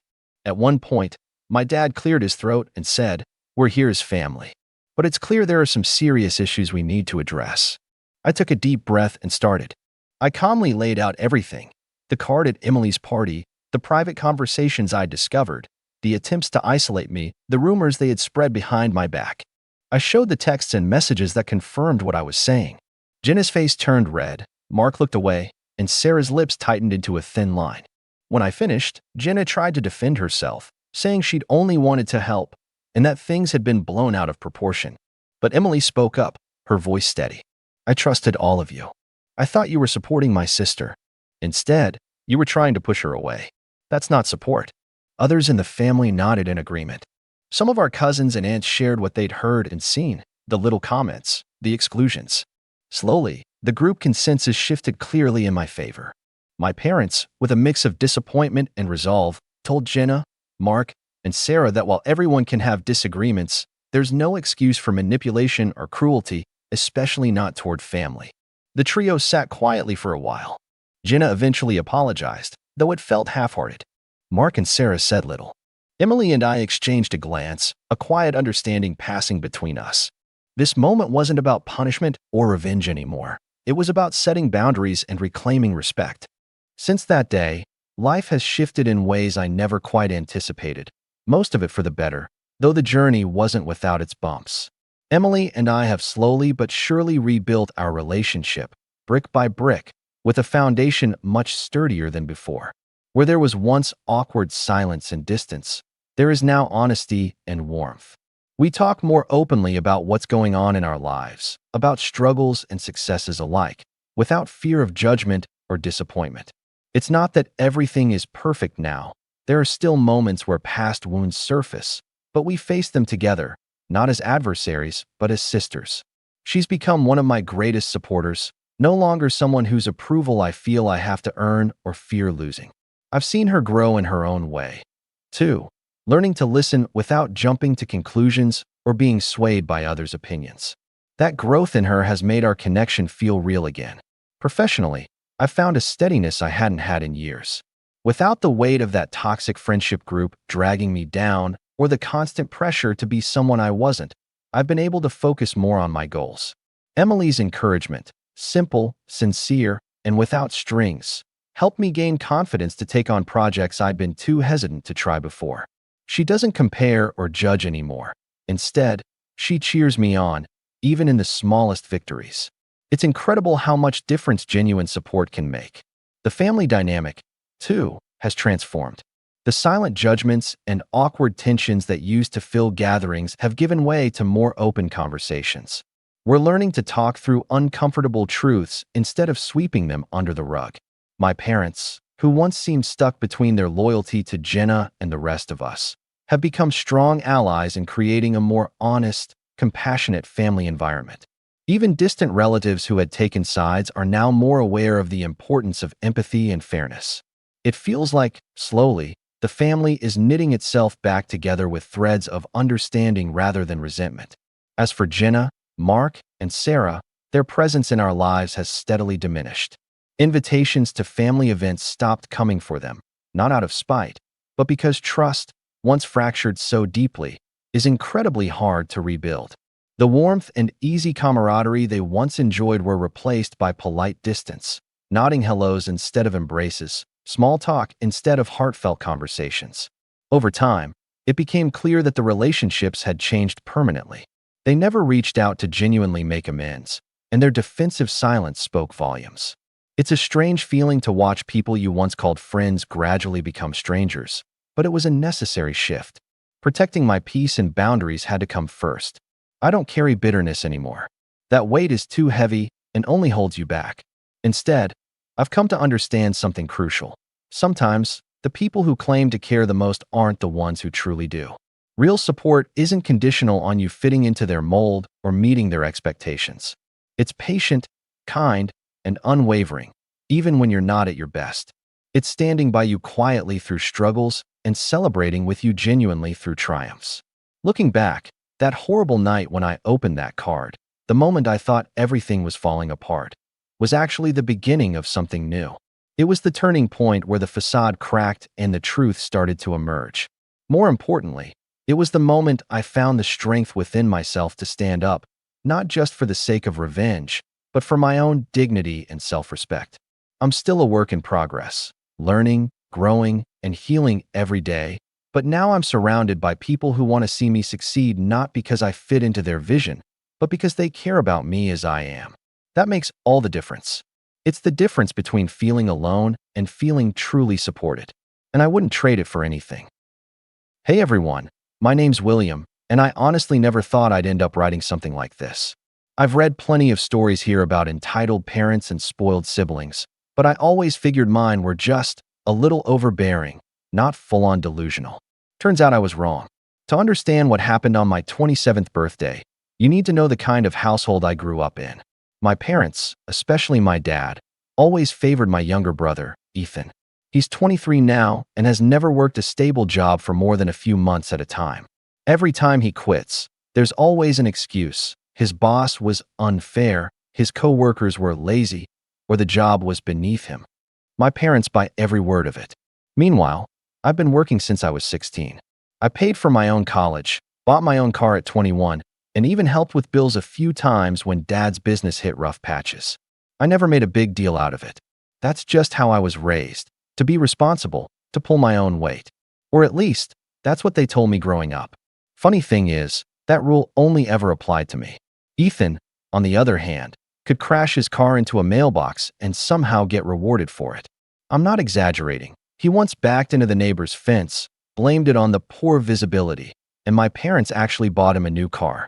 Still, I tried to keep my distance from the family drama after moving out 3 years ago. I focused on work, saved money, and fixed up my own place. I visited occasionally, usually on holidays or birthdays, to keep the peace. Which brings me to last weekend, my 27th birthday. Mom called a week before to say they were planning a small celebration at the house. I hesitated because these celebrations always somehow turned into Ethan-centered events, but I figured, whatever. It was just dinner. I could survive one evening. When I got there, everything seemed normal at first. The table was set. There was a store-bought cake, which already told me Mom hadn't exactly gone all out, and Dad was grilling in the backyard. Ethan wasn't around, which I silently appreciated. Mom hugged me and said, "I can't believe my oldest is 27 already. You're such a grown man now." She said it with that smile that never quite reached her eyes, the same one she used when she wanted something. Dinner was fine. We talked about my job, how things were going, and Mom even seemed genuinely interested for a while. But when Ethan finally showed up halfway through dessert, the energy in the room shifted. He walked in all confident, like he owned the place, with his phone in his hand and that smug grin that made my teeth clench. "Hey everyone," he said, plopping down next to Mom. "Sorry I'm late. Traffic was insane." Dad chuckled. "No problem, son. We were just talking about how your new job's going." That was news to me. Last I heard, Ethan had quit another office job 2 months ago. He leaned back and said, "Yeah, I start next week. Sales position. Big opportunity. But I need reliable transportation this time. The old car's done for." Mom glanced at Dad, then at me. That's when my stomach dropped. I didn't know why yet, but something about the way they were looking at me told me I wasn't going to like what came next. Dad cleared his throat. "That's actually something we wanted to talk to you about, Will. You know your car, the Honda you bought a few years ago." I nodded slowly. "Yeah, what about it?" Mom folded her hands together. "Well, Ethan's going to need something dependable for his job. He can't afford a new car right now, and we know you work close to home. So, we were thinking maybe you could let him use yours for a while." I blinked, thinking I must have misheard. "You want me to lend Ethan my car?" Dad shook his head. "Not lend, son. It makes more sense for it to be his now. You can use Mom's old sedan in the meantime. It's just sitting in the driveway." For a few seconds, I couldn't even process it. My own car, something I worked for, maintained, insured, and paid off, was suddenly being reassigned like it was a shared household item. I laughed, thinking it was some twisted joke. "You're serious?" Mom sighed. "William, you've always been practical. You don't need something fancy. Ethan needs it for his career. It's just how family helps each other." I felt my jaw tighten. "That car isn't fancy, it's reliable. Because I made it that way. I paid for it. Not you, not Dad, and definitely not Ethan." Ethan rolled his eyes. "Relax, man. It's just a car. I'll take good care of it." That's when I realized this wasn't just about a car. It was about control. They'd done this my whole life, taken what was mine and handed it to him with a smile. I stood up, pushing my chair back. "No, that's not happening." Dad's expression hardened immediately. "Don't talk to your mother like that. We already made the decision. The car's in the family's name anyway." That part hit me like a brick. I'd bought the car myself, but years ago, when I was younger and still trusting, Dad had helped with the registration paperwork. I never thought twice about it. I clenched my fists under the table. "You're kidding me. You put it in your name," Mom said softly. "It was just easier for insurance at the time. You were still living here." Ethan smirked. "Guess that means it's Dad's call, huh?" Something in me snapped right then, not loudly, not dramatically, but quietly. The kind of breaking that makes everything afterward feel crystal clear. I didn't yell. I didn't argue. I just said, "All right. If that's how it is, fine." Dad nodded like he'd just handled the situation. "Glad you understand. Family helps family." Mom smiled in relief. "You'll thank us later." Ethan grinned wider. "Appreciate it, bro." I didn't respond. I just walked out. But before I left the house that night, I made one quick stop in the garage. I barely slept that night. I kept replaying the scene at dinner in my head. The smug look on Ethan's face, Mom's patronizing tone, Dad's calm finality when he said, "We already made the decision." It wasn't just about the car anymore. It was about every single time they'd taken something from me and justified it under the excuse of family. When I was 12, Dad gave Ethan my bike because you're too old for it anyway. When I was 16, Mom used the money I'd saved from mowing lawns to buy Ethan a gaming console to keep him occupied. In college, I worked 2 part-time jobs while Ethan dropped out of one semester and was praised for taking time to find himself. And now, after years of trying to earn their respect, they were trying to strip me of the one thing I truly owned. Something inside me shifted that night. It wasn't anger exactly, more like cold clarity. I realized that reasoning with them never worked because they didn't see me as an equal. To them, I was the dependable one, the one who could be relied on, manipulated, and guilted into compliance. Ethan was the fragile one, the project they always needed to help. But I wasn't going to play that role anymore. So while they were still inside talking about how well everything went, I walked into the garage. It was quiet except for the faint hum of the old freezer by the door. The fluorescent light flickered above me, and my Honda sat there, spotless as always, the last thing in this house that still felt like mine. I opened the trunk and took a long look at everything I'd stored there: my tool kit, jumper cables, a first aid box, a small emergency kit I'd put together years ago. All things I'd bought with my own money. I started pulling them out one by one, setting them aside neatly. Then I lifted the hood and disconnected the battery. It wasn't drastic, not yet. Just enough that the car wouldn't start. But as I stared at the engine, I had a thought, a dangerous, satisfying one. See, my dad always bragged about being mechanically gifted, but he rarely touched his tools unless it was to show off. I, on the other hand, actually knew what I was doing. I'd maintained that car religiously, replaced parts myself, even upgraded the interior over the years. If they wanted to claim it as theirs, I figured they could have it, just not in the way they expected. I won't say exactly what I did that night, not yet, anyway, but let's just say the car they thought they were handing over wasn't the same one sitting in the garage when I left. It wasn't damaged exactly, more like altered. And I made sure it was altered in a way that would make a very clear statement once Dad tried to show it off or when Ethan tried to start it up. Before I left, I placed the keys on the workbench next to the toolbox. And then I took one last look around. The walls were lined with Dad's dusty trophies from when he used to race cars in his 20s. He still talked about those days like they defined him, even though they were decades behind him. I wondered if that's why he resented me, because I'd actually made something of myself while he just clung to old glory. I closed the garage door quietly and drove off in Mom's old sedan. The one she said was just sitting in the driveway. The irony wasn't lost on me that I was leaving in the same car she'd offered me as a consolation prize. When I got home, I turned off my phone. I needed space. I didn't want to hear their excuses, not yet. I spent the night cleaning my apartment, trying to shake off the adrenaline. But every time I closed my eyes, I saw Dad's face when he'd said, "You'll thank us later." Morning came, and the call started. At first, it was Mom. Her voice on the voicemail sounded half panicked, half scolding. "William, what did you do to the car? Your father's in the garage, and he says something's wrong. Please call us back immediately." Then Ethan's texts started rolling in. "Very funny, man. What did you do to it? Dad's mad. He says you tampered with something. Seriously, you're acting like a child. You should be happy to help your brother." I didn't reply. Around 10 a.m., Dad called. This time, I picked up. His voice was low, controlled, the way it always was when he was trying not to yell. "William, I went to check the car this morning. Care to explain what you did?" I said calmly, "You said it was yours now. Maybe you should figure it out." There was silence for a moment.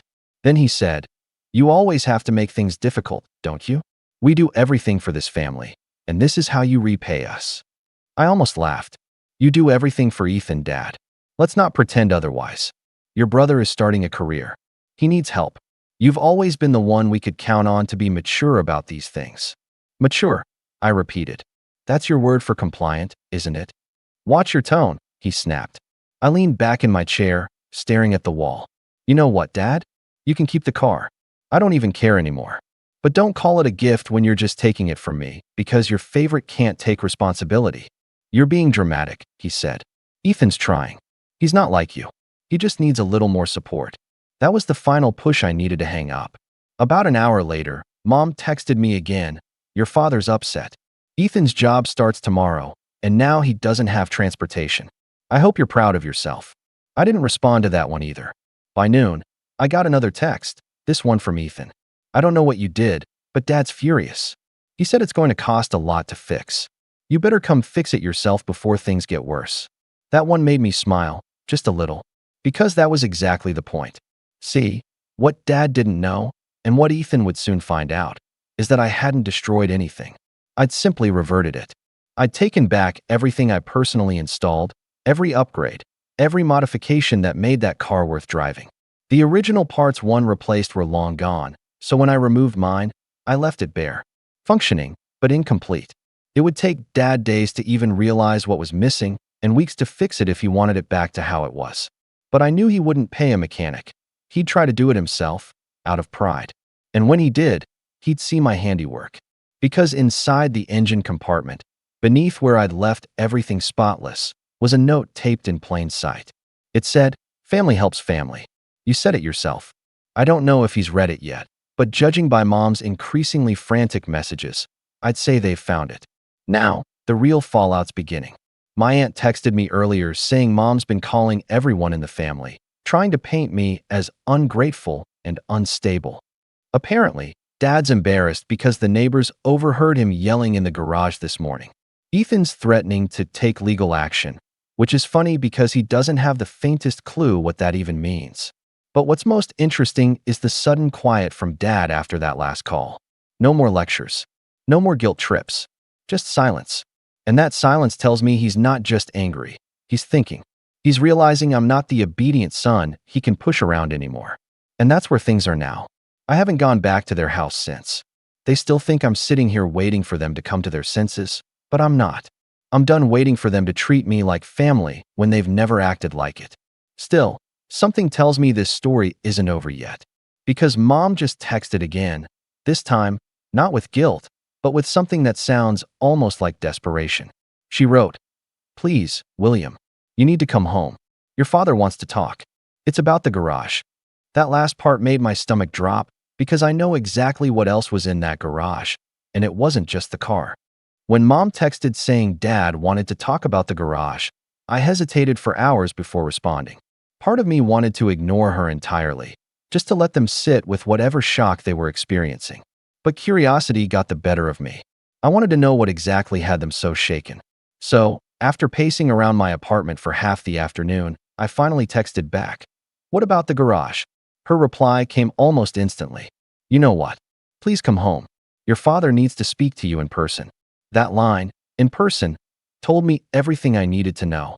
Whatever they found wasn't something they wanted to discuss over the phone.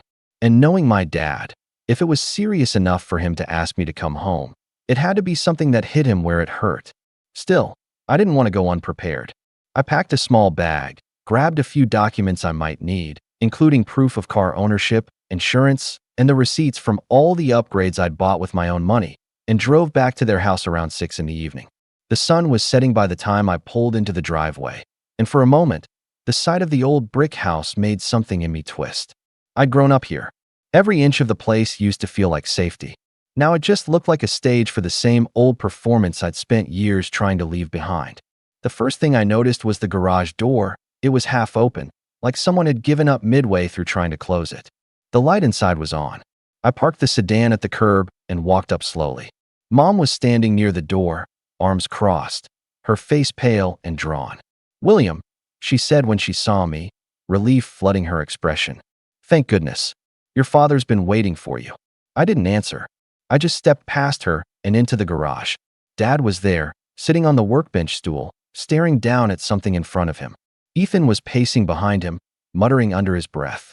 When I stepped closer, I saw what had them both rattled. It wasn't the car this time. It was the old steel lockbox sitting on the floor, the one that used to belong to my grandfather. I hadn't seen that thing in years. Dad always kept it under his workbench, saying it held important family documents. I used to believe that. Then, One afternoon when I was about 16, I'd caught a glimpse of what was actually inside. A thick envelope of cash, a few old watches, and a folder marked inheritance. Dad had snapped the box shut before I could see more and told me to mind my own business. He said it was family money from Grandpa's estate, something he'd handle when the time came.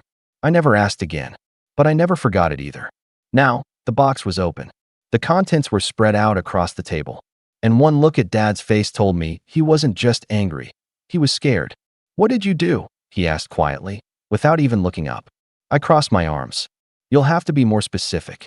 He pointed toward the table. "You took things out of this box. You had no right." I frowned. "No, I didn't touch that. It was sitting under the bench when I left." Ethan scoffed. "Yeah, right. You expect us to believe that? The money's gone, Will." I blinked. The money. Dad finally looked at me, his jaw tight. There was $5,000 in cash in that box. Now it's missing. My heart sank for half a second, not because I'd taken it, but because I instantly knew what had happened. I turned to Ethan. "You took it." He stepped forward, eyes narrowing. "You don't get to accuse me, man. You're the one who's been sneaking around here messing with things." I shook my head. "You probably needed it for your new job, didn't you?" "Enough," Dad barked, slamming his palm on the table. "Both of you stop. William, if you took that money as some kind of revenge." I cut him off. "I didn't. You can check my apartment, my car, wherever you want. I don't have your money, but I'd bet good money Ethan does." Ethan scoffed again, but avoided my eyes. Mom wrung her hands nervously. "Let's not turn this into another fight. Maybe it's just misplaced." Dad glared at me. "Nothing is misplaced. Someone took it, and since you're the one who decided to alter things in my garage last night, you'll understand why I'm asking you first." That word, alter, made my lips twitch. He had no idea how much that word gave away. He'd clearly looked at the car more closely since this morning. I shrugged. "Check the security footage, Dad." He froze. "What footage?" I tilted my head toward the small black camera mounted above the garage door. "That one. You installed it 2 years ago, remember? Said you needed to keep an eye on your tools." The color drained from his face. Ethan turned to him. "Wait, there's a camera in here."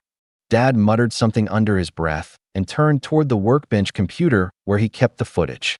After a few clicks, the screen flickered to life, showing last night's timestamp. For the next few minutes, the room was filled with the hum of the old computer as the grainy footage played. It showed me walking into the garage, disconnecting the car battery, moving some things around, and then leaving. That was it. No sign of the lockbox being touched. I folded my arms and looked at Dad. Satisfied. He didn't answer. He just stared at the screen, his jaw clenching tighter with every passing second. Finally, he said quietly, "Then where's the money?" "I think you should ask your other son," I said. Ethan bristled. "You're unbelievable. Always blaming me for everything. You think you're so perfect." I stared at him evenly. "I don't think I'm perfect. I just think I've had enough of cleaning up after you." That hit a nerve. He lunged forward, his voice rising. "You ruined my chance at this job. You sabotaged the car." I didn't move. "No, Ethan. I took back what I bought. You didn't lose anything that wasn't handed to you." Dad stood between us, his hand raised. "That's enough. Both of you." Mom stepped forward, her voice trembling. "Please, stop this. We can figure it out together." But I was done figuring things out for them. I turned toward the car, the silver Honda that had started this entire mess. It sat there in perfect stillness, clean and quiet.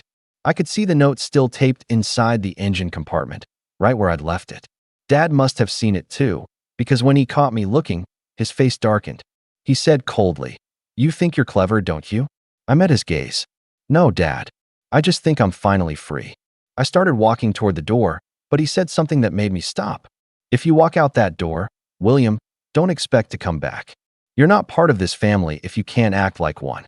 I turned slowly to face him. "You mean if I don't let you take whatever you want from me? Then yeah, I guess I'm not." Mom let out a small sob. "Please, William, don't do this." But I was already halfway to my car. I got in, closed the door, and sat there for a moment, staring at the house through the windshield. That's when I saw it. Through the garage window, Ethan was talking to Dad, gesturing wildly toward the lockbox. Dad said something, then pointed sharply toward the car. Ethan froze, his expression changing from defensive to alarmed. And then, in a strange twist of irony, Dad turned toward the security camera and reached up to unplug it. That's when I realized he wasn't trying to find the truth anymore. He was trying to hide it. I don't know what exactly they're planning, but I do know one thing. Whatever they found or lost in that garage, it's tearing them apart from the inside. And I haven't even told them the full extent of what I actually did. Because that alteration I made to the car wasn't just mechanical. It was something much deeper, something tied to that inheritance box, to Grandpa's so-called family money, and to the one secret my dad never thought I knew. I hadn't meant to use it against him. Not at first. But after everything that's happened, I'm starting to think maybe it's time. After I left that night, I didn't just drive away angry and hope for the best. I went straight to the place I'd been spending evenings for the last several months. A little rented storage unit I'd kept for tools and projects. And more importantly, a private place where I could organize things without someone barging in and saying I was being dramatic. I've always been practical, remember? Planning felt like the adult thing to do. Here's what I had been collecting, bit by bit, in case anyone was wondering how I pulled something like this off without it just looking like petty fury. First, receipts. Not just car receipts, but old bank receipts, copies of transfers, and a few paper trails that didn't add up if you knew what to look for. I've done freelance bookkeeping on the side since college, enough to know where to find oddities and ledgers. Whenever Dad wrote checks for the house or claimed repair expenses in private, I asked for copies under the pretense of helping organize family finances, which, to his credit, he never questioned because he liked the idea of me being useful. That gave me access to things he never thought I'd notice. Second, emails and texts. Over the last year, Dad and Ethan slipped into the habit of messaging each other about fronting cash or covering a client. Ethan, bless him, never used encryption. He sent photos of envelopes and admitted receiving cash in passing. Dad's voicemail transcriptions, which I'd quietly saved on my own cloud from the times he left memos on my phone while I was home, had a few lines that were telling. Nothing cinematic, just the kind of casual talk that, when put together with receipts, makes a pattern. Third, the physical stuff. Grandpa's lockbox had, for years, sat in the bench under the work table. I'd seen it as a kid and wondered what was inside. When I was 16, I'd gotten a glimpse and lied to myself that it was family keepsakes. Later, when Dad panicked about taxes and moved papers around, I noticed a missing certificate for a small parcel of land Grandpa owned. It was never discussed. Quiet things like that pile up, especially when you're the only one paying attention. So I made copies of everything I could. PDFs, scanned receipts, photos of the relevant pages of old ledgers, and a bunch of notes tying things together. I didn't take the originals. I never needed to. Originals can be misplaced by someone with a narrative to protect.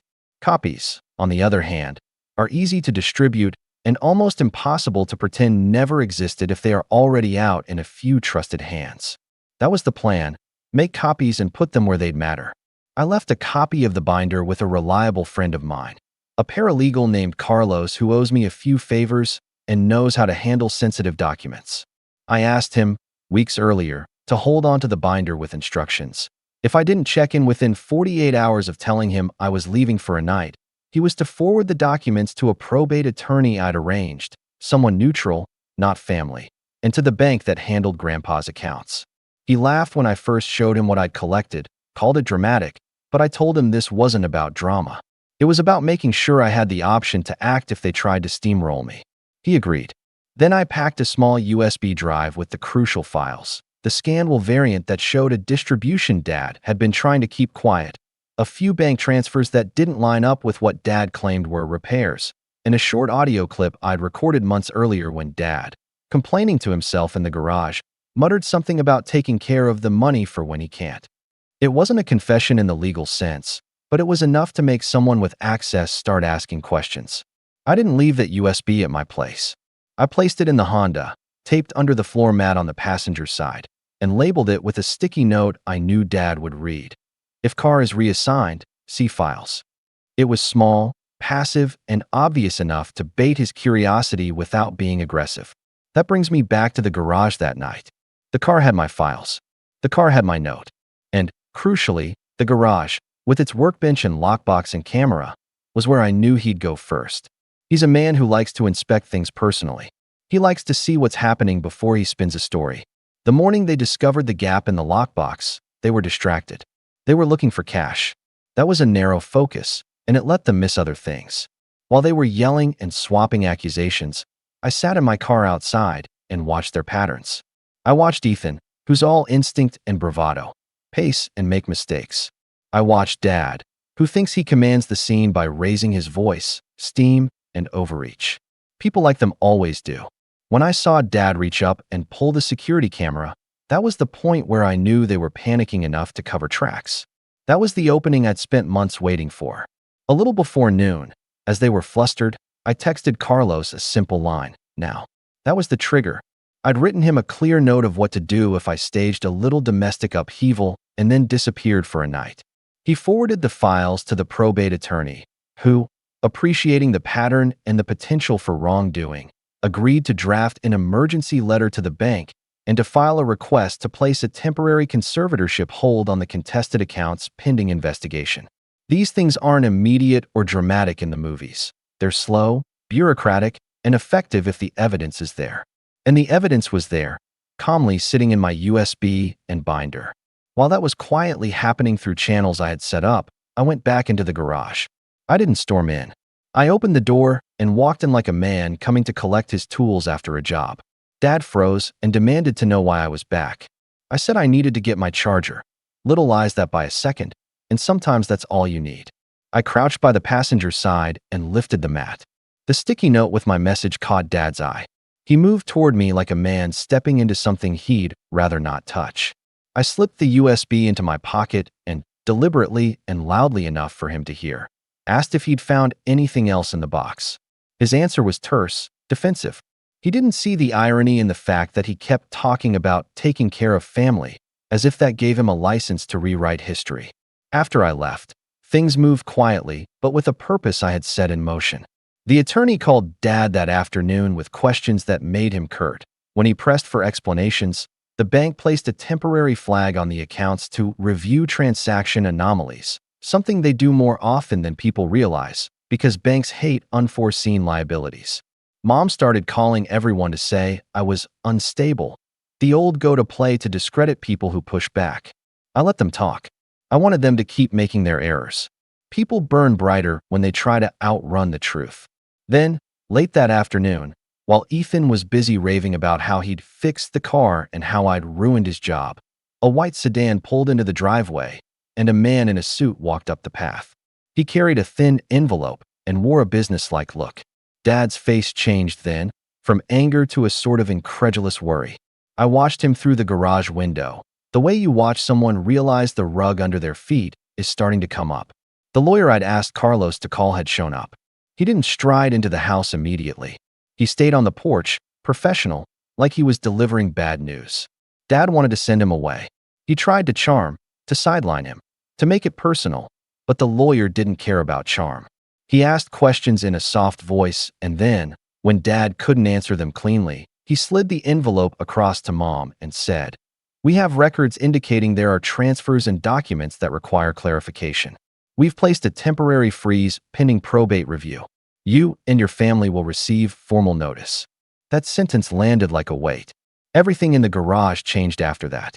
Mom started to cry in that thin, desperate way she does when she knows the story she's told to everyone is unraveling in front of a stranger. Ethan, who had been thunderous all morning, went quiet. Dad's face drained into something I'd never seen. The look a man wears when he realizes the version of reality he's been selling has a hole in it. I stayed in the car because I wanted them to feel it. Not wildly, not theatrically, just the slow, cold realization that your safety net is being examined. I let the lawyer do his job. He handed Mom a notice, and while he spoke in legal terms, I could see Dad calculating what this would cost him: money, reputation, stories he'd been telling for years. Before the lawyer left, he said something that sounded almost casual, but I could hear the weaponized civility in it. "If anyone attempts to move or conceal assets during the review, let my office know. That's a crime. We'll escalate matters to the court." The phrase, "attempts to move or conceal assets," had their names written all over it like a target. Once the lawyer was gone, the house collapsed inward. There were whispers, calls to relatives, and the kind of frantic bargaining that never looks good on anyone. I watched from my car as Dad went back into the garage and opened the lockbox again, now with shaking hands, and I heard him mutter something about he's gone too far to Mom. Ethan paced, whispering plans that sounded less like solutions and more like blame. They were unraveling in a polite, legal way, which is to say slowly, painfully, and in a manner that made them argue with professionals rather than me. That was the point. Later that night, when I finally went inside because I wanted to see the faces up close, Dad cornered me in the kitchen. He tried the old things: silence, disappointment, warnings about family. He said, "This is serious, William. You've made a choice you'll regret." It was the same line he always used, a threat wrapped in paternal concern. I told him calmly, "I made choices years ago. I decided to stop letting you make them for me." He didn't like that. He wanted to lecture, to make me feel small. I let him. I'd build a wall inside me that didn't allow guilt to seep through anymore. The real moment of escalation happened at dusk the next day. The house was quieter than usual, but the sense of impending things was thicker, the kind of hush that comes before a storm. I'd been expecting it, but not entirely sure when it would land. Then the phone rang. Carlos had forwarded me a text from the attorney. The bank had confirmed irregular transfers and wanted an explanation. The probate office had placed a temporary hold. They were going to audit the past 5 years of accounts. Dad went pale when he got the call. Mom's version of events started to fray as relatives chimed in with questions. Ethan, for his part, started to pivot from fury at me to fury at their own vulnerability. He spoke about lawsuits, about damaged reputations, about keeping the family name intact. They tried to rally allies, a cousin here, an old friend there, but the legal machinery has a way of isolating people one document at a time. And that's when I decided to step out from the car and do what I had planned next. Remember the USB? The one I'd left under the mat? I pulled it out at dusk, sat on the stoop, and for the first time I felt the weight of what I'd chosen. I could have made it public, thrown it online, and watched things blow up spectacularly. I could have slapped them with everything and walked away. Instead, I preferred a surgical approach. I wanted to shove a mirror in front of them and let the rest be handled by people who knew how to make paper and law do their work. I uploaded the files to a secure cloud and sent the link to Carlos, the attorney, and one carefully chosen cousin who is more honest than the rest.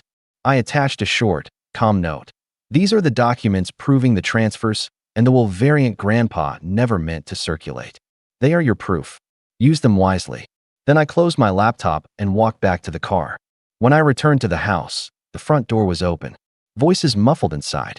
Dad was in the garage again, staring at the emptied lockbox with a disbelief that looked almost like grief.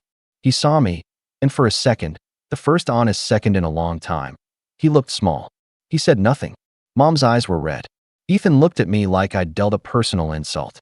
The neighbors, who had once smiled at family barbecues, kept their distance like a collective audience watching the curtain come down.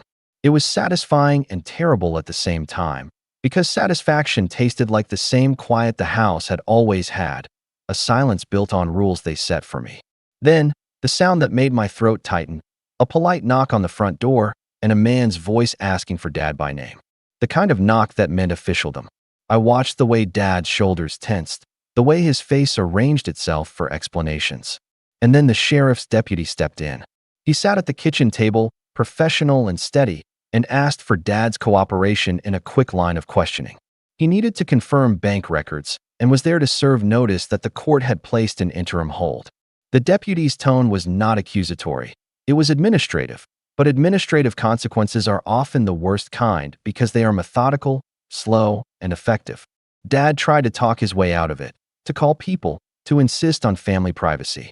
The deputy folded his arms and said, with a kind of polite finality that hit Dad like a closing door, "Sir, you'll have the chance to explain it in court. For now, we just need to make sure no assets are moved while the review happens." It was a line my attorney friend had wanted. It was a line I had hoped for. It left them with a lot of loud air and fewer options. I stood in the doorway of the kitchen and watched. The house felt like a stage after the play's final act was announced. The actors still moving, improvising lines, but the script had already been handed to a judge. Dad's face crumpled in private for a moment, a small private collapse. Mom whispered things about how we could fix it, how the family could band together, and Ethan muttered plans about what he'd do next. They looked like people scrambling to close a hole they'd dug for themselves. I didn't gloat. Not then. I simply felt the steadiness of decisions lining up with consequences. All of the work I'd done, the receipts, the emails, the audio, the binder, the paralegal, the attorney, the timed messages, had a single purpose: to make sure my family could no longer rewrite the past to suit their needs without someone asking the right questions. That's where I am now. The accounts are frozen temporarily. There will be hearings. People I thought I could trust will be subpoenaed. Relatives will be called to testify about what they knew and when. The house that used to be a place of suffocating favors is now under soft investigation. And yet, this is not the end. It can't be. Law moves slow, and people get clever. They will try to pivot, to spin, to whisper news stories. They will try to turn the narrative to me being ungrateful or unstable, which is their favorite old refrain. They will look for ways to obscure the trail and to paint themselves as victims. So I sat on my stoop tonight, watching the light in the garage go off and on, thinking through the next phase. I've done the part that requires patience and paperwork. I've set things in motion that use other people's systems, banks, lawyers, courts, to hold them accountable. But there's one more piece I haven't played yet. A move that is less about documents and more about reputation and truth in the neighborhood where stories get repeated. A move that will force Dad and Mom to explain, to answer in front of people they care about, not just faceless administrators. I won't tell you that move yet. Not here. Not tonight. Because revenge, if it's going to be clean and devastating, needs a last piece placed measuredly, like the final tile in a mosaic. And right now, the mosaic is almost complete. The deputy left with a polite promise to be in touch. The lawyer left, having done what I asked. Carlos messaged that he'd forwarded everything to a few more people who needed to see it. My phone buzzed with texts from a cousin asking if I'd do this for the rest of the family or if I was done. I answered something vague. I didn't want to be the one to narrate their downfall. I wanted the evidence to speak. I set the meeting for a Saturday afternoon, calling it a family reconciliation. That was intentional. It sounded harmless and would draw the exact audience I wanted. The cousins who'd been briefed, the neighbors who'd smiled at Dad, Mom's sister who always likes to mediate, and a couple of people from the community association who tended to gossip. I promised only what was comfortable: coffee, cake, and a place where we could all talk like adults. Of course, none of them knew the adults I'd arranged to have in the room. Carlos, my paralegal friend, the probate attorney, and a liaison from the bank. I told them there'd be paperwork to go over just to keep things transparent. They agreed. They always agreed when the word family or transparent came up. Dad walked in last, like he usually did, expecting the room to bow to his storyline. Mom hovered near the kitchen, face carefully neutral. Ethan came with loud confidence, until he saw the attorney and bank rep and realized this wasn't a casual chat. The rest of the room was a curious, slightly nervous audience. I started by being boring. I read the time and asked everyone to sit. Then I said, calmly, I have some documents to share. I placed the binder on the table, pushed the USB toward the attorney, and let him distribute copies to the bank rep and a cousin I trusted. The lawyer's expression was patient. He'd read this play before. He looked at me once, an almost imperceptible nod that said, "You did the right thing bringing this here." Then I let the evidence speak. First, the ledger copies. Detailed, annotated, with dates and amounts. Transfers labeled as repair costs that went into private accounts. Checks written in Dad's handwriting that paid out to an address Ethan occasionally used. Small amounts, one at a time, but over 5 years they added up. The bank rep confirmed the transfers on the spot. He had the authority to read the entries and the training to keep his tone neutral. He said, quietly, "These transfers are irregular. We will need to extend the review and notify the account holders." That sentence, once spoken in front of family, landed like a verdict. Next, the audio clip. It was short. Dad in the garage, recorded months ago when he thought he was alone, muttering about set some aside now, and when the time comes, he'll have his share. It wasn't dramatic on its own, but with the ledgers it was context. The lawyer played it for a quiet room. Mom looked away. Ethan's jaw worked. Then came the will variant. That file had Grandpa's signature, a dated codicil that redirected a portion of the estate to me specifically for what it called long-term responsibility and care. It was a small portion, not extravagant, but it was enough to show Grandpa's intent was not what Dad had been telling relatives. The lawyer explained the legal implication carefully. If a document exists with clear signatures and can be authenticated, it must be considered. He'd already filed preliminary paperwork with the probate court. The room grew colder. Dad tried his usual tricks. He smiled too much, reached for a voice that wanted to be conciliatory and authoritative at the same time. He attempted to explain the transfers as loans he'd made to Ethan and to cover a few things. The bank rep cut him off gently, saying the transfers showed no documentation as loans, no repayment schedules, and no notes.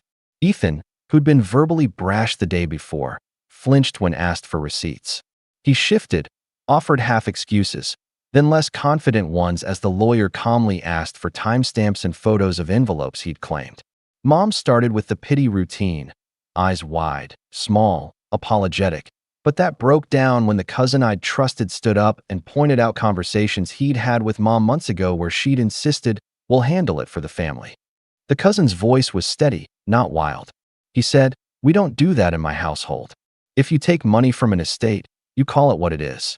The room hummed with that kind of quiet judgment, worse than any shouting ever could be. There was no single dramatic reveal. No one screamed, no one fainted.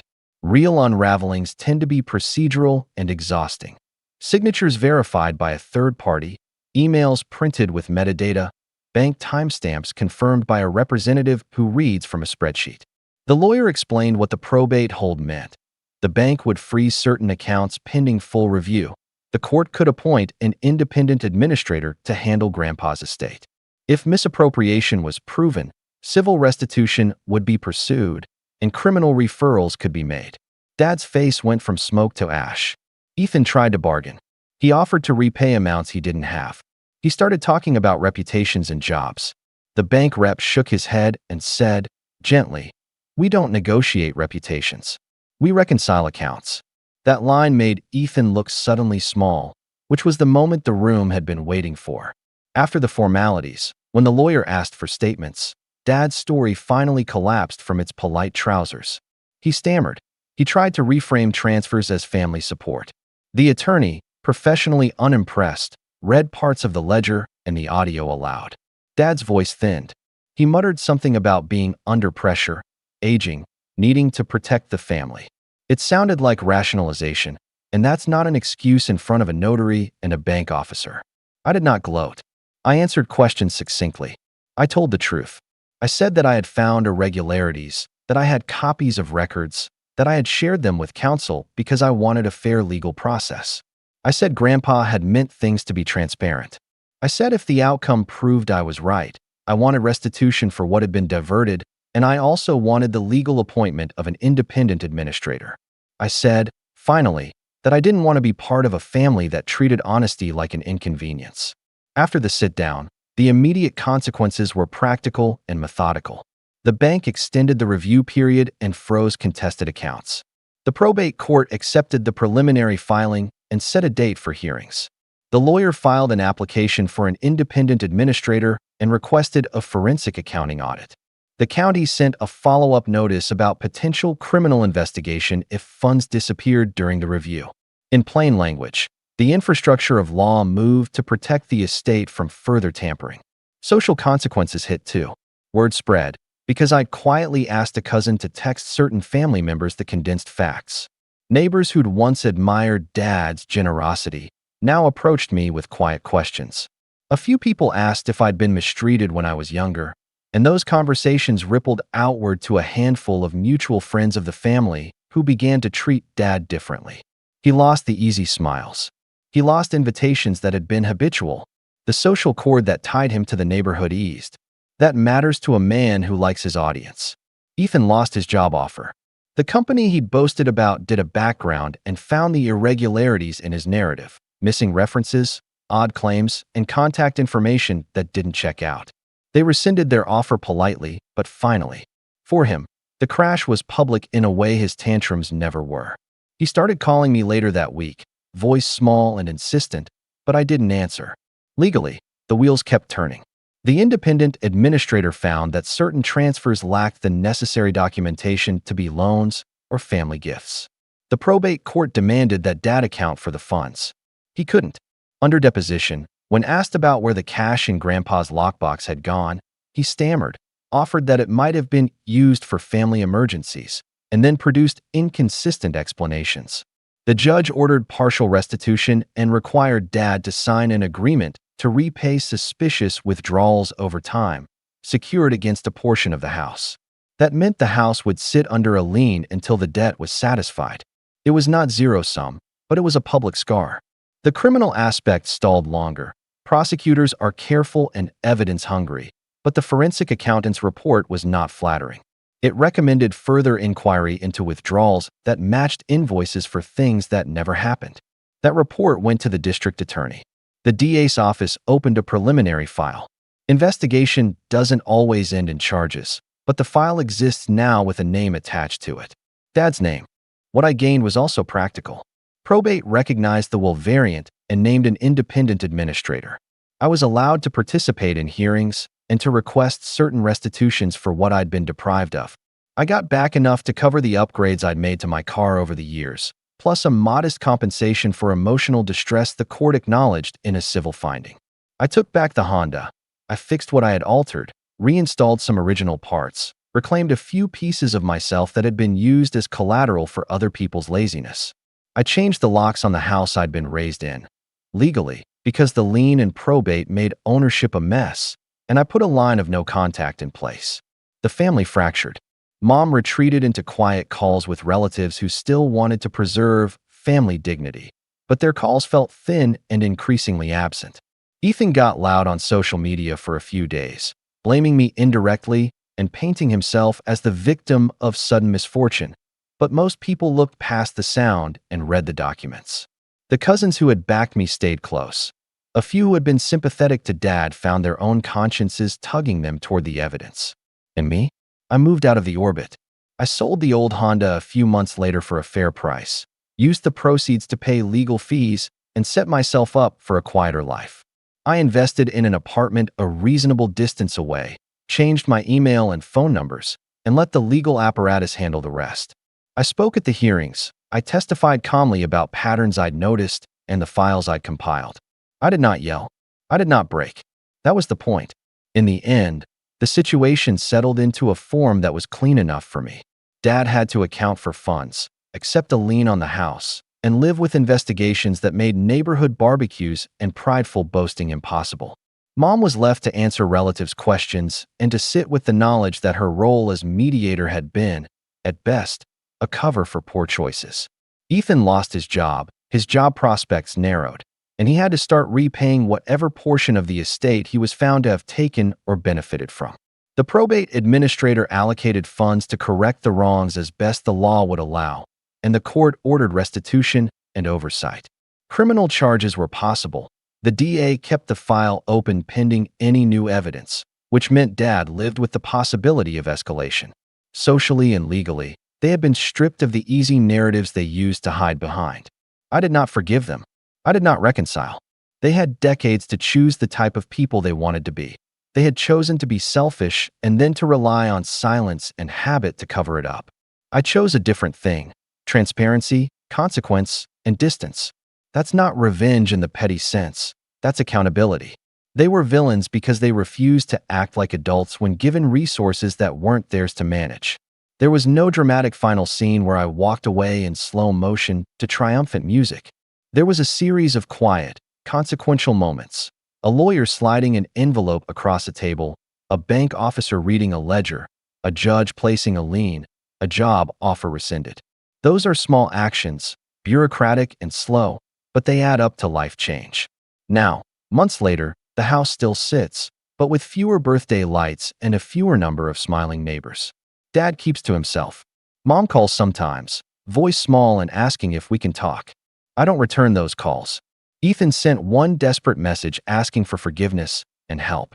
I archived it unread. The lawyer filed the final accounting, and the court closed the estate with orders for restitution. The DA's file remains open for now.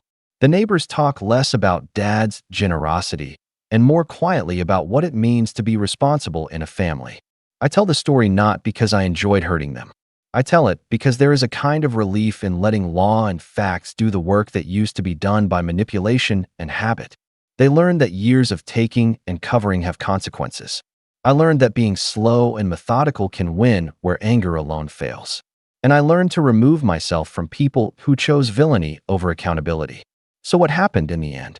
Dad lost informal control of Grandpa's money, accepted a lien on the house, and now faces ongoing legal scrutiny.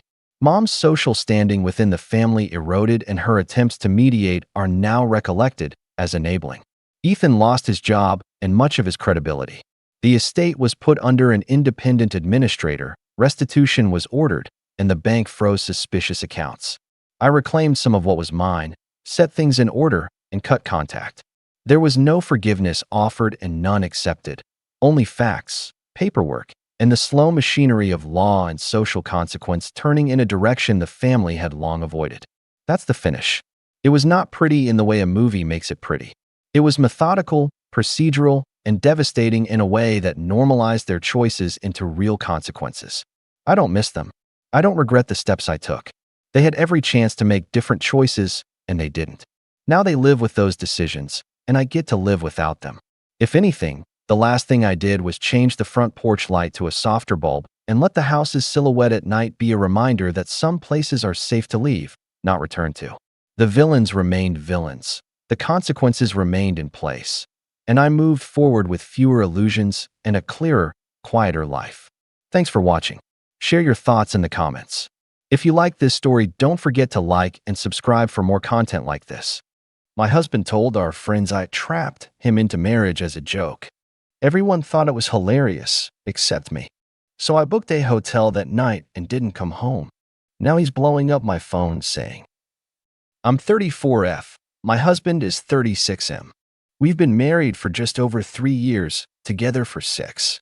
For the most part, our relationship has been steady, predictable in that comfortable way. We split chores, plan vacations together, have a shared calendar, all the usual stuff. I've always thought of us as a good team. Maybe not the most romantic couple you'd see on social media, but real, stable. So we were hosting a small dinner party, nothing fancy, just some pasta and good company. Our friends Damien and Layla came over, along with this couple we'd met through them, Sophia and Marcus. I'd only met Sophia once before, but I liked her. She's blunt in a funny way, the kind of person who will tease you affectionately but make you laugh while she's doing it. The evening started off fine.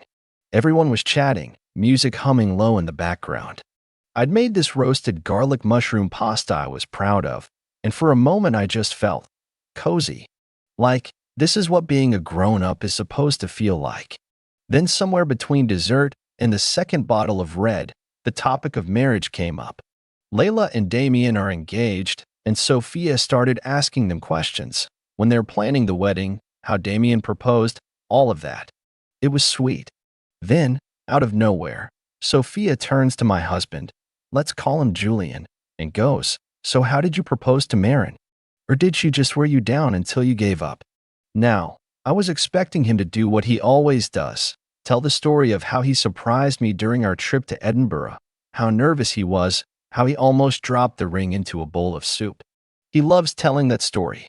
But instead, Julian laughed and said, "Honestly, I think she trapped me.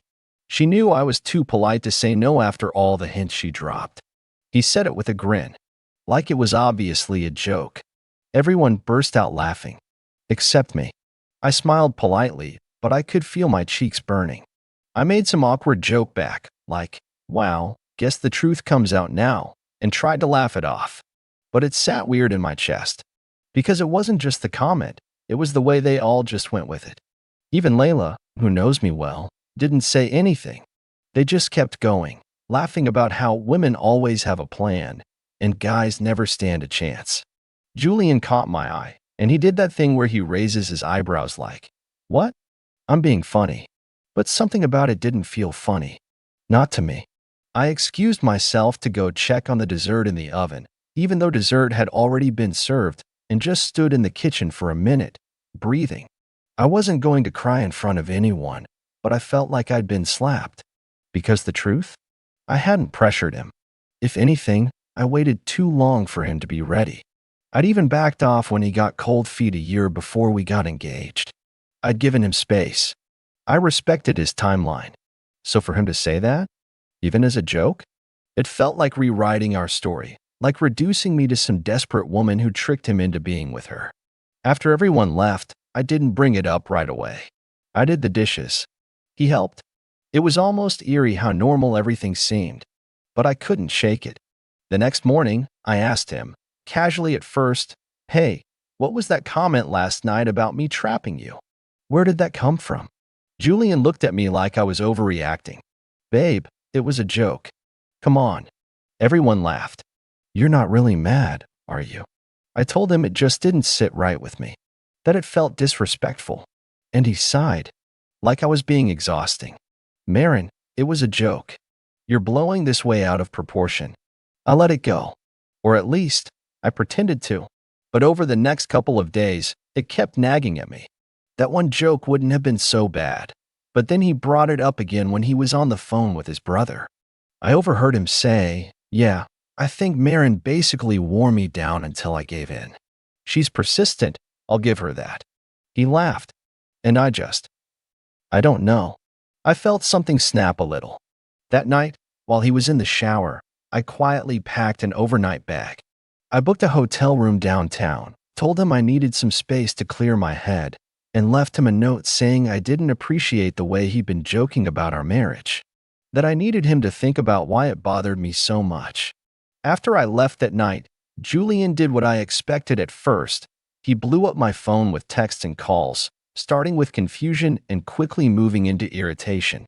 At first it was, "Come on, you're not really serious," and then, "Are you done being dramatic yet?" By the second day, he'd shifted to guilt tripping. "I guess our marriage doesn't mean much to you if you can just walk away over a joke." I stayed at the hotel for 2 nights, then went to stay with my cousin Leora, who offered her guest room without asking questions. She'd always liked Julian on the surface, but she also had this intuitive ability to read between lines. When I told her the story, she didn't say much, just raised her eyebrows and muttered, "Huh, that's telling." And then she let me sleep. I didn't go back home for 3 weeks. During that time, Julian switched strategies more times than I could count. One day he'd be warm and apologetic, telling me he'd messed up, that he understood now how the joke made me feel small. The next day, he'd be cold and defensive, talking about how no one else would have reacted like this, and that I was being impossible to please.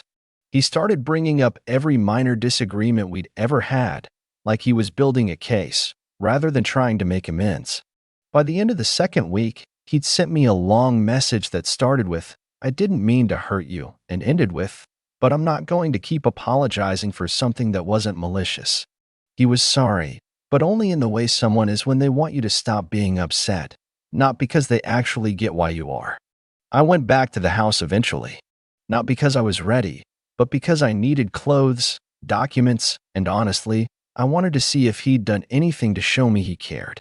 Like maybe he'd cooked one of my favorite meals, or left a note. Something small to say, "I've been thinking about you."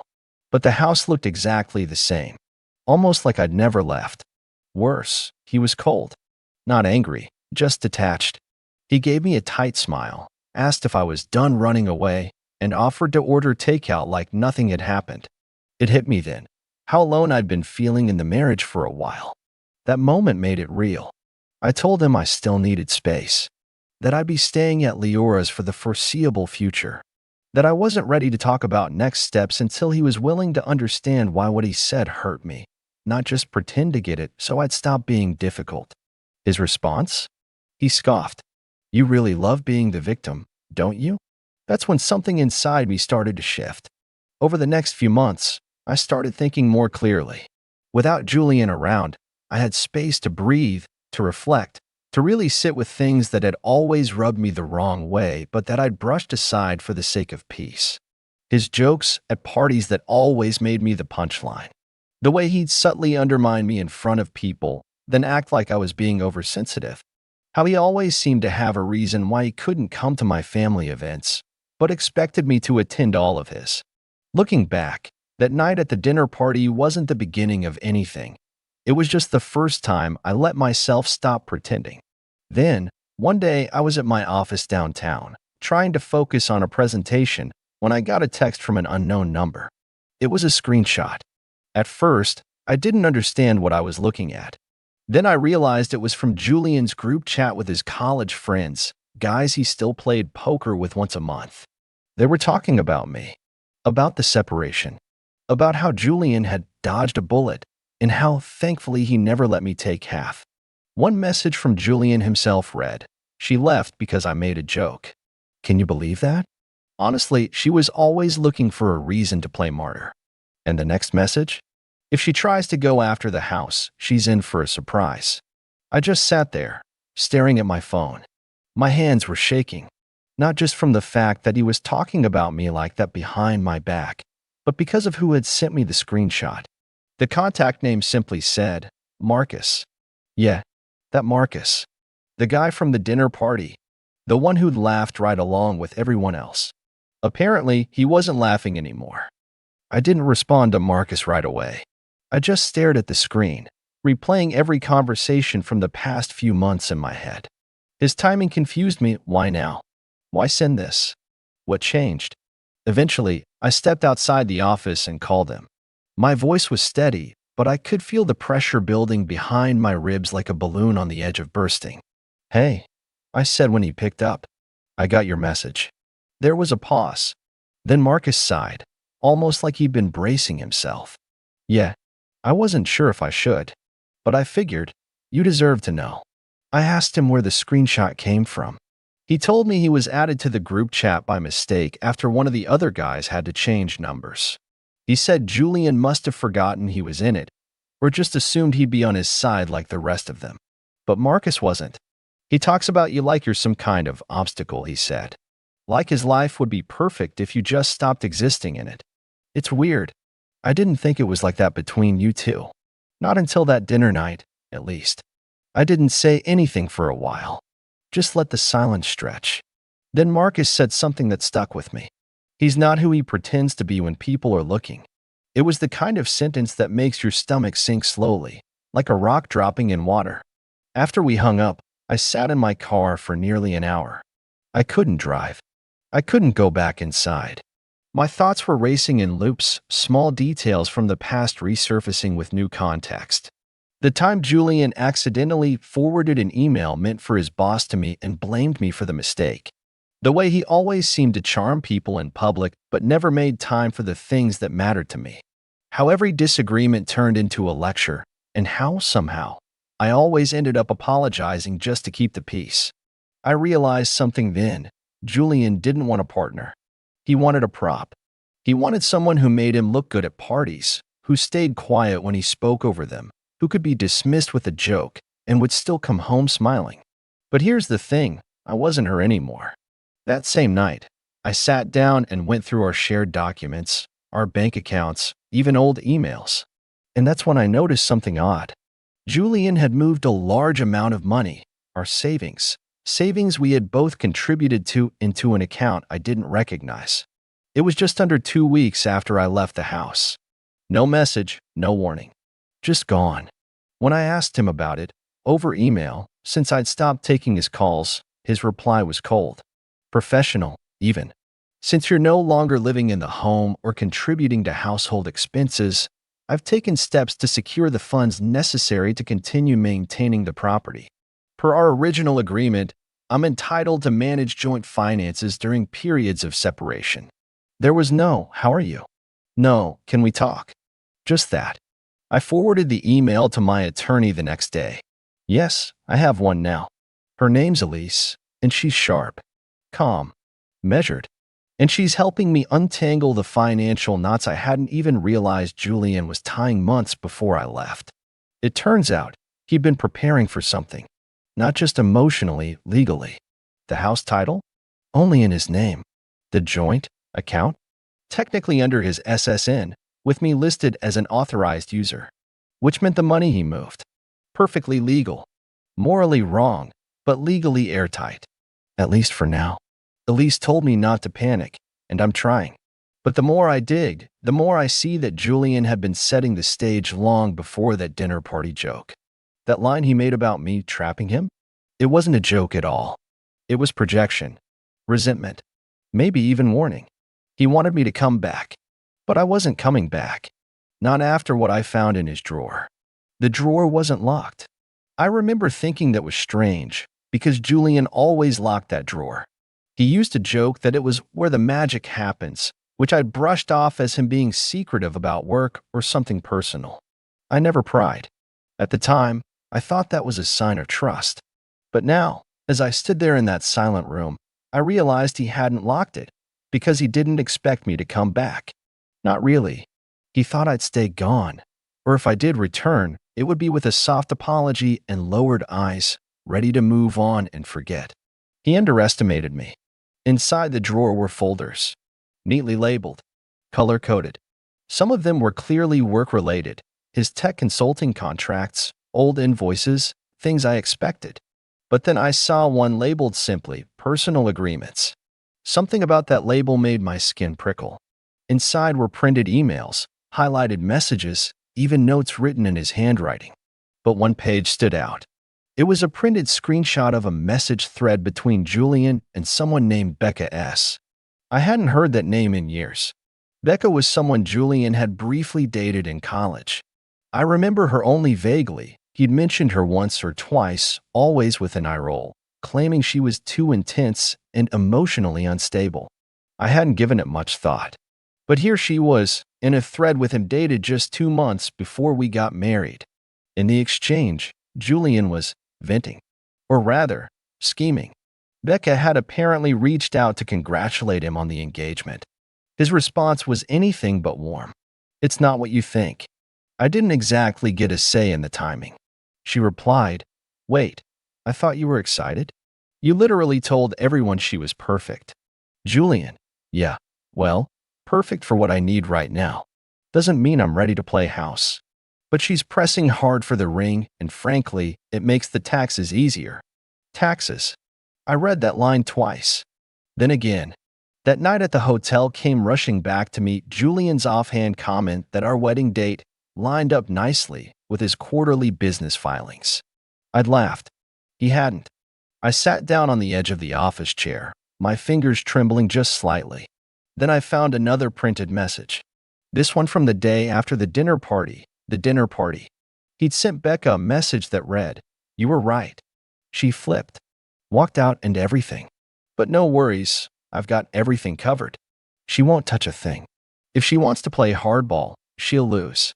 There it was. He'd never seen me as a partner. I was a plan, a means to an end.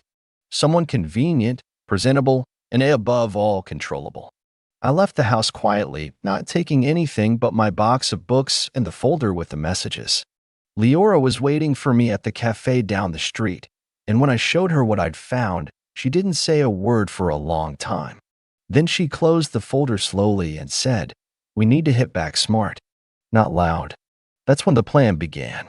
I started with small steps.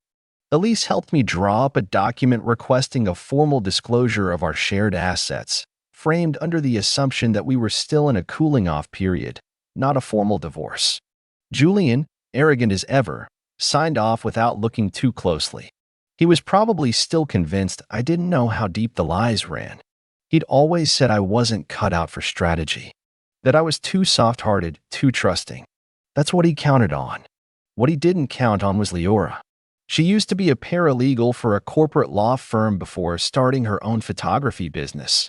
But she still had friends in the industry, quiet, skilled people who knew exactly how to review financial records for signs of intention. And that's exactly what we found. Julian had slowly been shifting assets months before I left. Not just the savings, but stocks, crypto, even intellectual property from a side business he never told me about. He listed it under an LLC he quietly registered in another state, then had the nerve to use our home internet and utilities as part of his business expenses. So now we had two things: evidence of emotional manipulation and financial concealment. And I had one thing Julian never thought I'd use: the full legal power of knowing exactly where the cracks in his perfect image were. But before I could act, something unexpected happened. Marcus reached out again. This time, he didn't send a screenshot. He asked to meet. In person. Said it was about Julian. Said it was urgent. I was hesitant, but I agreed. We met at a quiet little diner, the kind with vinyl booths and black and white photos on the walls. He looked nervous, like someone who had crossed a line and wasn't sure where he'd land. "I've been thinking," he said after we ordered coffee. "That night at dinner? The joke?" I laughed because everyone else did. But I haven't stopped thinking about the way you looked when he said it. And the way he looked afterward. Like he'd won something. I stayed quiet. Then he pulled out his phone and showed me something. A voice memo. "Julian sent this to our group chat as a rant," he said. He must have forgotten I was still in it. "It's bad. Really bad." The voice memo was 1 minute and 23 seconds long. Julian's voice, slurred from either exhaustion or a few drinks, came through the phone with startling clarity. He was ranting, complaining about how inconvenient I was being, how he should have picked someone easier to manage, how I'd overreacted to one joke like it was the end of the world. But what hit hardest was near the end, when he said, "She's not going to do anything. She's not that type. She doesn't have it in her. I could clean out the whole account and she'd still come back once she cooled off. That's what they do. They need the show, the drama. But they always come back. Especially when they realize how much worse it is out there without me." That was the moment something inside me, something quiet and patient, finally snapped. He didn't just underestimate me. He belittled me. Privately, publicly, financially, emotionally. He wanted me invisible, manageable, malleable. But he forgot who I used to be before I gave so much of myself to fit into his life. And he definitely forgot who I had become after I left it.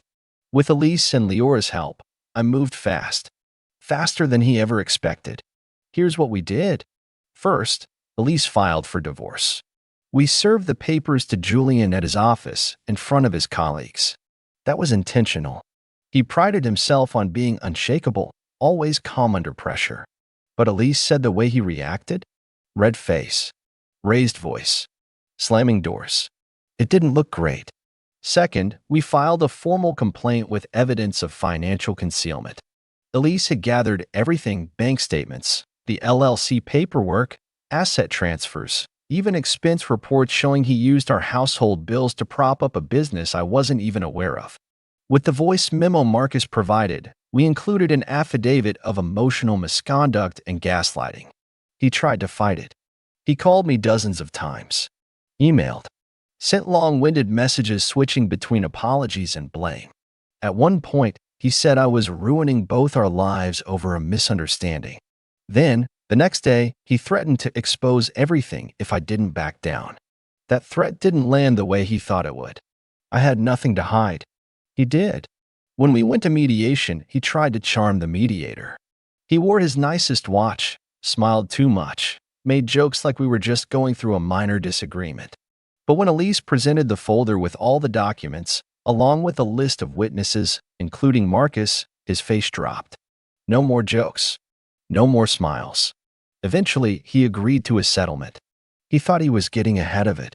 He didn't realize Elise had filed a separate claim through the state, contesting the misuse of marital assets. That claim froze his LLC account. Temporarily, at first. Then permanently. By the end of it, I got back more than I expected. Not just financially, but emotionally. The judge granted a motion that allowed me to keep our joint vehicle, most of the remaining liquid assets, and, most importantly, full control over how and when we ended communications. We divorced, and I moved into a small, sunlit apartment closer to the bookstore I used to visit when I needed to clear my head. I've reconnected with friends I hadn't seen in years, people Julian always found a reason to dislike. Turns out they'd been waiting for me to resurface. Leora's helping me set up a small online business, something just for me. And Marcus? He apologized again, sincerely, and we've kept in touch. We're not close, and I don't know if we ever will be, but I appreciated that he didn't stay silent. As for Julian, last I heard, the LLC collapsed. The state flagged it for irregular filings. He lost a few clients after word got around that he mishandled joint finances. He still has his circle, but it's smaller now, quieter. He never did apologize properly. Not really. His final message, before I blocked his number, was just 3 words. "You changed, Anna." And maybe I did, but not in the way you meant. I'm not bitter. I'm not angry. I'm just done. My name is Sam, and I never thought I'd be the type of person to air my family drama online, but I need to put this somewhere. It's been eating at me for years, and maybe if I tell the story from the beginning, it'll make more sense why things turned out the way they did. I grew up in a household where appearances mattered more than anything else. My parents, Raymond and Claire, ran a small chain of local furniture stores in our town. They weren't rich, but they lived like they were. Everything had to look polished, picture perfect, like we were this respectable family who had it all figured out. Behind closed doors, though, it was a very different story. From as far back as I can remember, my older sister, Emily, was the golden star. She was 2 years ahead of me, loud, confident, and never afraid to demand attention. My parents ate it up. Every recital, every award, every half-decent accomplishment was treated like the second coming. They'd throw dinners just to celebrate Emily's achievements. Meanwhile, I'd be sitting quietly at the table, maybe with a decent report card or a small art project I was proud of, only to be brushed aside with a "that's nice, Sam," before the spotlight swung back to her. I learned early on not to expect much from them. I wasn't rebellious, I wasn't trouble. I just kept to myself, worked hard in school, and tried not to rock the boat. Still, the message was always clear. Emily was the future of the family, and I was the placeholder child. Things really started to get complicated once we got older. Emily went into business school, and my parents acted like she was already running their empire before she'd even finished her first semester. Every dinner conversation turned into planning her inevitable takeover of the stores. They'd sit there, discussing what roles she'd have, what decisions she'd make, what direction she'd take the business. My name never came up, unless it was in the context of Sam should support his sister. I tried not to let it get to me, but one dinner in particular stuck in my mind. I must have been around 22 at the time. I had just landed a job at a local marketing agency, and I was excited. I thought maybe this was my chance to share something I was proud of. We sat down for dinner. Me, Emily, my parents. I told them about the job, how I'd been chosen out of dozens of applicants, how I'd finally feel like I was on my own path. My dad didn't even look up from his plate. He just said, "That's good, Sam. But you know marketing isn't a real career. You'll probably get bored of it. You'd be better off helping Emily in the stores when the time comes." I remember Emily smirking, not saying a word, just enjoying the fact that once again, I'd been shoved into the shadow. My mom changed the subject almost immediately, gushing about Emily's upcoming internship with some big corporate firm. My news was forgotten in minutes. That was the pattern. Every success I had was minimized, every milestone overshadowed. At some point, I stopped telling them anything. It didn't matter anyway. They had already decided my role in the family, and it wasn't one of importance. But here's where things shifted. Over the years, I kept working quietly. I moved up in the marketing world, took on freelance projects, and eventually started something of my own. I didn't broadcast it. I didn't go running to my parents with updates or accomplishments. Honestly, it felt good to have something that was mine alone, something they couldn't belittle or claim for Emily. The problem was, secrecy only lasts so long in families like mine. My parents began to notice that I wasn't struggling like they expected me to. They'd make little comments. "You seem busy lately," or "How are you affording that car?" Nothing direct, but the suspicion was there. And then came the dinner, the one that changed everything. We were all sitting at the long dining table in my parents' house. Emily had just gotten back from another business trip, and of course, the night was supposed to be about her. They were mid-celebration mode, bragging about her accomplishments, when suddenly, my father put his fork down, looked at me, and said something that froze me in place. That was the moment I realized exactly where I stood in their eyes, and just how far they were willing to go to keep me there. My father's fork made a sharp clink against his plate, louder than it should have been. The sound carried through the dining room like the strike of a bell. He set it down carefully, folded his hands, and fixed his gaze on me. "Sam," he said in that deep, deliberate voice he used when he was about to deliver some decree, "Your mother and I have been talking. You're a good kid, but you've always been directionless. You don't have the same drive Emily does. We've decided everything we've built, everything we've worked for, is going to her. She's the one who will carry this family forward." He paused, as though expecting me to argue or beg. I didn't. I kept my eyes on the roast chicken on my plate, carved neatly down the middle, steam curling into the air. My knife slid through it without resistance. "Did you hear me, Sam?" he asked, his voice sharper this time. I nodded slowly, took a small bite, chewed, and swallowed. "I heard you," I said, my tone even, almost casual. My mother tilted her head, studying me. She seemed almost disappointed that I wasn't breaking down or making a scene. "It's not personal," she added quickly, though her words carried no warmth. "It's just the practical choice. Emily has always been the one suited for leadership.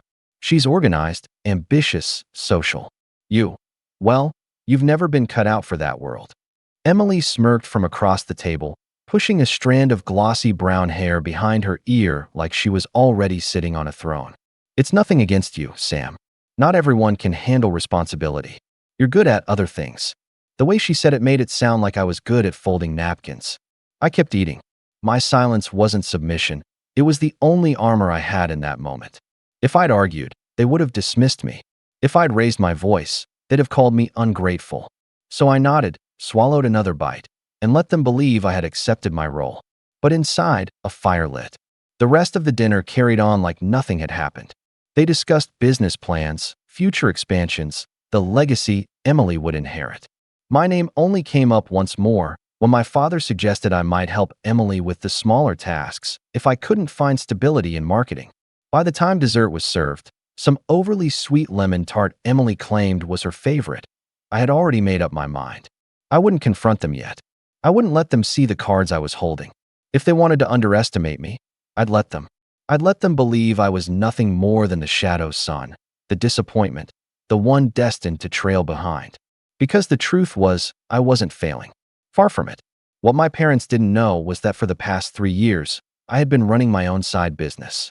What started as small freelance projects, designing campaigns for local restaurants, managing social media for small shops, had grown into a legitimate agency.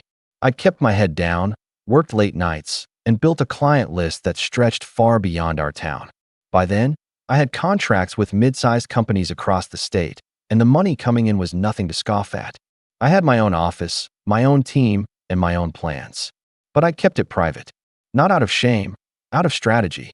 I knew the second my parents got wind of it, they'd either try to take credit or, worse, find a way to tie it to Emily. And sure enough, they soon tried. A week after that dinner, my mother called me. She had that syrupy tone she used when she wanted something. "Sam, darling," she said, "I've been thinking. You have a bit of experience with marketing, don't you? Emily could use someone like you on her team. To help with branding once she takes over the stores. You'd finally have a stable place in the family business." Stable place. The phrase made me grit my teeth. "I'm busy with my own work," I replied. "Oh, come now," she pressed. "We both know that little agency of yours is just a side thing. This is your sister's future we're talking about. You could really help her. Isn't it time you contributed to the family instead of doing your own projects?" I could picture her lips curling in disdain when she said projects. I stayed calm. "I'll think about it." The truth was, I didn't need to think. My answer was already no. But if I said that outright, they'd only push harder. Over the next few weeks, the pressure grew. My father started calling me into meetings at the house. They'd sit me down in the living room, with Emily perched beside them like a queen in waiting, and explain how I could assist her. Every conversation revolved around how I should give up my pursuits and fold myself into Emily's world. At first, I deflected politely. But then my father started pushing harder, saying things that revealed what he really thought of me. "You've always been a follower, Sam. That's not a bad thing. You just need someone strong to guide you. Emily can be that guide. You'll thank us one day for steering you in the right direction." I clenched my jaw, forcing myself not to react. One evening, Emily chimed in. "Don't fight it, Sam.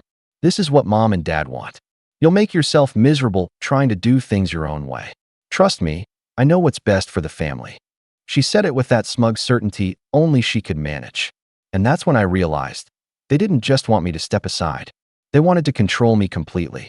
My life, my choices, my work, it was all supposed to serve Emily's kingdom.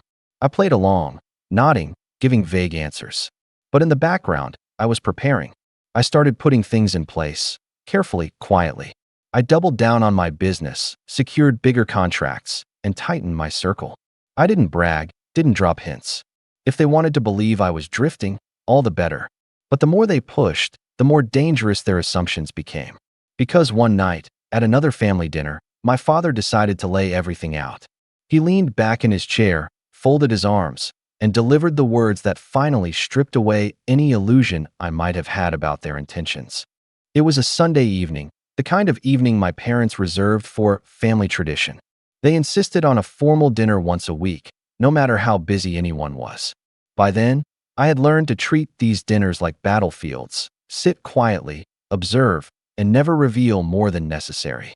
The table was set with my mother's favorite china, the one she only brought out when she wanted to remind us of the dignity of the family name. Emily sat across from me, dressed like she'd just stepped out of a business magazine, her posture flawless, her confidence radiating. My parents flanked her, as if she were already the leader they had crowned. The food was served: roast beef, potatoes glazed with butter, a salad my mother insisted everyone try.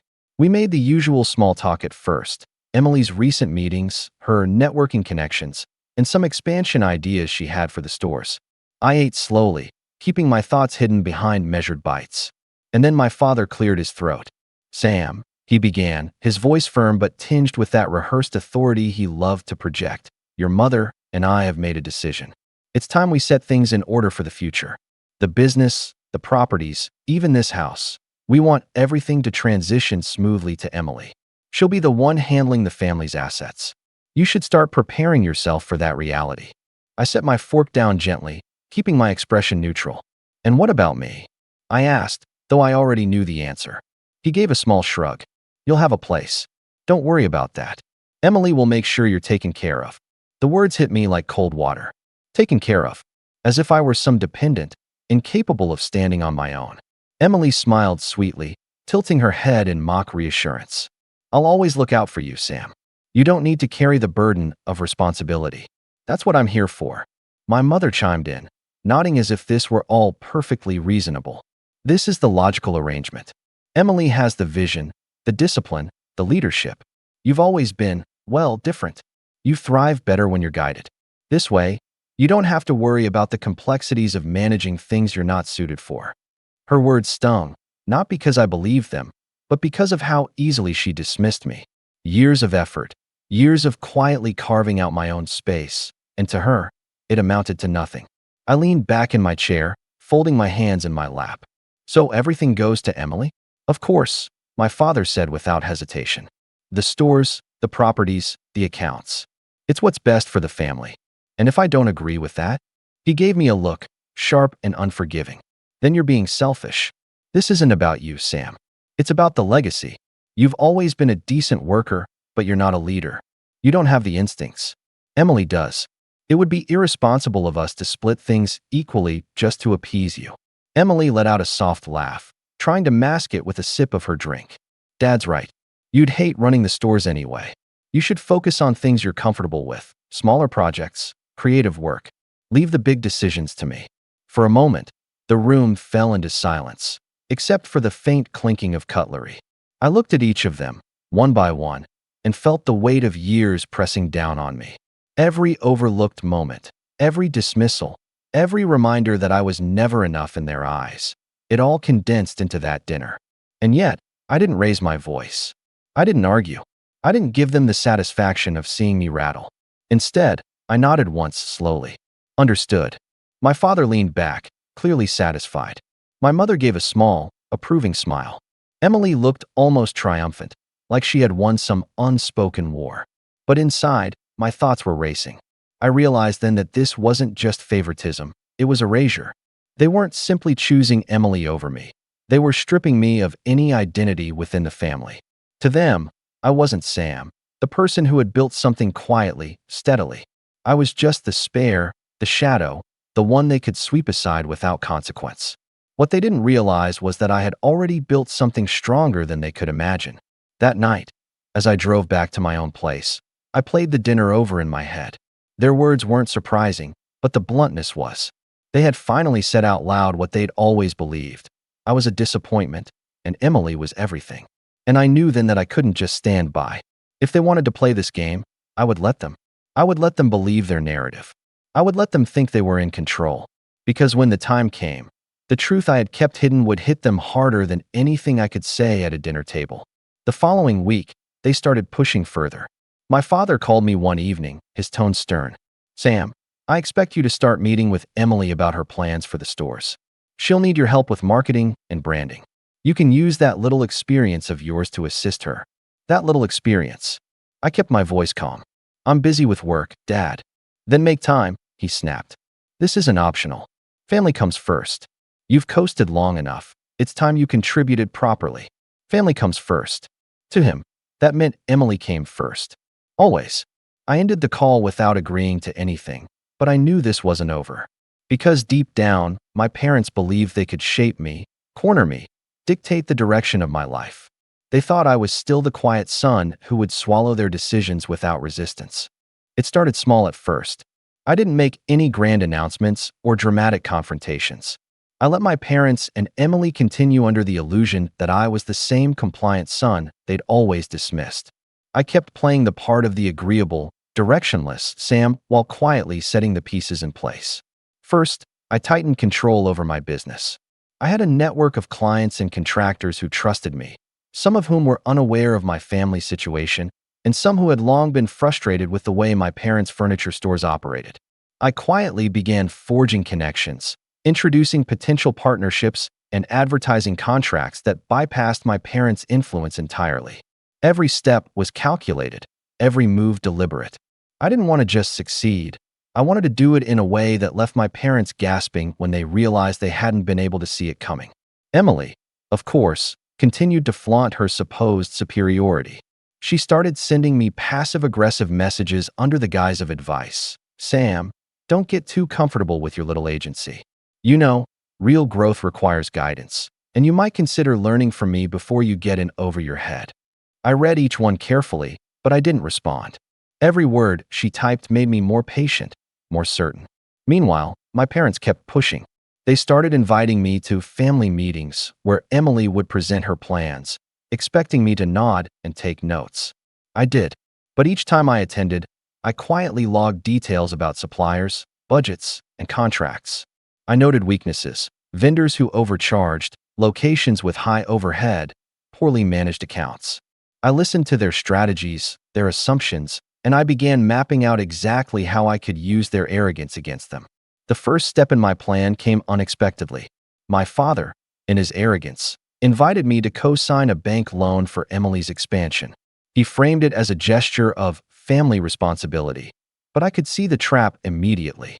They expected me to contribute money and take legal responsibility, giving them control over my resources if anything went wrong. I didn't refuse outright. I smiled, nodded, and said, "I'll review the terms and let you know." That was enough for them to believe I was complying. Meanwhile, I began negotiating quietly with the bank behind the scenes. I had established a line of credit in my own name months earlier, independent of the family, and I was ready to leverage it in a way they couldn't predict. Weeks passed, and the pressure increased. My parents assumed my compliance was growing, that I was finally acknowledging Emily as the heir to their empire. They planned a large-scale family gathering, ostensibly a celebration of Emily's accomplishments and upcoming projects, but I saw it as the perfect stage for the next move. I began planting seeds of doubt among key suppliers and clients, subtly letting them know that Emily lacked the practical experience to manage the business without oversight. It wasn't malicious. It was simply the truth they refused to see, delivered in a way that seemed casual and innocuous to everyone except my parents. Emily, oblivious as ever, continued to flaunt her victories, showing off new contracts she thought she had secured solely on her charm. She didn't notice when a few of her vendors quietly asked me for advice, or when her marketing deals started falling into my lap because I had built stronger relationships behind the scenes. My parents remained blind, convinced that their daughter's natural talent would carry everything. Then came the turning point. My father, in a rare display of overconfidence, asked me to oversee the launch of a new store location. He framed it as an assistant role to Emily, but this was exactly what I needed. I took full control of the project under the guise of helping. I personally handled supplier contracts, scheduling, advertising, and staffing, while Emily was left to supervise decor and ribbon-cutting ceremonies. Every minor decision she made incorrectly, Every missed opportunity, I quietly corrected. By the time the store opened, it was functioning flawlessly under my management, while Emily took all the credit in front of my parents. The look on their faces when they realized the store was thriving, entirely due to my work and careful planning, was priceless. My father opened his mouth, ready to lecture me about my assistant role, but he faltered when the first profits came in and the clients started praising the execution. Emily, still smug, had no idea why the contracts were smoother or why the staff was better trained than she had ever managed before. At that moment, I realized just how underestimated I had been. Everything they thought they controlled, their legacy, their empire, their golden daughter, was in reality subtly, quietly, in my hands. I could have revealed it immediately, but I chose patience. They needed to believe they were still in control, because the moment they realized they weren't, the collapse would be absolute. My revenge wasn't about shouting or confrontation. It was about precision, strategy, and timing. I had watched for years as they underestimated me, ignored me, and manipulated me. Now, I had the upper hand. And then, a mistake changed everything. Emily, in her usual arrogance, decided to bypass my careful planning entirely. She signed a major contract with a supplier she didn't vet properly, thinking it would impress my parents. She didn't realize that the supplier had been flagged by several other clients for poor delivery and inflated prices. I watched the emails and contracts pile up, realizing that this could either be my chance to fully expose my competence or my first real risk of backfire. That night, I stayed up late reviewing the contracts, cross-referencing suppliers, and preparing a plan to protect the family business while simultaneously letting my parents see exactly who had been running things all along. Every detail mattered: shipping schedules, payment terms, staffing allocations, contingency plans. I wasn't going to let their favorite make a fool of the enterprise I had been quietly building for years. By the time morning came, I had a full presentation prepared, not for my parents or Emily, but for the key stakeholders, suppliers, and even some longtime clients. The idea was simple: let the truth reveal itself organically, with no trace of my intervention, while positioning myself as the architect of order and reliability. When my father arrived at the office that morning, he was already brimming with pride for Emily's latest achievement. He had no idea the house of cards was teetering and that I held the fulcrum. Emily, of course, was all smiles, thinking she had finally outshone me entirely. I watched them, a quiet smile forming on my face. Patience had brought me here. Now, it was only a matter of letting everything fall into place. And then, just as I was about to make the first move that would ensure my revenge was complete, my phone buzzed with a message that made my stomach drop. It wasn't from Emily nor from my parents. It was from someone I hadn't expected to get involved in this family saga. When that message hit my phone, it felt like a cold hand on the back of my neck. It was from Rachel Morales, a procurement manager at one of the regional suppliers Emily had just signed with. Her name wasn't in my contacts. She'd only ever emailed me once, months ago, about onboarding questions after I helped one of her clients. The message was short, clinical, and, best of all, urgent. "Sam, can you call me? We have a problem with the Perez contract. It's bad." I read it 3 times, my stomach dropping in a way that had nothing to do with fear and everything to do with opportunity. Perez was the supplier Emily had signed to supply upholstery and some exclusive veneers for the new stores. He'd been flagged by at least 3 other retailers for late deliveries and phantom charges. I already knew this because I'd quietly called around the week Emily signed, asking about Perez out of curiosity. They'd all told me the same things. Emily had signed anyway, dazzled by a lower quote and a glossy brochure my parents hadn't scrutinized beyond the bottom line. I called Rachel. She was blunt. "Sam, we're being hit with 10,000 meters of material that hasn't been inspected. Perez has invoiced us for half, and the shipper says it's delayed. If this goes through, stores in 3 states will be short for a month. Finance is about to stop payment until there's a resolution. Your family's contract is on the same ledger." It was a mess that would ripple. Late deliveries meant refunds and substitutions. Refunds meant cash flow problems. Cash flow problems meant loans called in. Loans called in meant panic and legal exposure. Exactly the pressure point I wanted to create. Except I hadn't planned for Rachel to reach out directly. She wasn't an element I'd placed on my board. But every plan benefits from a little chaos, and this was the kind I could direct. What's your recommendation? I asked. Hold payment and find a vetted supplier immediately, she answered. If you can guarantee fulfillment, we'll prioritize you. Perez is a ticking clock. That's when the shift happened. I stopped playing the patient son who'd been sidelined for years. I moved, but I did it like I'd been taught to, quietly, precisely, with an eye for leverage. First, I called 3 vendors I'd cultivated over the years. Not the big, flashy ones my parents liked, but reliable, mid-tier suppliers who cared about relationships. I negotiated immediate partial shipments on contingency. They'd prioritize our stores if we guaranteed prompt payment. I used my own line of credit, the separate account I'd taken out months earlier under the guise of scaling my agency, to front an emergency deposit. Then I called Rachel back and told her we could cover the shortfall if she pulled Perez off the ledger and allowed us to substitute vetted material. She hesitated, then agreed. Meanwhile, I let the Perez issue simmer.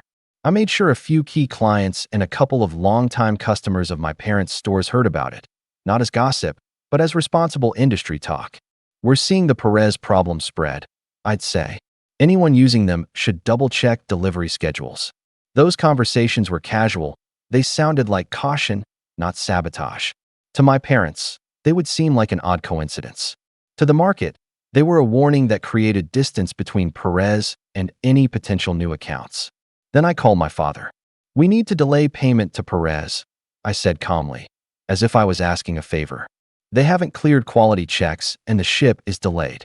We can't risk stocking the floor with unknown product. His response was heavy with the entitlement I'd come to expect. Sam, Emily signed the contract.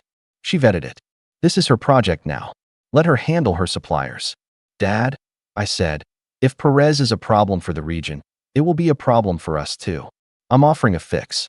I can get vetted material in time for launch if we front a deposit today. Otherwise, stores will be behind for weeks. He sniffed, dismissive. Sam, we don't need your help on this. Emily's handling it. That's when I decided to stop asking. I sent the deposit. I coordinated the shipments. I printed delivery manifests, quality certificates, and cross-referenced them with our purchase orders.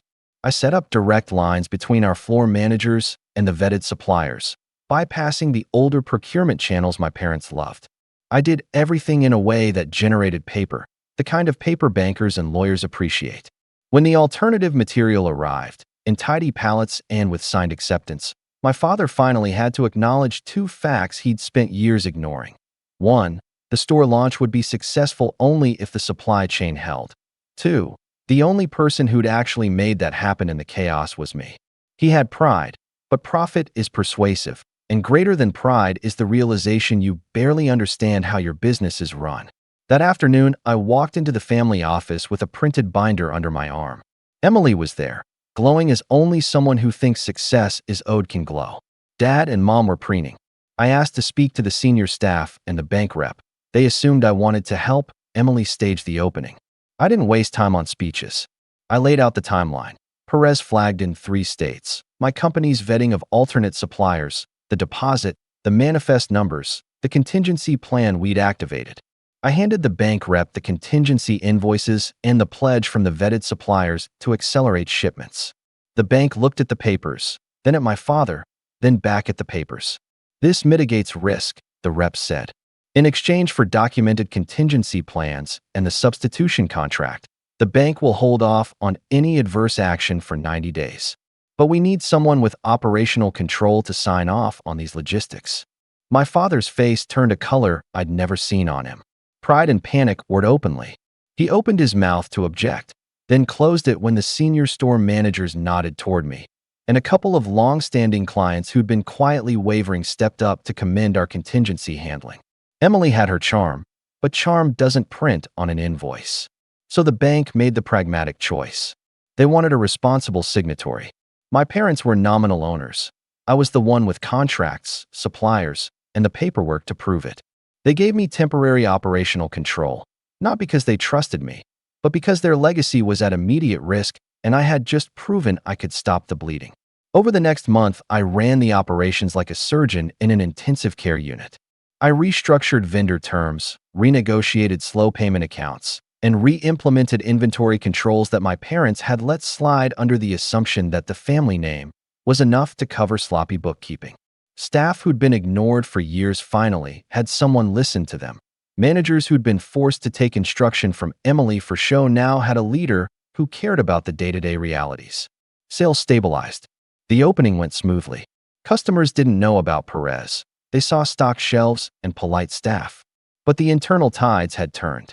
What broke them wasn't one thing, it was a cascade. While I had operational control, I also arranged for an audit, not vindictive, but thorough. I engaged an external accountant with no ties to the family. The audit found sloppy tax filing and several irregular payments that hadn't matched invoices. Some of those signatures traced back to a time when Mom had been signing blank checks for convenience. Others were related to that supplier Perez. Payments made before materials shipped, suspiciously timed transfers to shell companies. None of it was criminal on its face, but between the audit and the bank's tightened terms, the family was in a corner. When I presented the audit to the board of advisors, a small panel our local bank insisted on because they'd financed our expansion years ago, the room cooled. My parents tried to argue, to wave away numbers. Emily tried to shrug it off. The advisor from the bank, who had known Dad for 20 years, looked at me and said plainly, "Sam, whoever is going to stabilize this business needs to demonstrate they can run it without exposing the bank to more risk. You've done that this month." There's a particular kind of silence that falls when the rug is pulled. For the first time in my life, the power dynamic at that table inverted. I had leveraged the way dueling siblings had always wanted, not through screaming matches or melodrama, but through demonstrated competence, documentation, and the willingness to front risk when others refused to do the work. Negotiations followed. Not dramatic courtroom scenes, practical conversations over spreadsheets and legal counsel. I offered to purchase my parents' controlling shares at a fair market price, adjusted for the liabilities the audit exposed. I financed the buyout using the line of credit I'd secured earlier, a private investor I'd charmed with a tidy presentation, and an earn-out agreement that would allow my parents to receive continued payments only if they pulled back from management entirely. No board seats, no access to financial accounts, no say in hiring. Essentially, their name on the building, my hands in the operations. They were insulted. My father called it a betrayal. My mother was outraged at what she called the indignity of being pushed aside. Emily threw a tantrum that was more about losing the narrative than anything practical. She had been sold a fantasy of the throne, not the grueling work of keeping it warm. But when the bank put terms on further lending, not while ownership is contested, they suddenly had a choice between a dignified exit and an estate racked by creditors and legal fees. They took the dignified exit, with huffs and false smiles. I closed the purchase 2 months later. Emily moved to another city, found a job in a corporate chain, and faded from the local scene.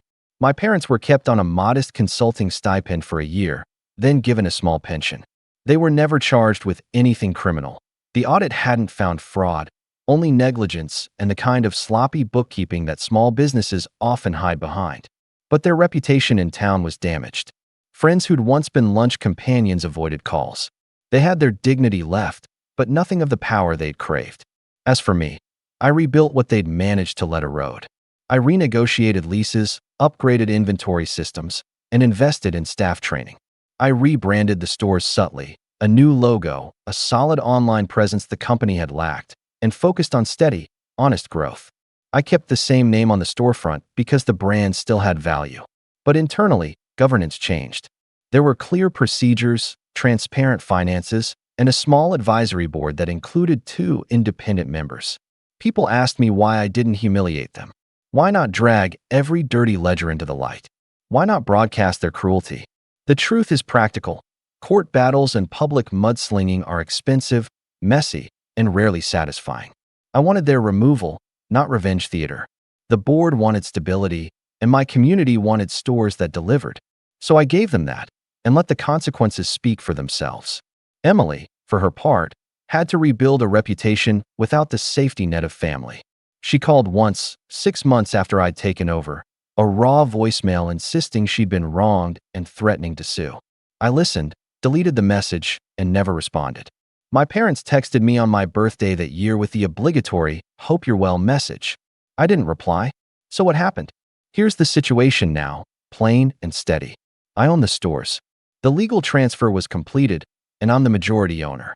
The business is stable and growing at a measured pace. I employ many of the same people who'd been loyal to the company for years. I gave raises to managers who'd long deserved them. My parents are estranged from the company's operations. They have a small pension, and their social circles have shrunk. They call once in a while, always guarded. I keep communication limited to necessary matters, primarily the pension paperwork. Emily moved away to rebuild. She has a job at a national retailer, but she's never regained local influence. She reached out to relatives for sympathy. Few answered. I did not press criminal charges. I could have pursued more aggressive legal action over the accounting irregularities, but I chose control over vindication. The townspeople learned enough through the audit and the business changes to judge for themselves. That has been punishment enough. In the weeks after the buyout, I walked into the now quiet house my parents left and took one last look at the china in the cupboard, the set they'd used to stage dignity. I thought about the dinners where I'd sat and swallowed their verdicts. I thought about the years of being shoved to the side and the slow accumulation of small, quiet victories I'd been building for myself. Revenge, for me, wasn't the shout at a table or a viral post.